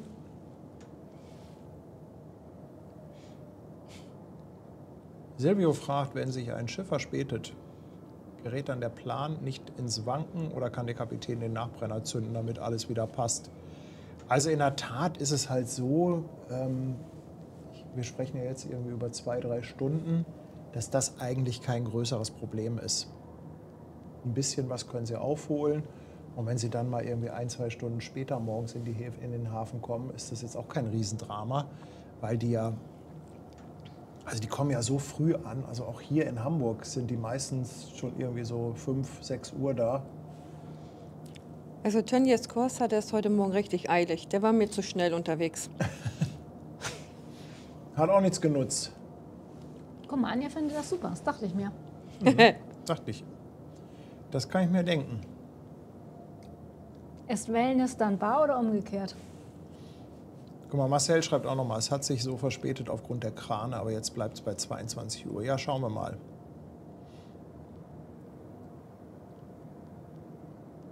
Ich sag mal, die paar Dachlatten, die hätten doch ein paar starke Männer einfach mal so da an Bord werfen können. Wie früher, ne? Ja, Einfach Ruf da. noch ein paar Scheuerleute ranholen. Aber erzähl doch mal von deiner Atlantiküberquerung. Da war das doch auch mit dem Zeitfenster mal so, dass ihr immer schneller gefahren seid, langsamer gefahren seid. War das nicht irgendwie so? Ja, das ist in der Tat so. Also als ich mit der Chicago Express gefahren bin, du bekommst ja, wenn du hier in Europa losfährst, wir waren ja im Mittelmeerraum, dann bekommst du ja eine Ankunftszeit. Und da wird dir gesagt, sei dann und dann beim Lotsen in New York.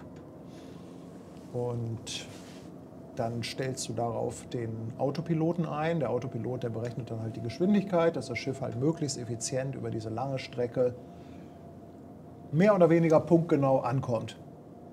Und dann passiert es aber mal, dass du einen Anruf bekommst und dann jemand sagt, ja, könnt ihr nicht einen Tag eher da sein? Klar, kein Thema. Also irgendwie einen Tag eher oder einen halben Tag wird halt ein bisschen mehr Gas gegeben und das wird dann locker aufgeholt. Und dann ist es aber passiert, dass wir erst eher da sein sollten und dann aber wieder später, deutlich später. Und dann haben wir also erst ordentlich aufgeholt, sind wir irgendwie den ganzen Tag gebrettert, um dann die Nachricht zu bekommen, jetzt 2 Tage später, was dann bedeutet, plötzlich irgendwie rumdümpeln mit, weiß ich nicht, mit 8, 9 Knoten oder so. Ach, Tony, my friend, you all deserve a beer after the live stream. We need beer on deck 7. Of course. We need beer here. Great idea, Tony. Thanks for your donation. Ich kann mit Brigitte in die Seemannsmission gehen, da kriegen wir bestimmt auch ein Bier. Ja. Ein Seemannsclub.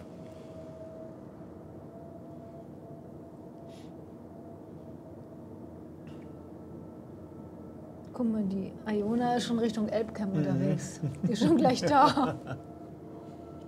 Aber Barbara, das nützt ja leider nichts, weil du musst ja auch noch auf die AIDA warten.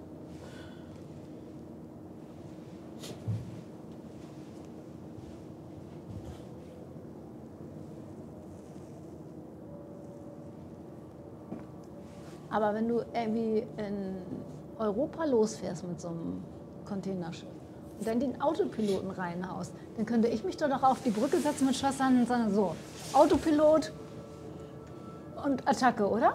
Wollen wir denn auch ankommen in New York? Oder nicht wirklich? Also vielleicht in Sichtweite. Das wäre doch was.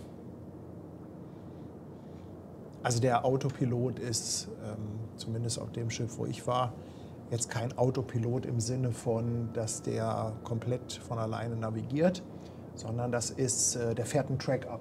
Also da stellst du einfach einen Kurs ein und den fährt er und die Geschwindigkeit berechnet der. Ist aber jetzt nicht so Autopilot in dem Sinne wie autonomes Fahren oder so. Okay. Ne? Also es ist eher so einen vorgegebenen Pfad abfahren oder einen Kurs halten. Okay, aber ich denke ja mal, Anja fährt ja eh nach den Sternen wie früher, oder? Oh, guck mal, die Festmacher sind da. Oha. Da muss ich raus. Moment, das gucken wir uns erstmal aus der Nähe an. Ja, gut.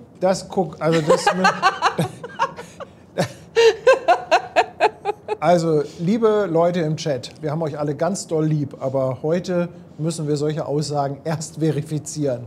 Musst du denn noch rüber? Ja, ich wollte dann rüber. Nicht, dass sie dir vor der Nase wegfährt. Ja, das ist nicht gut.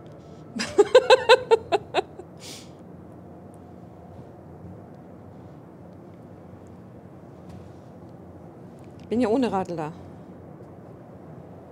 Das ist auch noch ein kleines Stück. Also ich finde, man verschätzt sich immer von hier bis wirklich zum Doktor.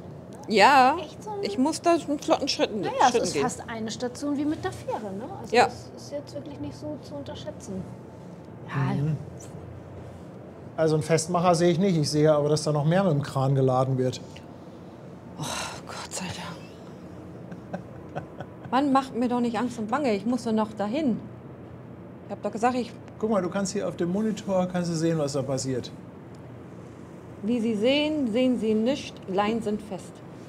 Und die haben da irgendwie noch was am Haken.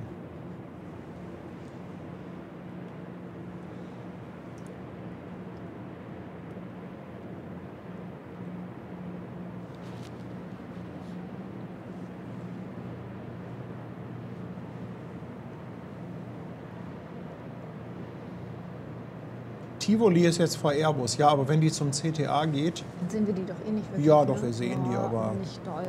kurze Nummer. Ja, vor allen Dingen, wenn es dunkel ist, dann passiert ja auch nicht so viel.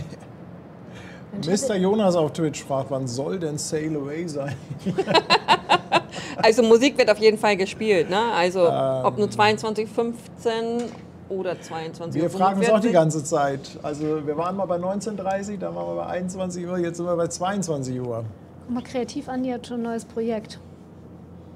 Ich habe gerade gehört, wir wollen ein Bett bauen. Oh nein. Das ist gut. Ein Bett ist gut. So eine richtige Koje kann er denn bauen. Auf Twitch habe ich die Frage, Paddy, bist du oder warst du aktiv hauptberuflich auf den Gewässern unterwegs? Ganz doofe Frage. Ich war auf mehreren Containerschiffen unterwegs und habe da Foto- und Videoreportagen gemacht. Ich bin aber kein Seemann, kein Seefahrer. Also ich habe maximal ein bisschen aufgeschnapptes Wissen durch die Zeit an Bord, aber ansonsten bin ich kein aktiver Seefahrer. Aber das Thema hat mich halt einfach gepackt durch die ganze Zeit an Bord und die ganze Zeit mit den Crews. Ich fand das so geil, das hat mir so einen Spaß gemacht, dass ich irgendwie bei dieser ganzen Seefahrt hängen geblieben bin und dann ja quasi Fan geworden bin. Also ja, so kann man das sagen. Hatte dann auch das große Glück, dass ich da jobtechnisch einiges machen durfte, also so im Foto- und im Videobereich. Da dann auch ein paar ganz gute Kontakte geknüpft habe und so weiter. Und so ist dann ja irgendwann auch dann dieses Fable und die Liebe zur Seefahrt entstanden. Also bist du eine Leichtmatrose, oder? Ich bin Leichtmatrose mit Kamera. Ach so, nennt man das.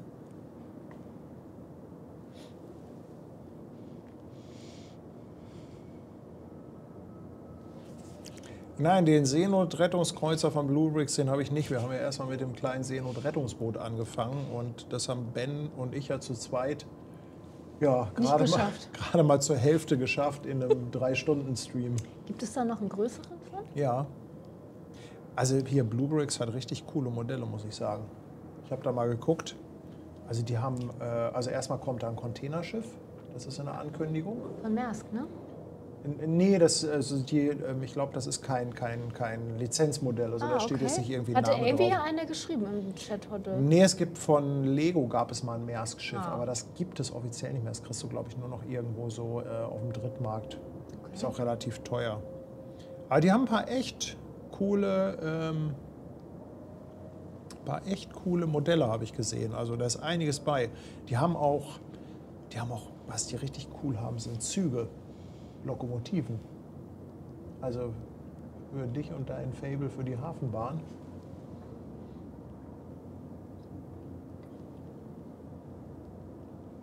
Können wir unseren Hafenbahn-Stream hier machen? Mhm.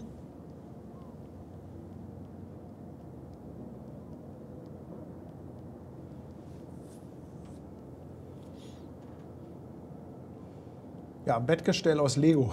Ja, auch eine gute Idee. Super. Ich glaube, wenn man das richtig mit Heißklebepistole zusammendengelt. Guck mal, der Lotse, der hat sich reingeschlichen ins Bild. Du musst da aufs Bild gucken, weil der Stream ist ja immer etwas Der Lotse hinterher. hat sich rein. Dann dauert das ja noch 25 Minuten, dann läuft sie wirklich pünktlich aus. Ja gut, 22:15 Uhr nehmen wir dann. Also ich finde, die können ruhig mal richtig Bambule machen hier im Hafen. Und Oder? noch mal Hast du ordentlich Nachrichten raus. auf dem Handy nicht gekriegt, Paddy? Nachricht? Ich habe eine Nachricht. Oh, ich habe Weiß ich ja nicht. tatsächlich wieder Nachrichten auf dem Handy. Was schreibt der Lotse? 22:15 Uhr? Oder darf ich jetzt schon los?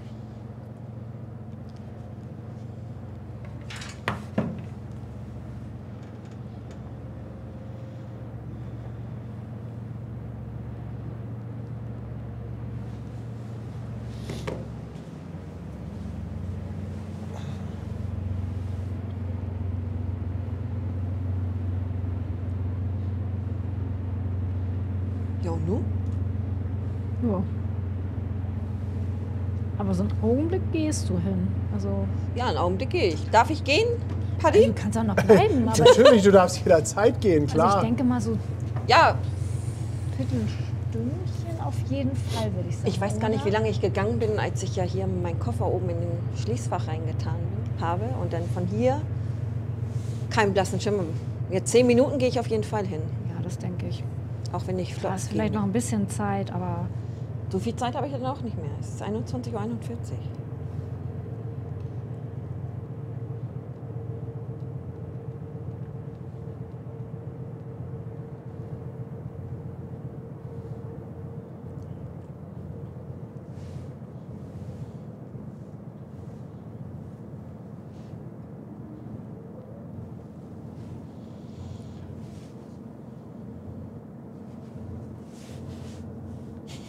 YouTube ist wieder an, alles klar.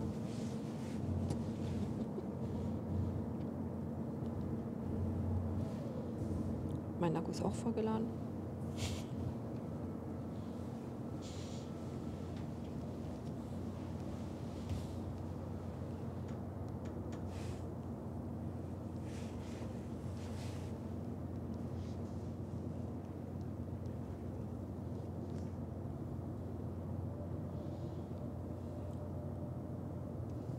Also Lotse ist da, aber der Kran ist doch auch noch da, oder? Das ist eine Frage. Ja.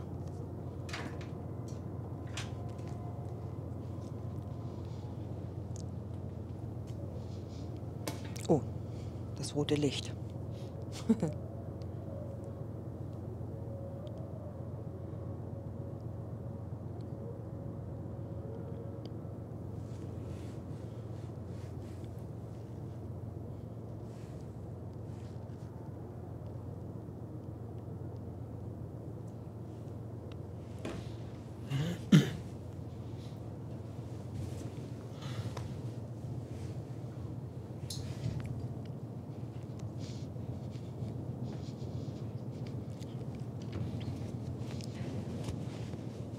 Ach so, ich habe das Mikro ja noch an.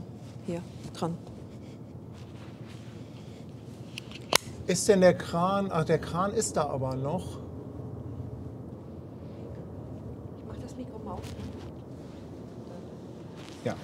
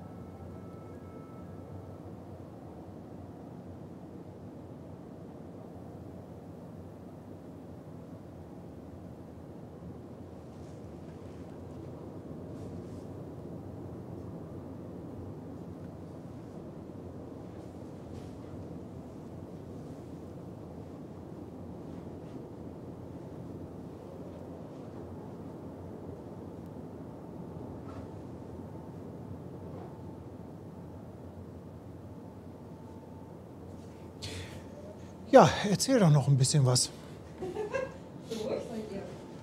Ja, ich musste hier Schatz, mal so ein bisschen, erzähl doch mal ein bisschen ich musste was. hier so ein bisschen mal gucken, was hier so los ist. Was ist denn los? Das musste ich ja gerade erst mal gucken. Aber du hast mich gerade aus dem Floh gebracht. Ich pfeife unten einmal, ja? Auf jeden Ja, Fall. pfeif mal gerne. Rausgehen gehe ich rechts rum, dann wieder rechts rum und bin hier unten. Und wieder rechts, bin geradeaus, wieder rechts runter und bei Costa Rica. So mach ich das. Ja, krieg ich.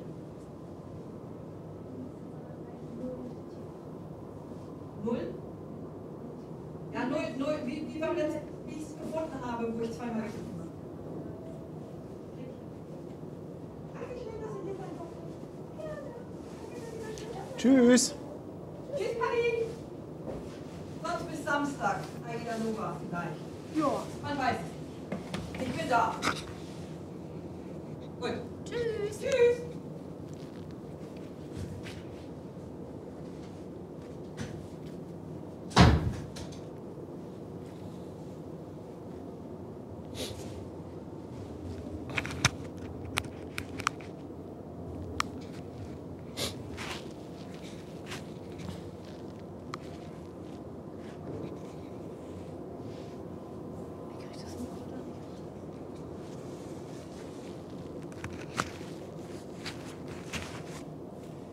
So. So.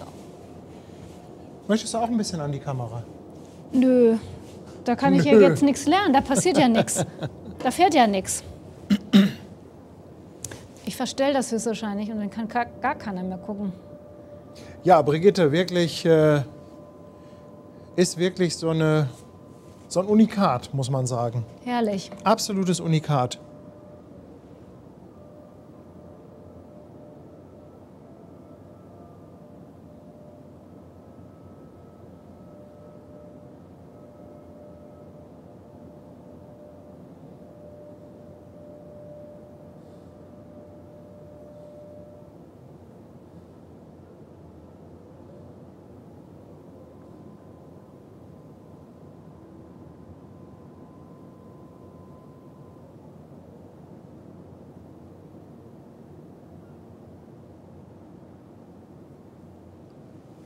Kann Brigitte auch gleich noch mal pfeifen hören. Sie kommt extra noch mal zum Sie kommt Fenster. extra noch mal zum Pfeifen und das Fenster, ganz genau.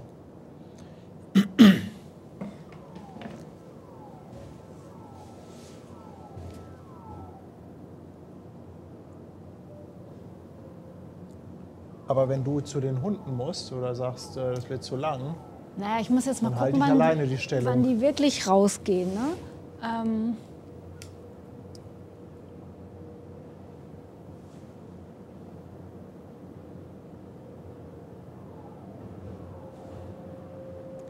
Ja, ein bisschen können die noch.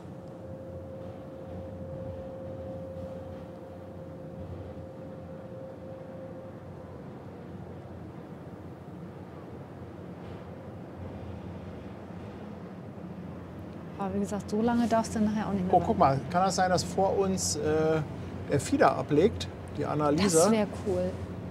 Haben wir hier noch ein bisschen Action auf dem Kanal? Mann, Leute, guck mal, was hier passiert. Richtig Action. Die Anina. Wow. Sehr cool. Eine richtige Schiffsbewegung. Wer hätte das gedacht? Du, ich meine, da siehst du es mal wieder. Du musst nur lange genug hier sitzen bleiben, irgendwas passiert immer. Und dann passieren ganz viele Sachen auf einmal. Auf der Brücke ist auch das Licht ausgegangen. Auf der Sol. Höchstwahrscheinlich wird sie jetzt auch los. Dann geht es wahrscheinlich in der nächsten Stunde los. Wir haben auch schon Licht auf der Brücke wieder angehen sehen. Ja. Wir haben auch Schiffe schon wieder anlegen sehen, ne? Wir haben schon Schlepper gesehen, die wieder umgedreht sind. Und wir haben auch schon Lotsen gesehen, die wieder abgeholt wurden.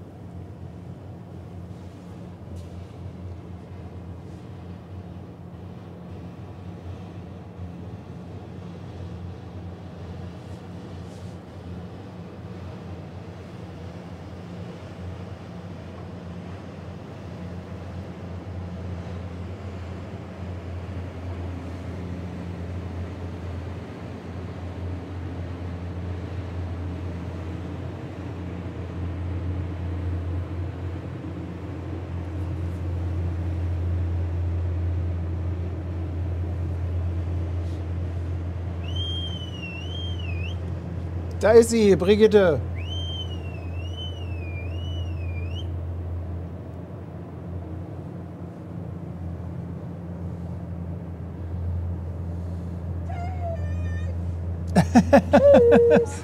Tschüss.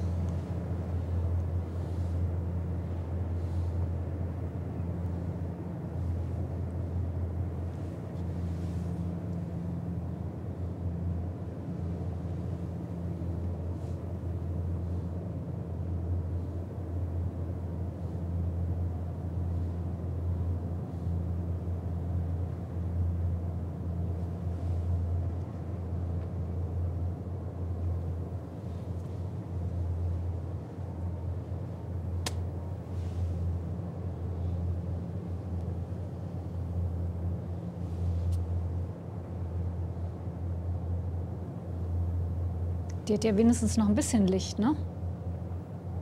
Ja, hinten hat die so ein bisschen Licht Ja. und im Hintergrund haben wir auch etwas Licht. Und gleich kann ich mal rüberschwenken zur AIDA. Gucken wir mal, ob es dann losgeht. Ich bin da guter Dinge.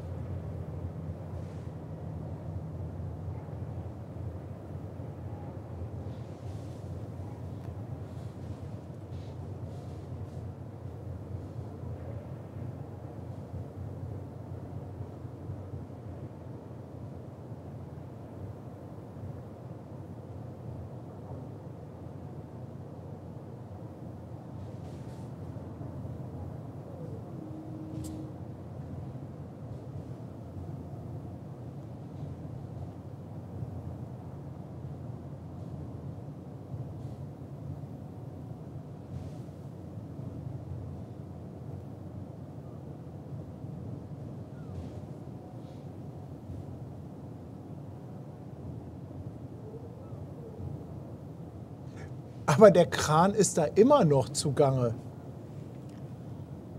Sag Ja, mal, aber es kann ja sein, dass das noch dauert. der ist immer noch zugange, der Kran. Dann jibbet doch nicht.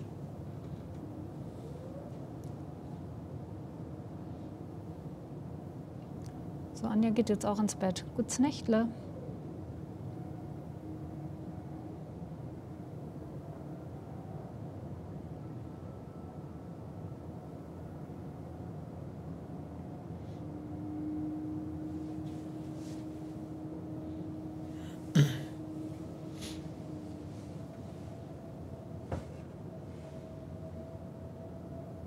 Ja, ruf doch mal an. Ganz genau. Vielen Dank für 6 Monate auf Twitch. Wunderlipping Lost. Danke, danke. Dankeschön. Ja, was passiert denn gerade auf dem Schiff? Ich finde, das ist eine berechtigte Frage hier auf Twitch. Was passiert da gerade mit dem Kran?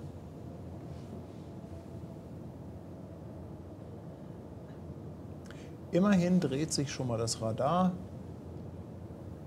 Auf der Brücke ist dunkel. Es gibt so ein paar Anzeichen. Na, 5 Minütchen haben sie auch noch bis 22 Uhr. Also Um Punkt 10 geht der Stream aus. ist auch ein Autopilot drin in dem Stream. Dann ist eine Selbstzerstörung drin. Kann man auch nicht mehr nachgucken. Ne? Ja.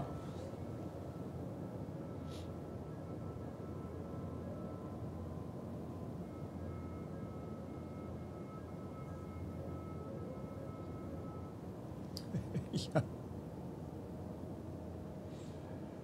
Ja, Sportshots kommt rein, einen Abend. Wann fährt sie raus? Also jemand, der jetzt einschaltet, Der hat Glück gehabt. könnte man sagen, Hat Glück alles gehabt und richtig hat gemacht. irgendwie das ganze Drama nicht mitbekommen. Aber alle, die dabei waren, können natürlich auch sagen, ich habe es live miterlebt. Ja, aber das kannst du auch sagen, wenn du erst 5 Minuten dabei bist.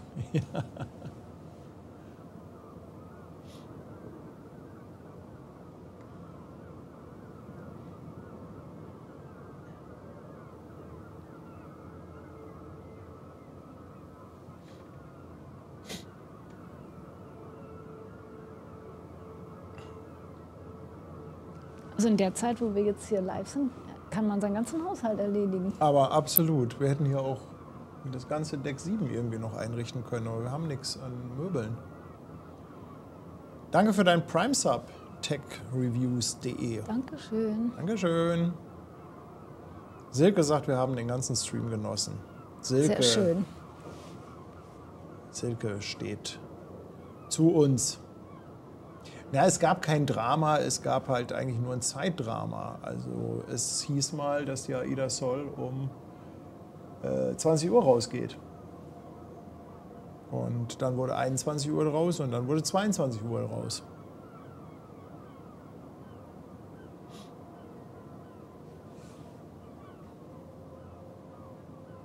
Also unter dem grünen A winkt jemand. Das ist wahrscheinlich. Das können wir schon mal uns merken.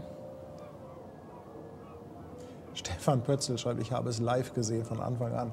Also cool wäre doch, wenn man irgendwie so so Abzeichen oder Badges an Leute vergeben könnte. Weißt du, so, Mit dem meisten Durchhaltevermögen. ich war dabei. Und wenn die dann irgendwie so im Chat so ein,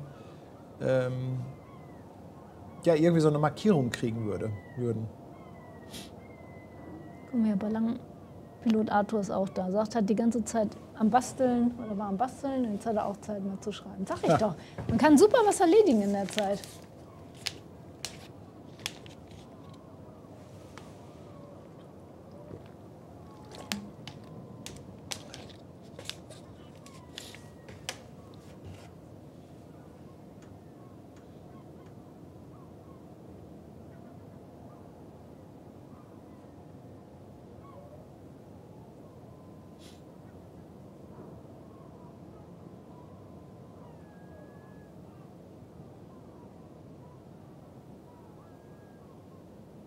Lucy Tools fragt, ob Deck 7 im Hotel Sülberg ist. Nee, das Sülberg ist ja, das ist ja Blankenese.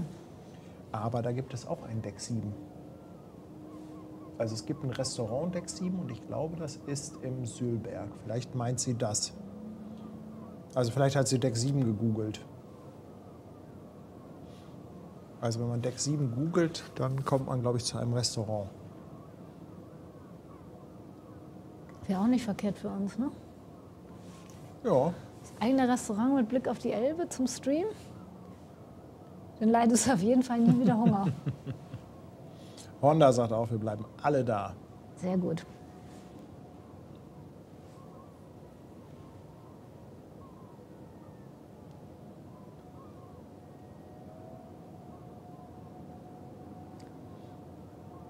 Und hier kann dir ja auch nicht der Strom ausgehen, ne?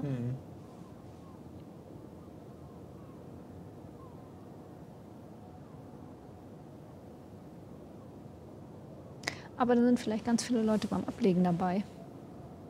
Oder die schlafen alle schon. Um 10? Ja, Matthias sagt auch, in der Zeit hätten wir das Modell fertig gebastelt. Wenn Ben jetzt hier gewesen wäre, hätten wir nebenbei. Das stimmt, aber das ahnt man ja auch nicht. Lass Kamera laufen und gehen nach Hause.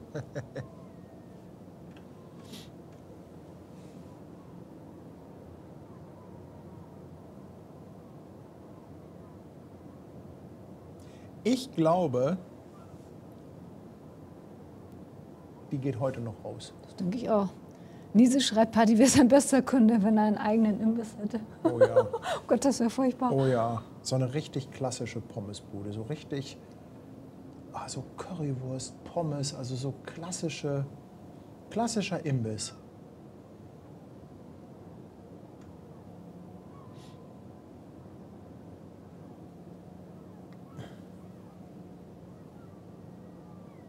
Druckverlust fährt bis 0:30 Uhr. Ja. Ja, schickt mal einen Gruß rüber, ob er auf dem Rückweg nicht vorbeikommen will. Mit ein paar Buletten. Oder mit einem Mettbrötchen. Sehen wir von hier eigentlich die Autobahn? Trixie schreibt ganz oben, wurde gewunken. Kommen die Gäste jetzt so langsam aus ihren Löchern? Sag ich doch, die haben alle schön einen Drink. Nee, von hier sehen wir die Autobahn nicht. Weißt du, von wo man die Autobahn gesehen hat? Vom Augustinum oben. Stimmt. Du meinst, du bist mal irgendwann da, wenn, Und dann, wenn Rainer Druckverlust da lang über die A7 brettert, dann kannst du ihn einfangen. dann werde ich Truckspotter. Das gibt's auch noch nicht, oder? Doch, mit Sicherheit. Meinst du? Ach klar. Ja, aber wo willst du dich denn hinstellen? Die Autobahn oder wo? Hier, lieber Chat, sagt mal, Truckspotting, sowas gibt's doch bestimmt, oder?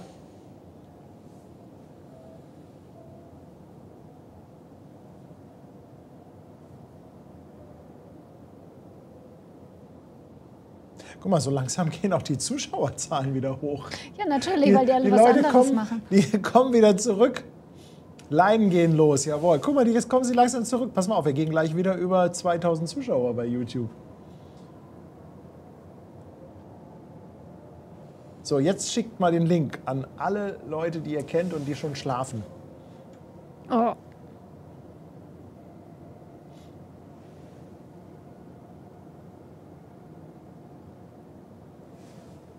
Na, da bin ich ja mal gespannt, ob die sich jetzt hier leise rausschleicht oder ob es noch mal einen kleinen Gruß gibt. Aber bei der Uhrzeit, Anja sagt, Rainer macht gerade Pause. Der hat bestimmt wieder sein Käffchen.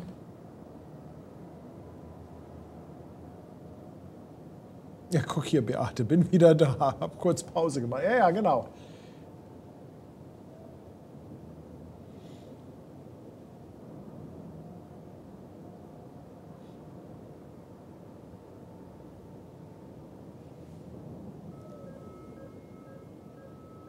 Das kann ich mir schon vorstellen, dass sich gleich viele das Auslaufen angucken. Ja. Ich meine, so ein beleuchteter Hafen ist doch cool nachts. Absolut.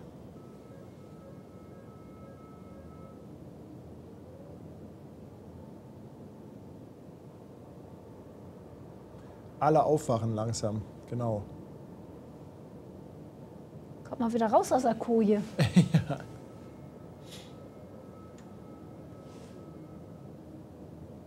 Ja, ihr Lieben, ihr dürft mal tippen. Gibt es um die Uhrzeit noch ein Horn oder Ich glaube nicht. sagen die, nee, das mit den Anwohnern am Hafen, da möchten wir uns nicht anlegen.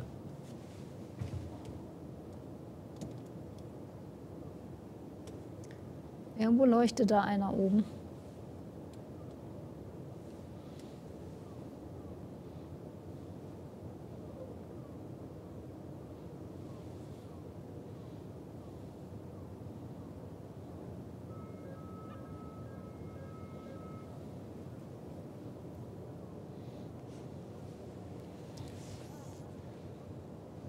Ja, die meisten sagen schon eher nein, aber es gibt ja noch ein paar Optimisten unter euch.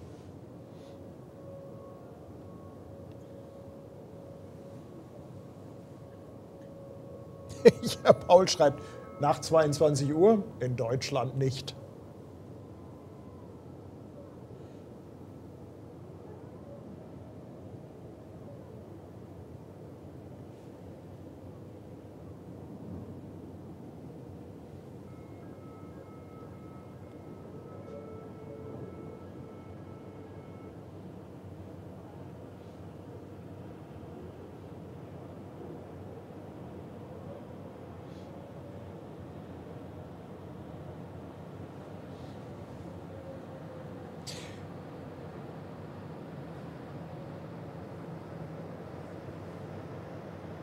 Ich lasse mal den Optimisten raushängen und sage, der Kapitän ist wild, der will unbedingt Horn, der haut einen raus.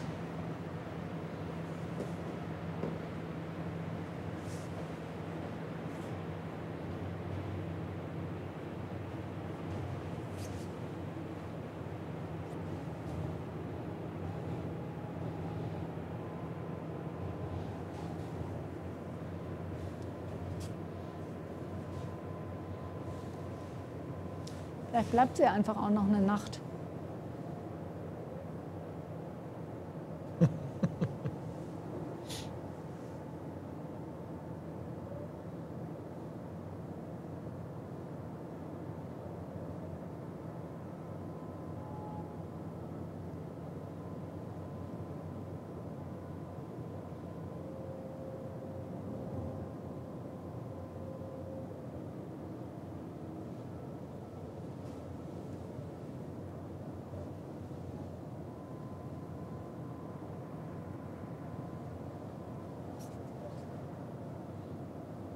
Ich glaube, das dauert noch ein bisschen.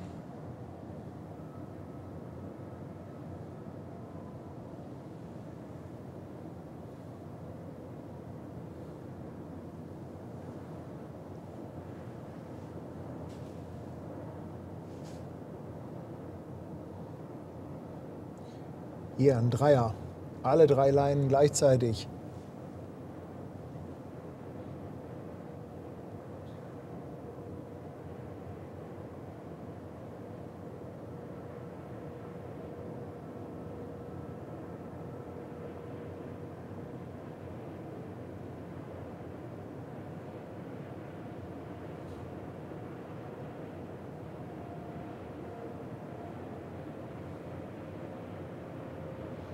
Ja, es tut sich was.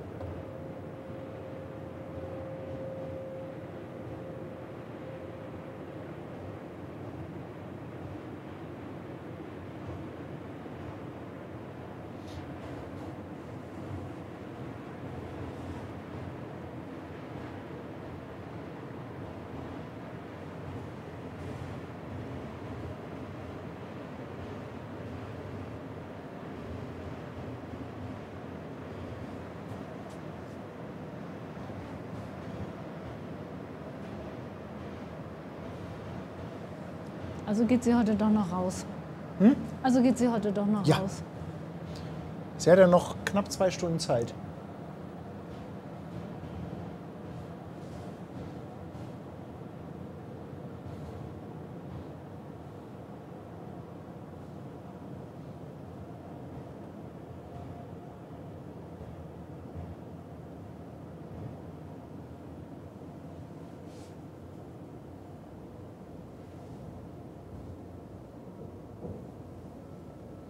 Ist aber auch eine Ehre für so ein Schiff, wenn so viele Leute warten, sie raus oder auslaufen zu sehen. Guck mal, die Zuschauerzahlen gehen hoch. Jetzt sind wir wieder über 2000 auf YouTube. Aber Twitch ist stabil. Twitch ist sehr stabil.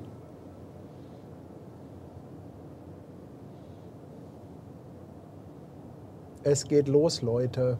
Es geht los.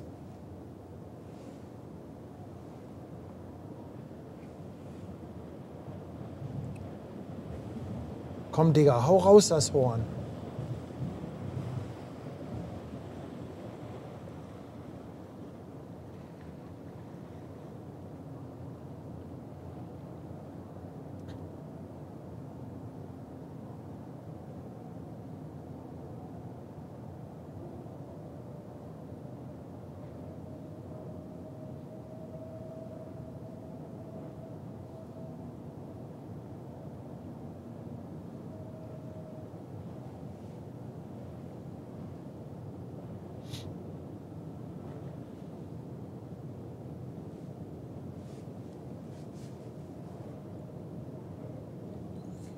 Es ist Bewegung drin.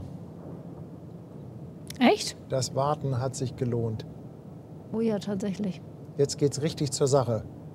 Ah, dann hat Brigitte es auf jeden Fall ja noch geschafft. Ja.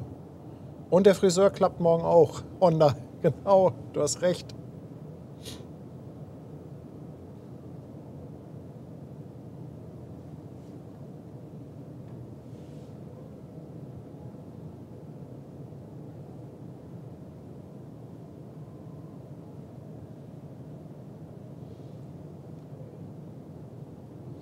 Ach, Mann, oh Mann. Hau raus.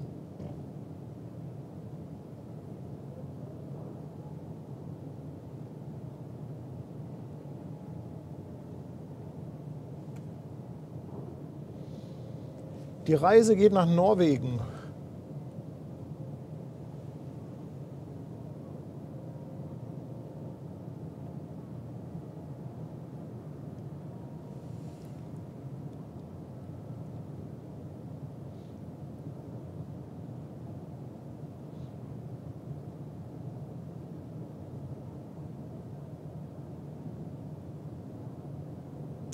Andi schreibt, dass sie Marburg auch noch kommt fürs CTT. Das kann sein. Hast du ja doch noch was von der Linse hier. Jetzt sehen wir die Sol in voller Pracht. Wahrscheinlich haut die ein Horn raus, wenn sie gedreht hat und wir haben dann nur die halbe Lautstärke. Bei Brigitte ist wahrscheinlich.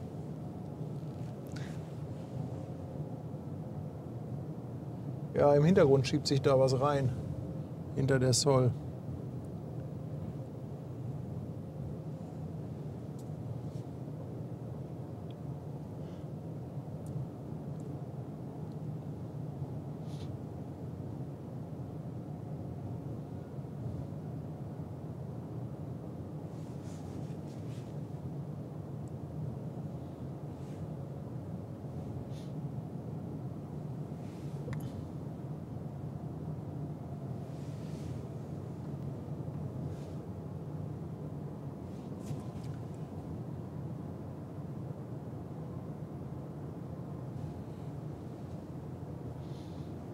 Jo, Captain, so wird das aber nichts mit uns. Können wir nicht auf unsere Rückwand auf die eine Seite die Namen der Kapitäne schreiben, die ein Horn gelassen haben und dann die andere Seite quasi den Pranger, den Kapitänen, die nicht mitgespielt haben.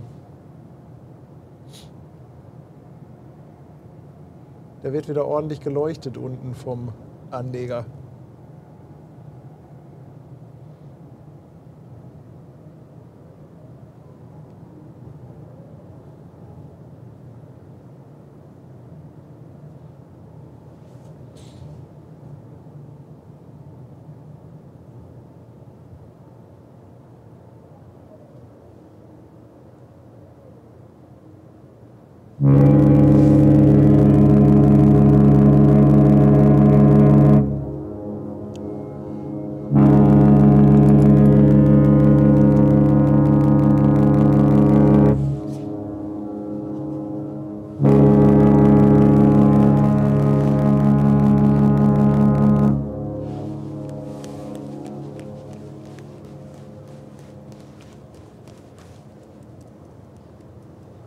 Ja!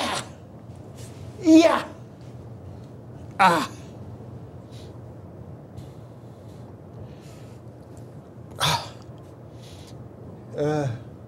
Kannst du den mal wieder rausschneiden aus der Wand und auf die andere Seite schreiben, den Kapitän? Es ist einfach so geil, das Horn. Sensationell. Sensationell. Einfach nur cool.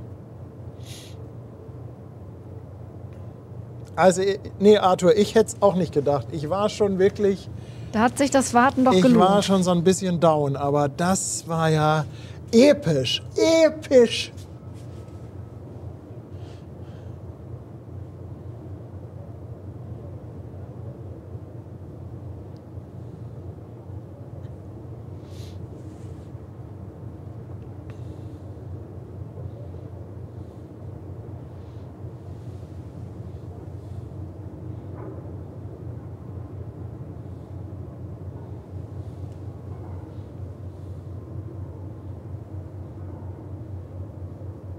Die Sol kann was. Also alle, die das nicht kennen, die das vielleicht das erste Mal hören, die Sol ist wirklich, die hat richtig Dampf.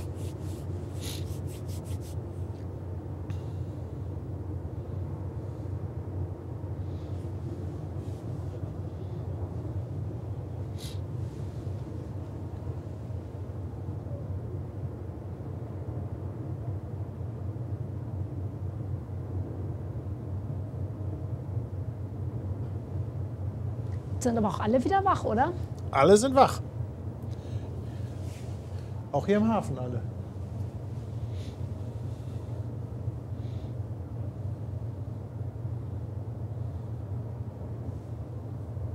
Und Beifang haben wir auch noch.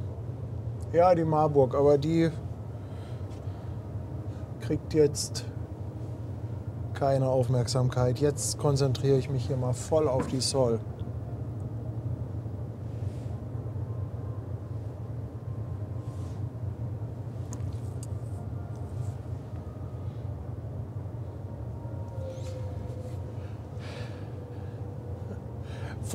Feuerwerk, 11 Monate dabei.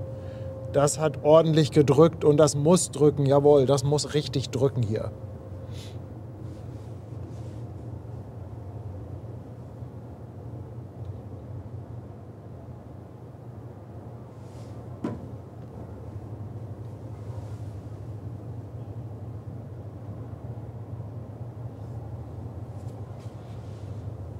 Guck mal, Dennis ist auch noch wach. Will Dennis noch warten? Bestimmt. Ja, Dennis, auch Nachtschicht für dich heute, ne? Wir sagen jetzt schon mal Tschüss und schicken sie zu dir.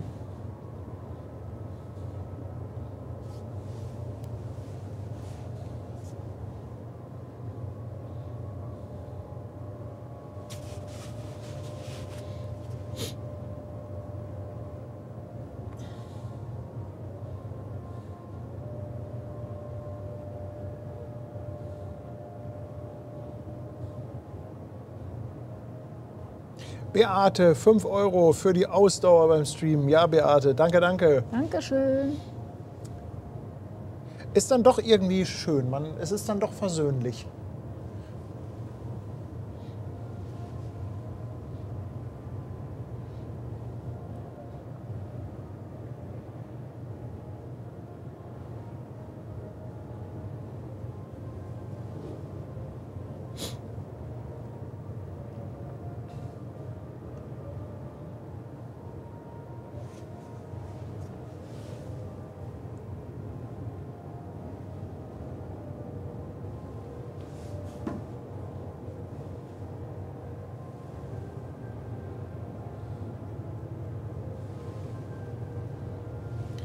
Muss mal ganz kurz gucken, wie die zweite Kamera steht. Oh, völlig falsch.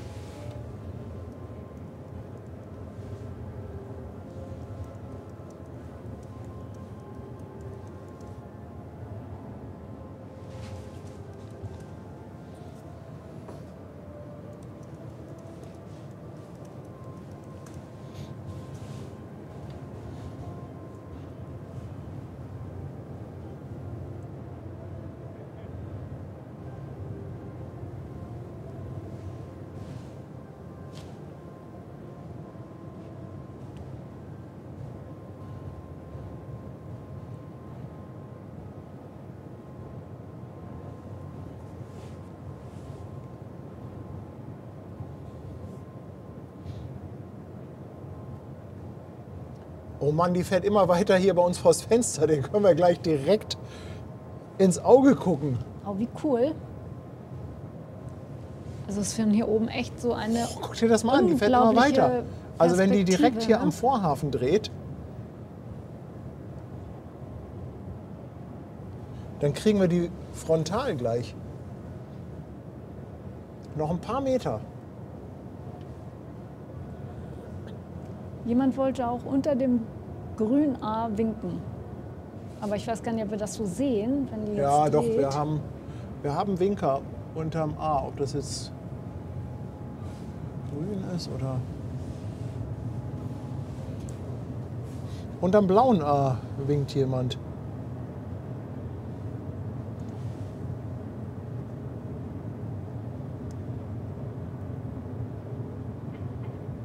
Gute Reise, ihr Lieben.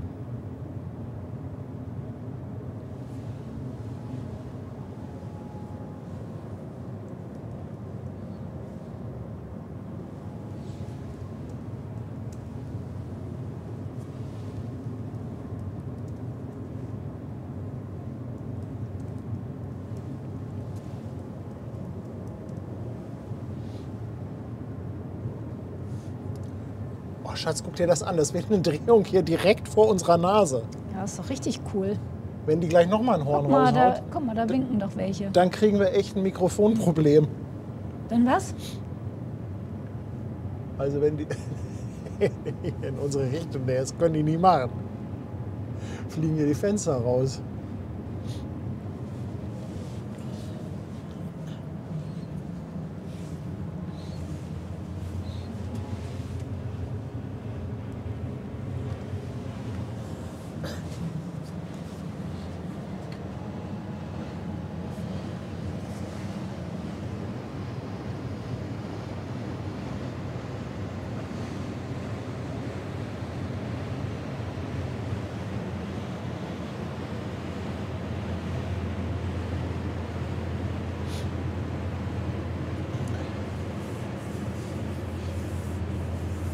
Oh, die kommt nah hier ran. Die kommt hier echt nah ran. Michael, danke dir für 2,49. Ja, das Warten hat sich tatsächlich gelohnt. Das finde ich auch. Danke dir. 5,99 kommt nochmal für einen Juri für die schöne Unterhaltung. Danke dir, Juri. Danke. Und Sebastian G. haut nochmal 5 Euro raus für ein Krabbenbrötchen und einen Kaffee. Oh, das Dankeschön. wär's doch jetzt noch. Guck mal, die dreht genau hier in unsere Linie.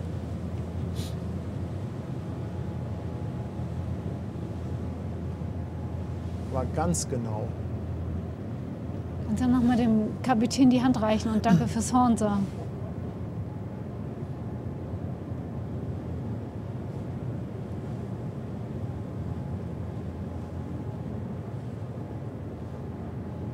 Guck mal, ich krieg die auf der großen Kamera so gerade jetzt drauf. Och, episch, episch. Ich flipp aus.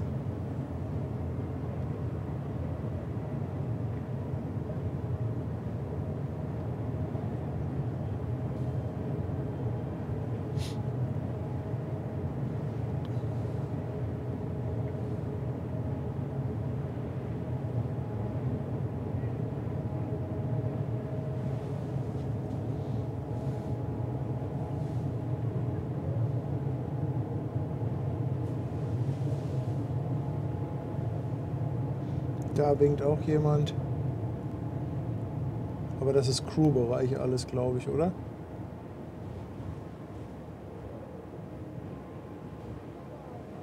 Ja, Gigi schickt 2,49 und sagt, Captain Tönnies Course, bester Mann. Absolut. Absolut. Erhard, danke auch an dich für 2,49 für den kurzweiligen Abend. Dankeschön. Ja, jetzt das Horn und das Wombat fliegt in die Elbe, richtig. Tja, Auf jeden Fall brauchen wir es dann nicht mehr kämmen. hast du es denn schon mal gebürstet? Nein.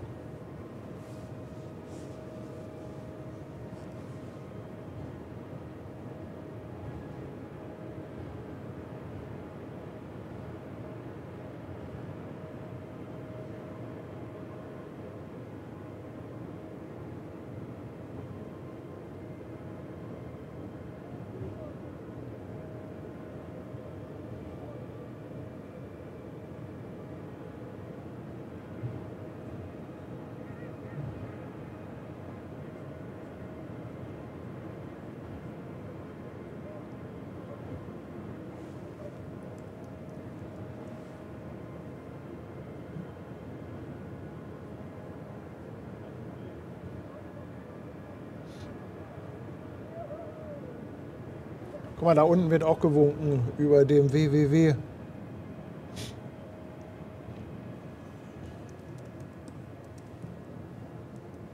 Gute Reise euch allen.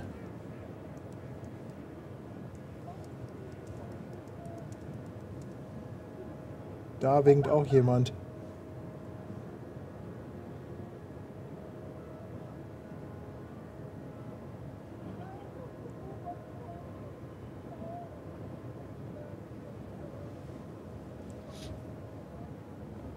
...150 Meter waren es ungefähr von uns bis zum Bug.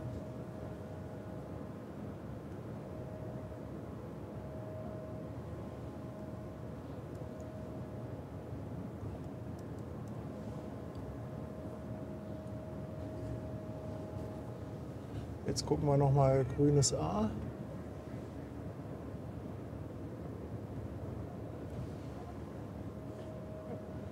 Das grüne A auf der Steuerbordseite. Ja, gebt alles, Leute. Komm, und ein bisschen hüpfen. Hüpfen. Hoch, runter, hüpfen.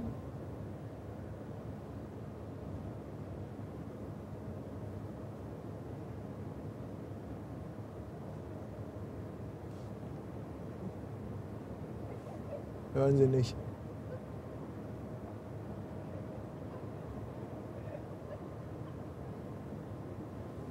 Schade. Kein Hüpfen.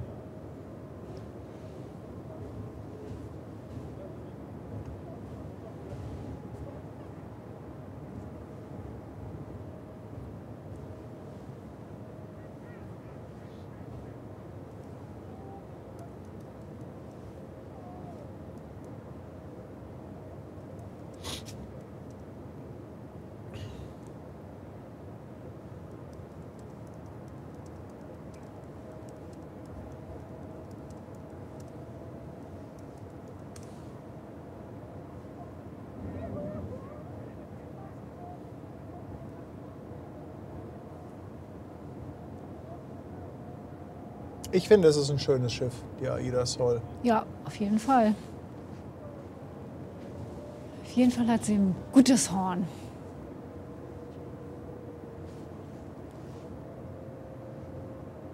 So, dann schicken wir sie mal zu Brigitte, ne? Von den Kreuzfahrtschiffen wüsste ich jetzt kein Horn, was irgendwie markanter ist.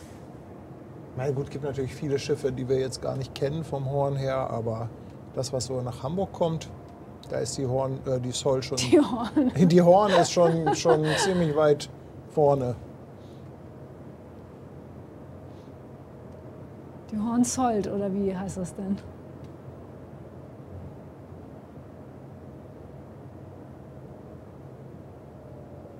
Almut, ganz lieben Dank für das Lob. Und auch an Martin. Danke, dass dir die Qualität gefällt. Das freut mich. Ja, das ist irgendwie, ist es abgefahren. Man wartet und wartet. Also wirklich, also man kann ja schon sagen, stundenlang. Und dann hupt so ein Schiff einmal und alle freuen sich. Und alle sind friedlich. Schön, ne? oder? Einfach herrlich. Uli, ganz lieben Dank. 2 € nochmal für eine gute Nacht. Dankeschön.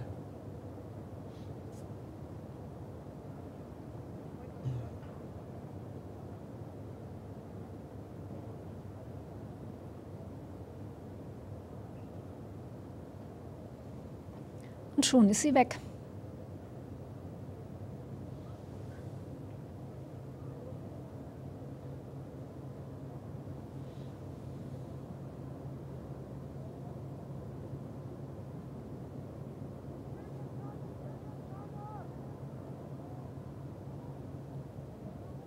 Dank dir, Philipp, für 14 Monate. Die Horn von der Gerät.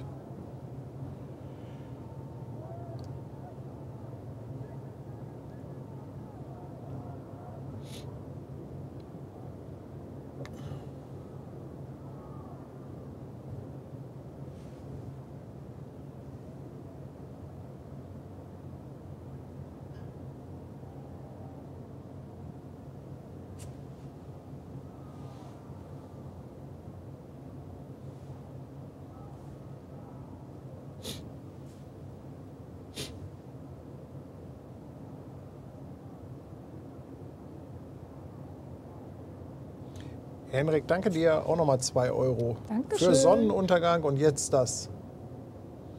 Ja, wenn ihr es nicht gesehen habt, also der Sonnenuntergangsstream, definitiv wert, da mal reinzuseppen.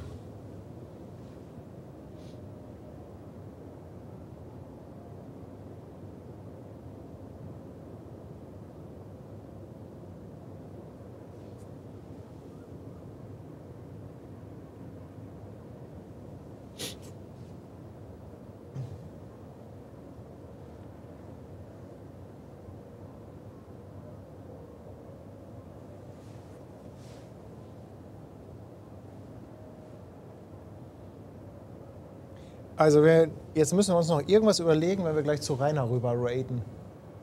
Irgendwas, irgendein Quatsch, den alle, die mit rüberkommen auf Twitch, die da in den Chat schreiben.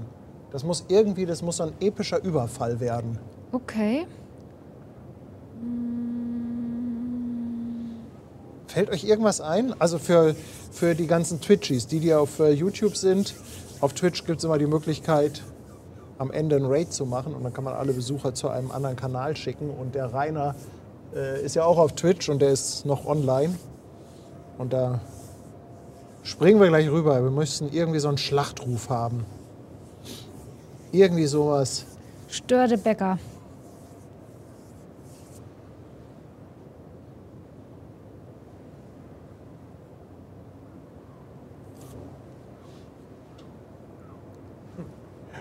Auf AIDA sehen. Oh. Wobei, das sagt man ja zum Abschied, oder?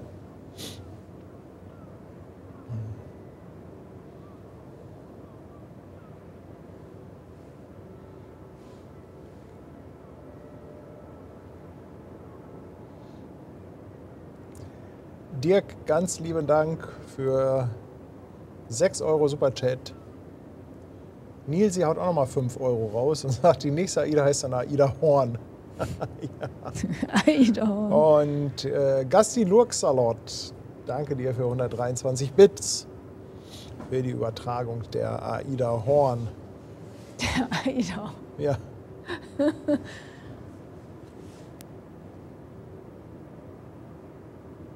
Guck mal hier, das finde ich gut. Hier schreibt The Flame, Ahoi, ihr Landratten.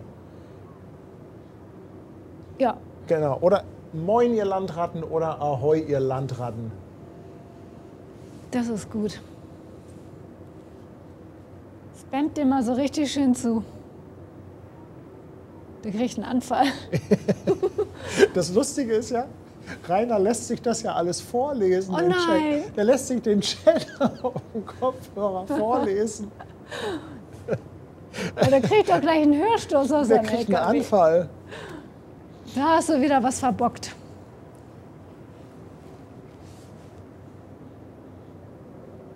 Aber dann seid auch lieb zu ihm.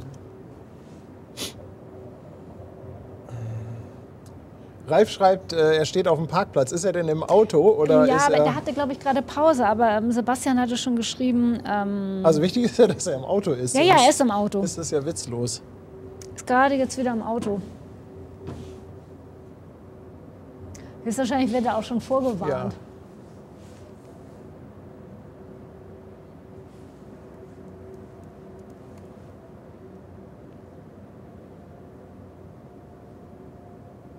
Ja, irgendwas mit Landratten. Na gut. So, ihr Lieben. Jetzt verabschieden wir uns aber mal so langsam, oder? Ja, ne? Muss Und doch gleich gleich- schnell zu den Hunden. Und gleich ballern wir rüber. Ihr Lieben, vielen, Muss mal vielen Dank, schön dass ihr hier- so lange mit uns durchgehalten habt. Also ich fand, es war ein schöner Tag. Hat sich natürlich jetzt noch ein bisschen gezogen, aber gut, da steckst du halt nicht drin. Aber Wenn man das, die WhatsAppen liest vom Lotsen, dann kann man das besser aber es war teilen. mit Ansage. Als er mir heute geschrieben hat, die gehen um 19:30 Uhr und 20 Uhr raus, dachte ich, das kann doch gar nicht sein. Das gibt's doch gar nicht. Aber das war schon ganz oft so, wenn wir wirklich so Schiffe hatten, die wirklich nacheinander rausgingen. Es klappt nie. Nee, das es ist wie, geht so ein, immer das in ist wie die die- Pest. Es geht immer in die Büchse. Es ist immer ganz schlimm. Vielen Ja. Dank, dass ihr dabei wart, dass ihr so lange durchgehalten habt. Also gerade die auch vor allem, die jetzt von Anfang an dabei sind und die ganze Zeit hier Attacke gegeben haben. Ich muss noch mal gerade schauen, da ist noch was vom Felix gekommen, noch mal 5 Euro. Nicht, dass ich jetzt wieder bei der Verabschiedung die Hälfte hier vergesse. Felix, ganz, ganz lieben Dank. Dankeschön. Nochmal 5 Euro aus der Oberpfalz. Also, vielen Dank für diesen schönen Tag. Wie gesagt, schaut gerne nochmal in den Stream von heute Nachmittag rein. Der Sonnenuntergang, der war wirklich sensationell.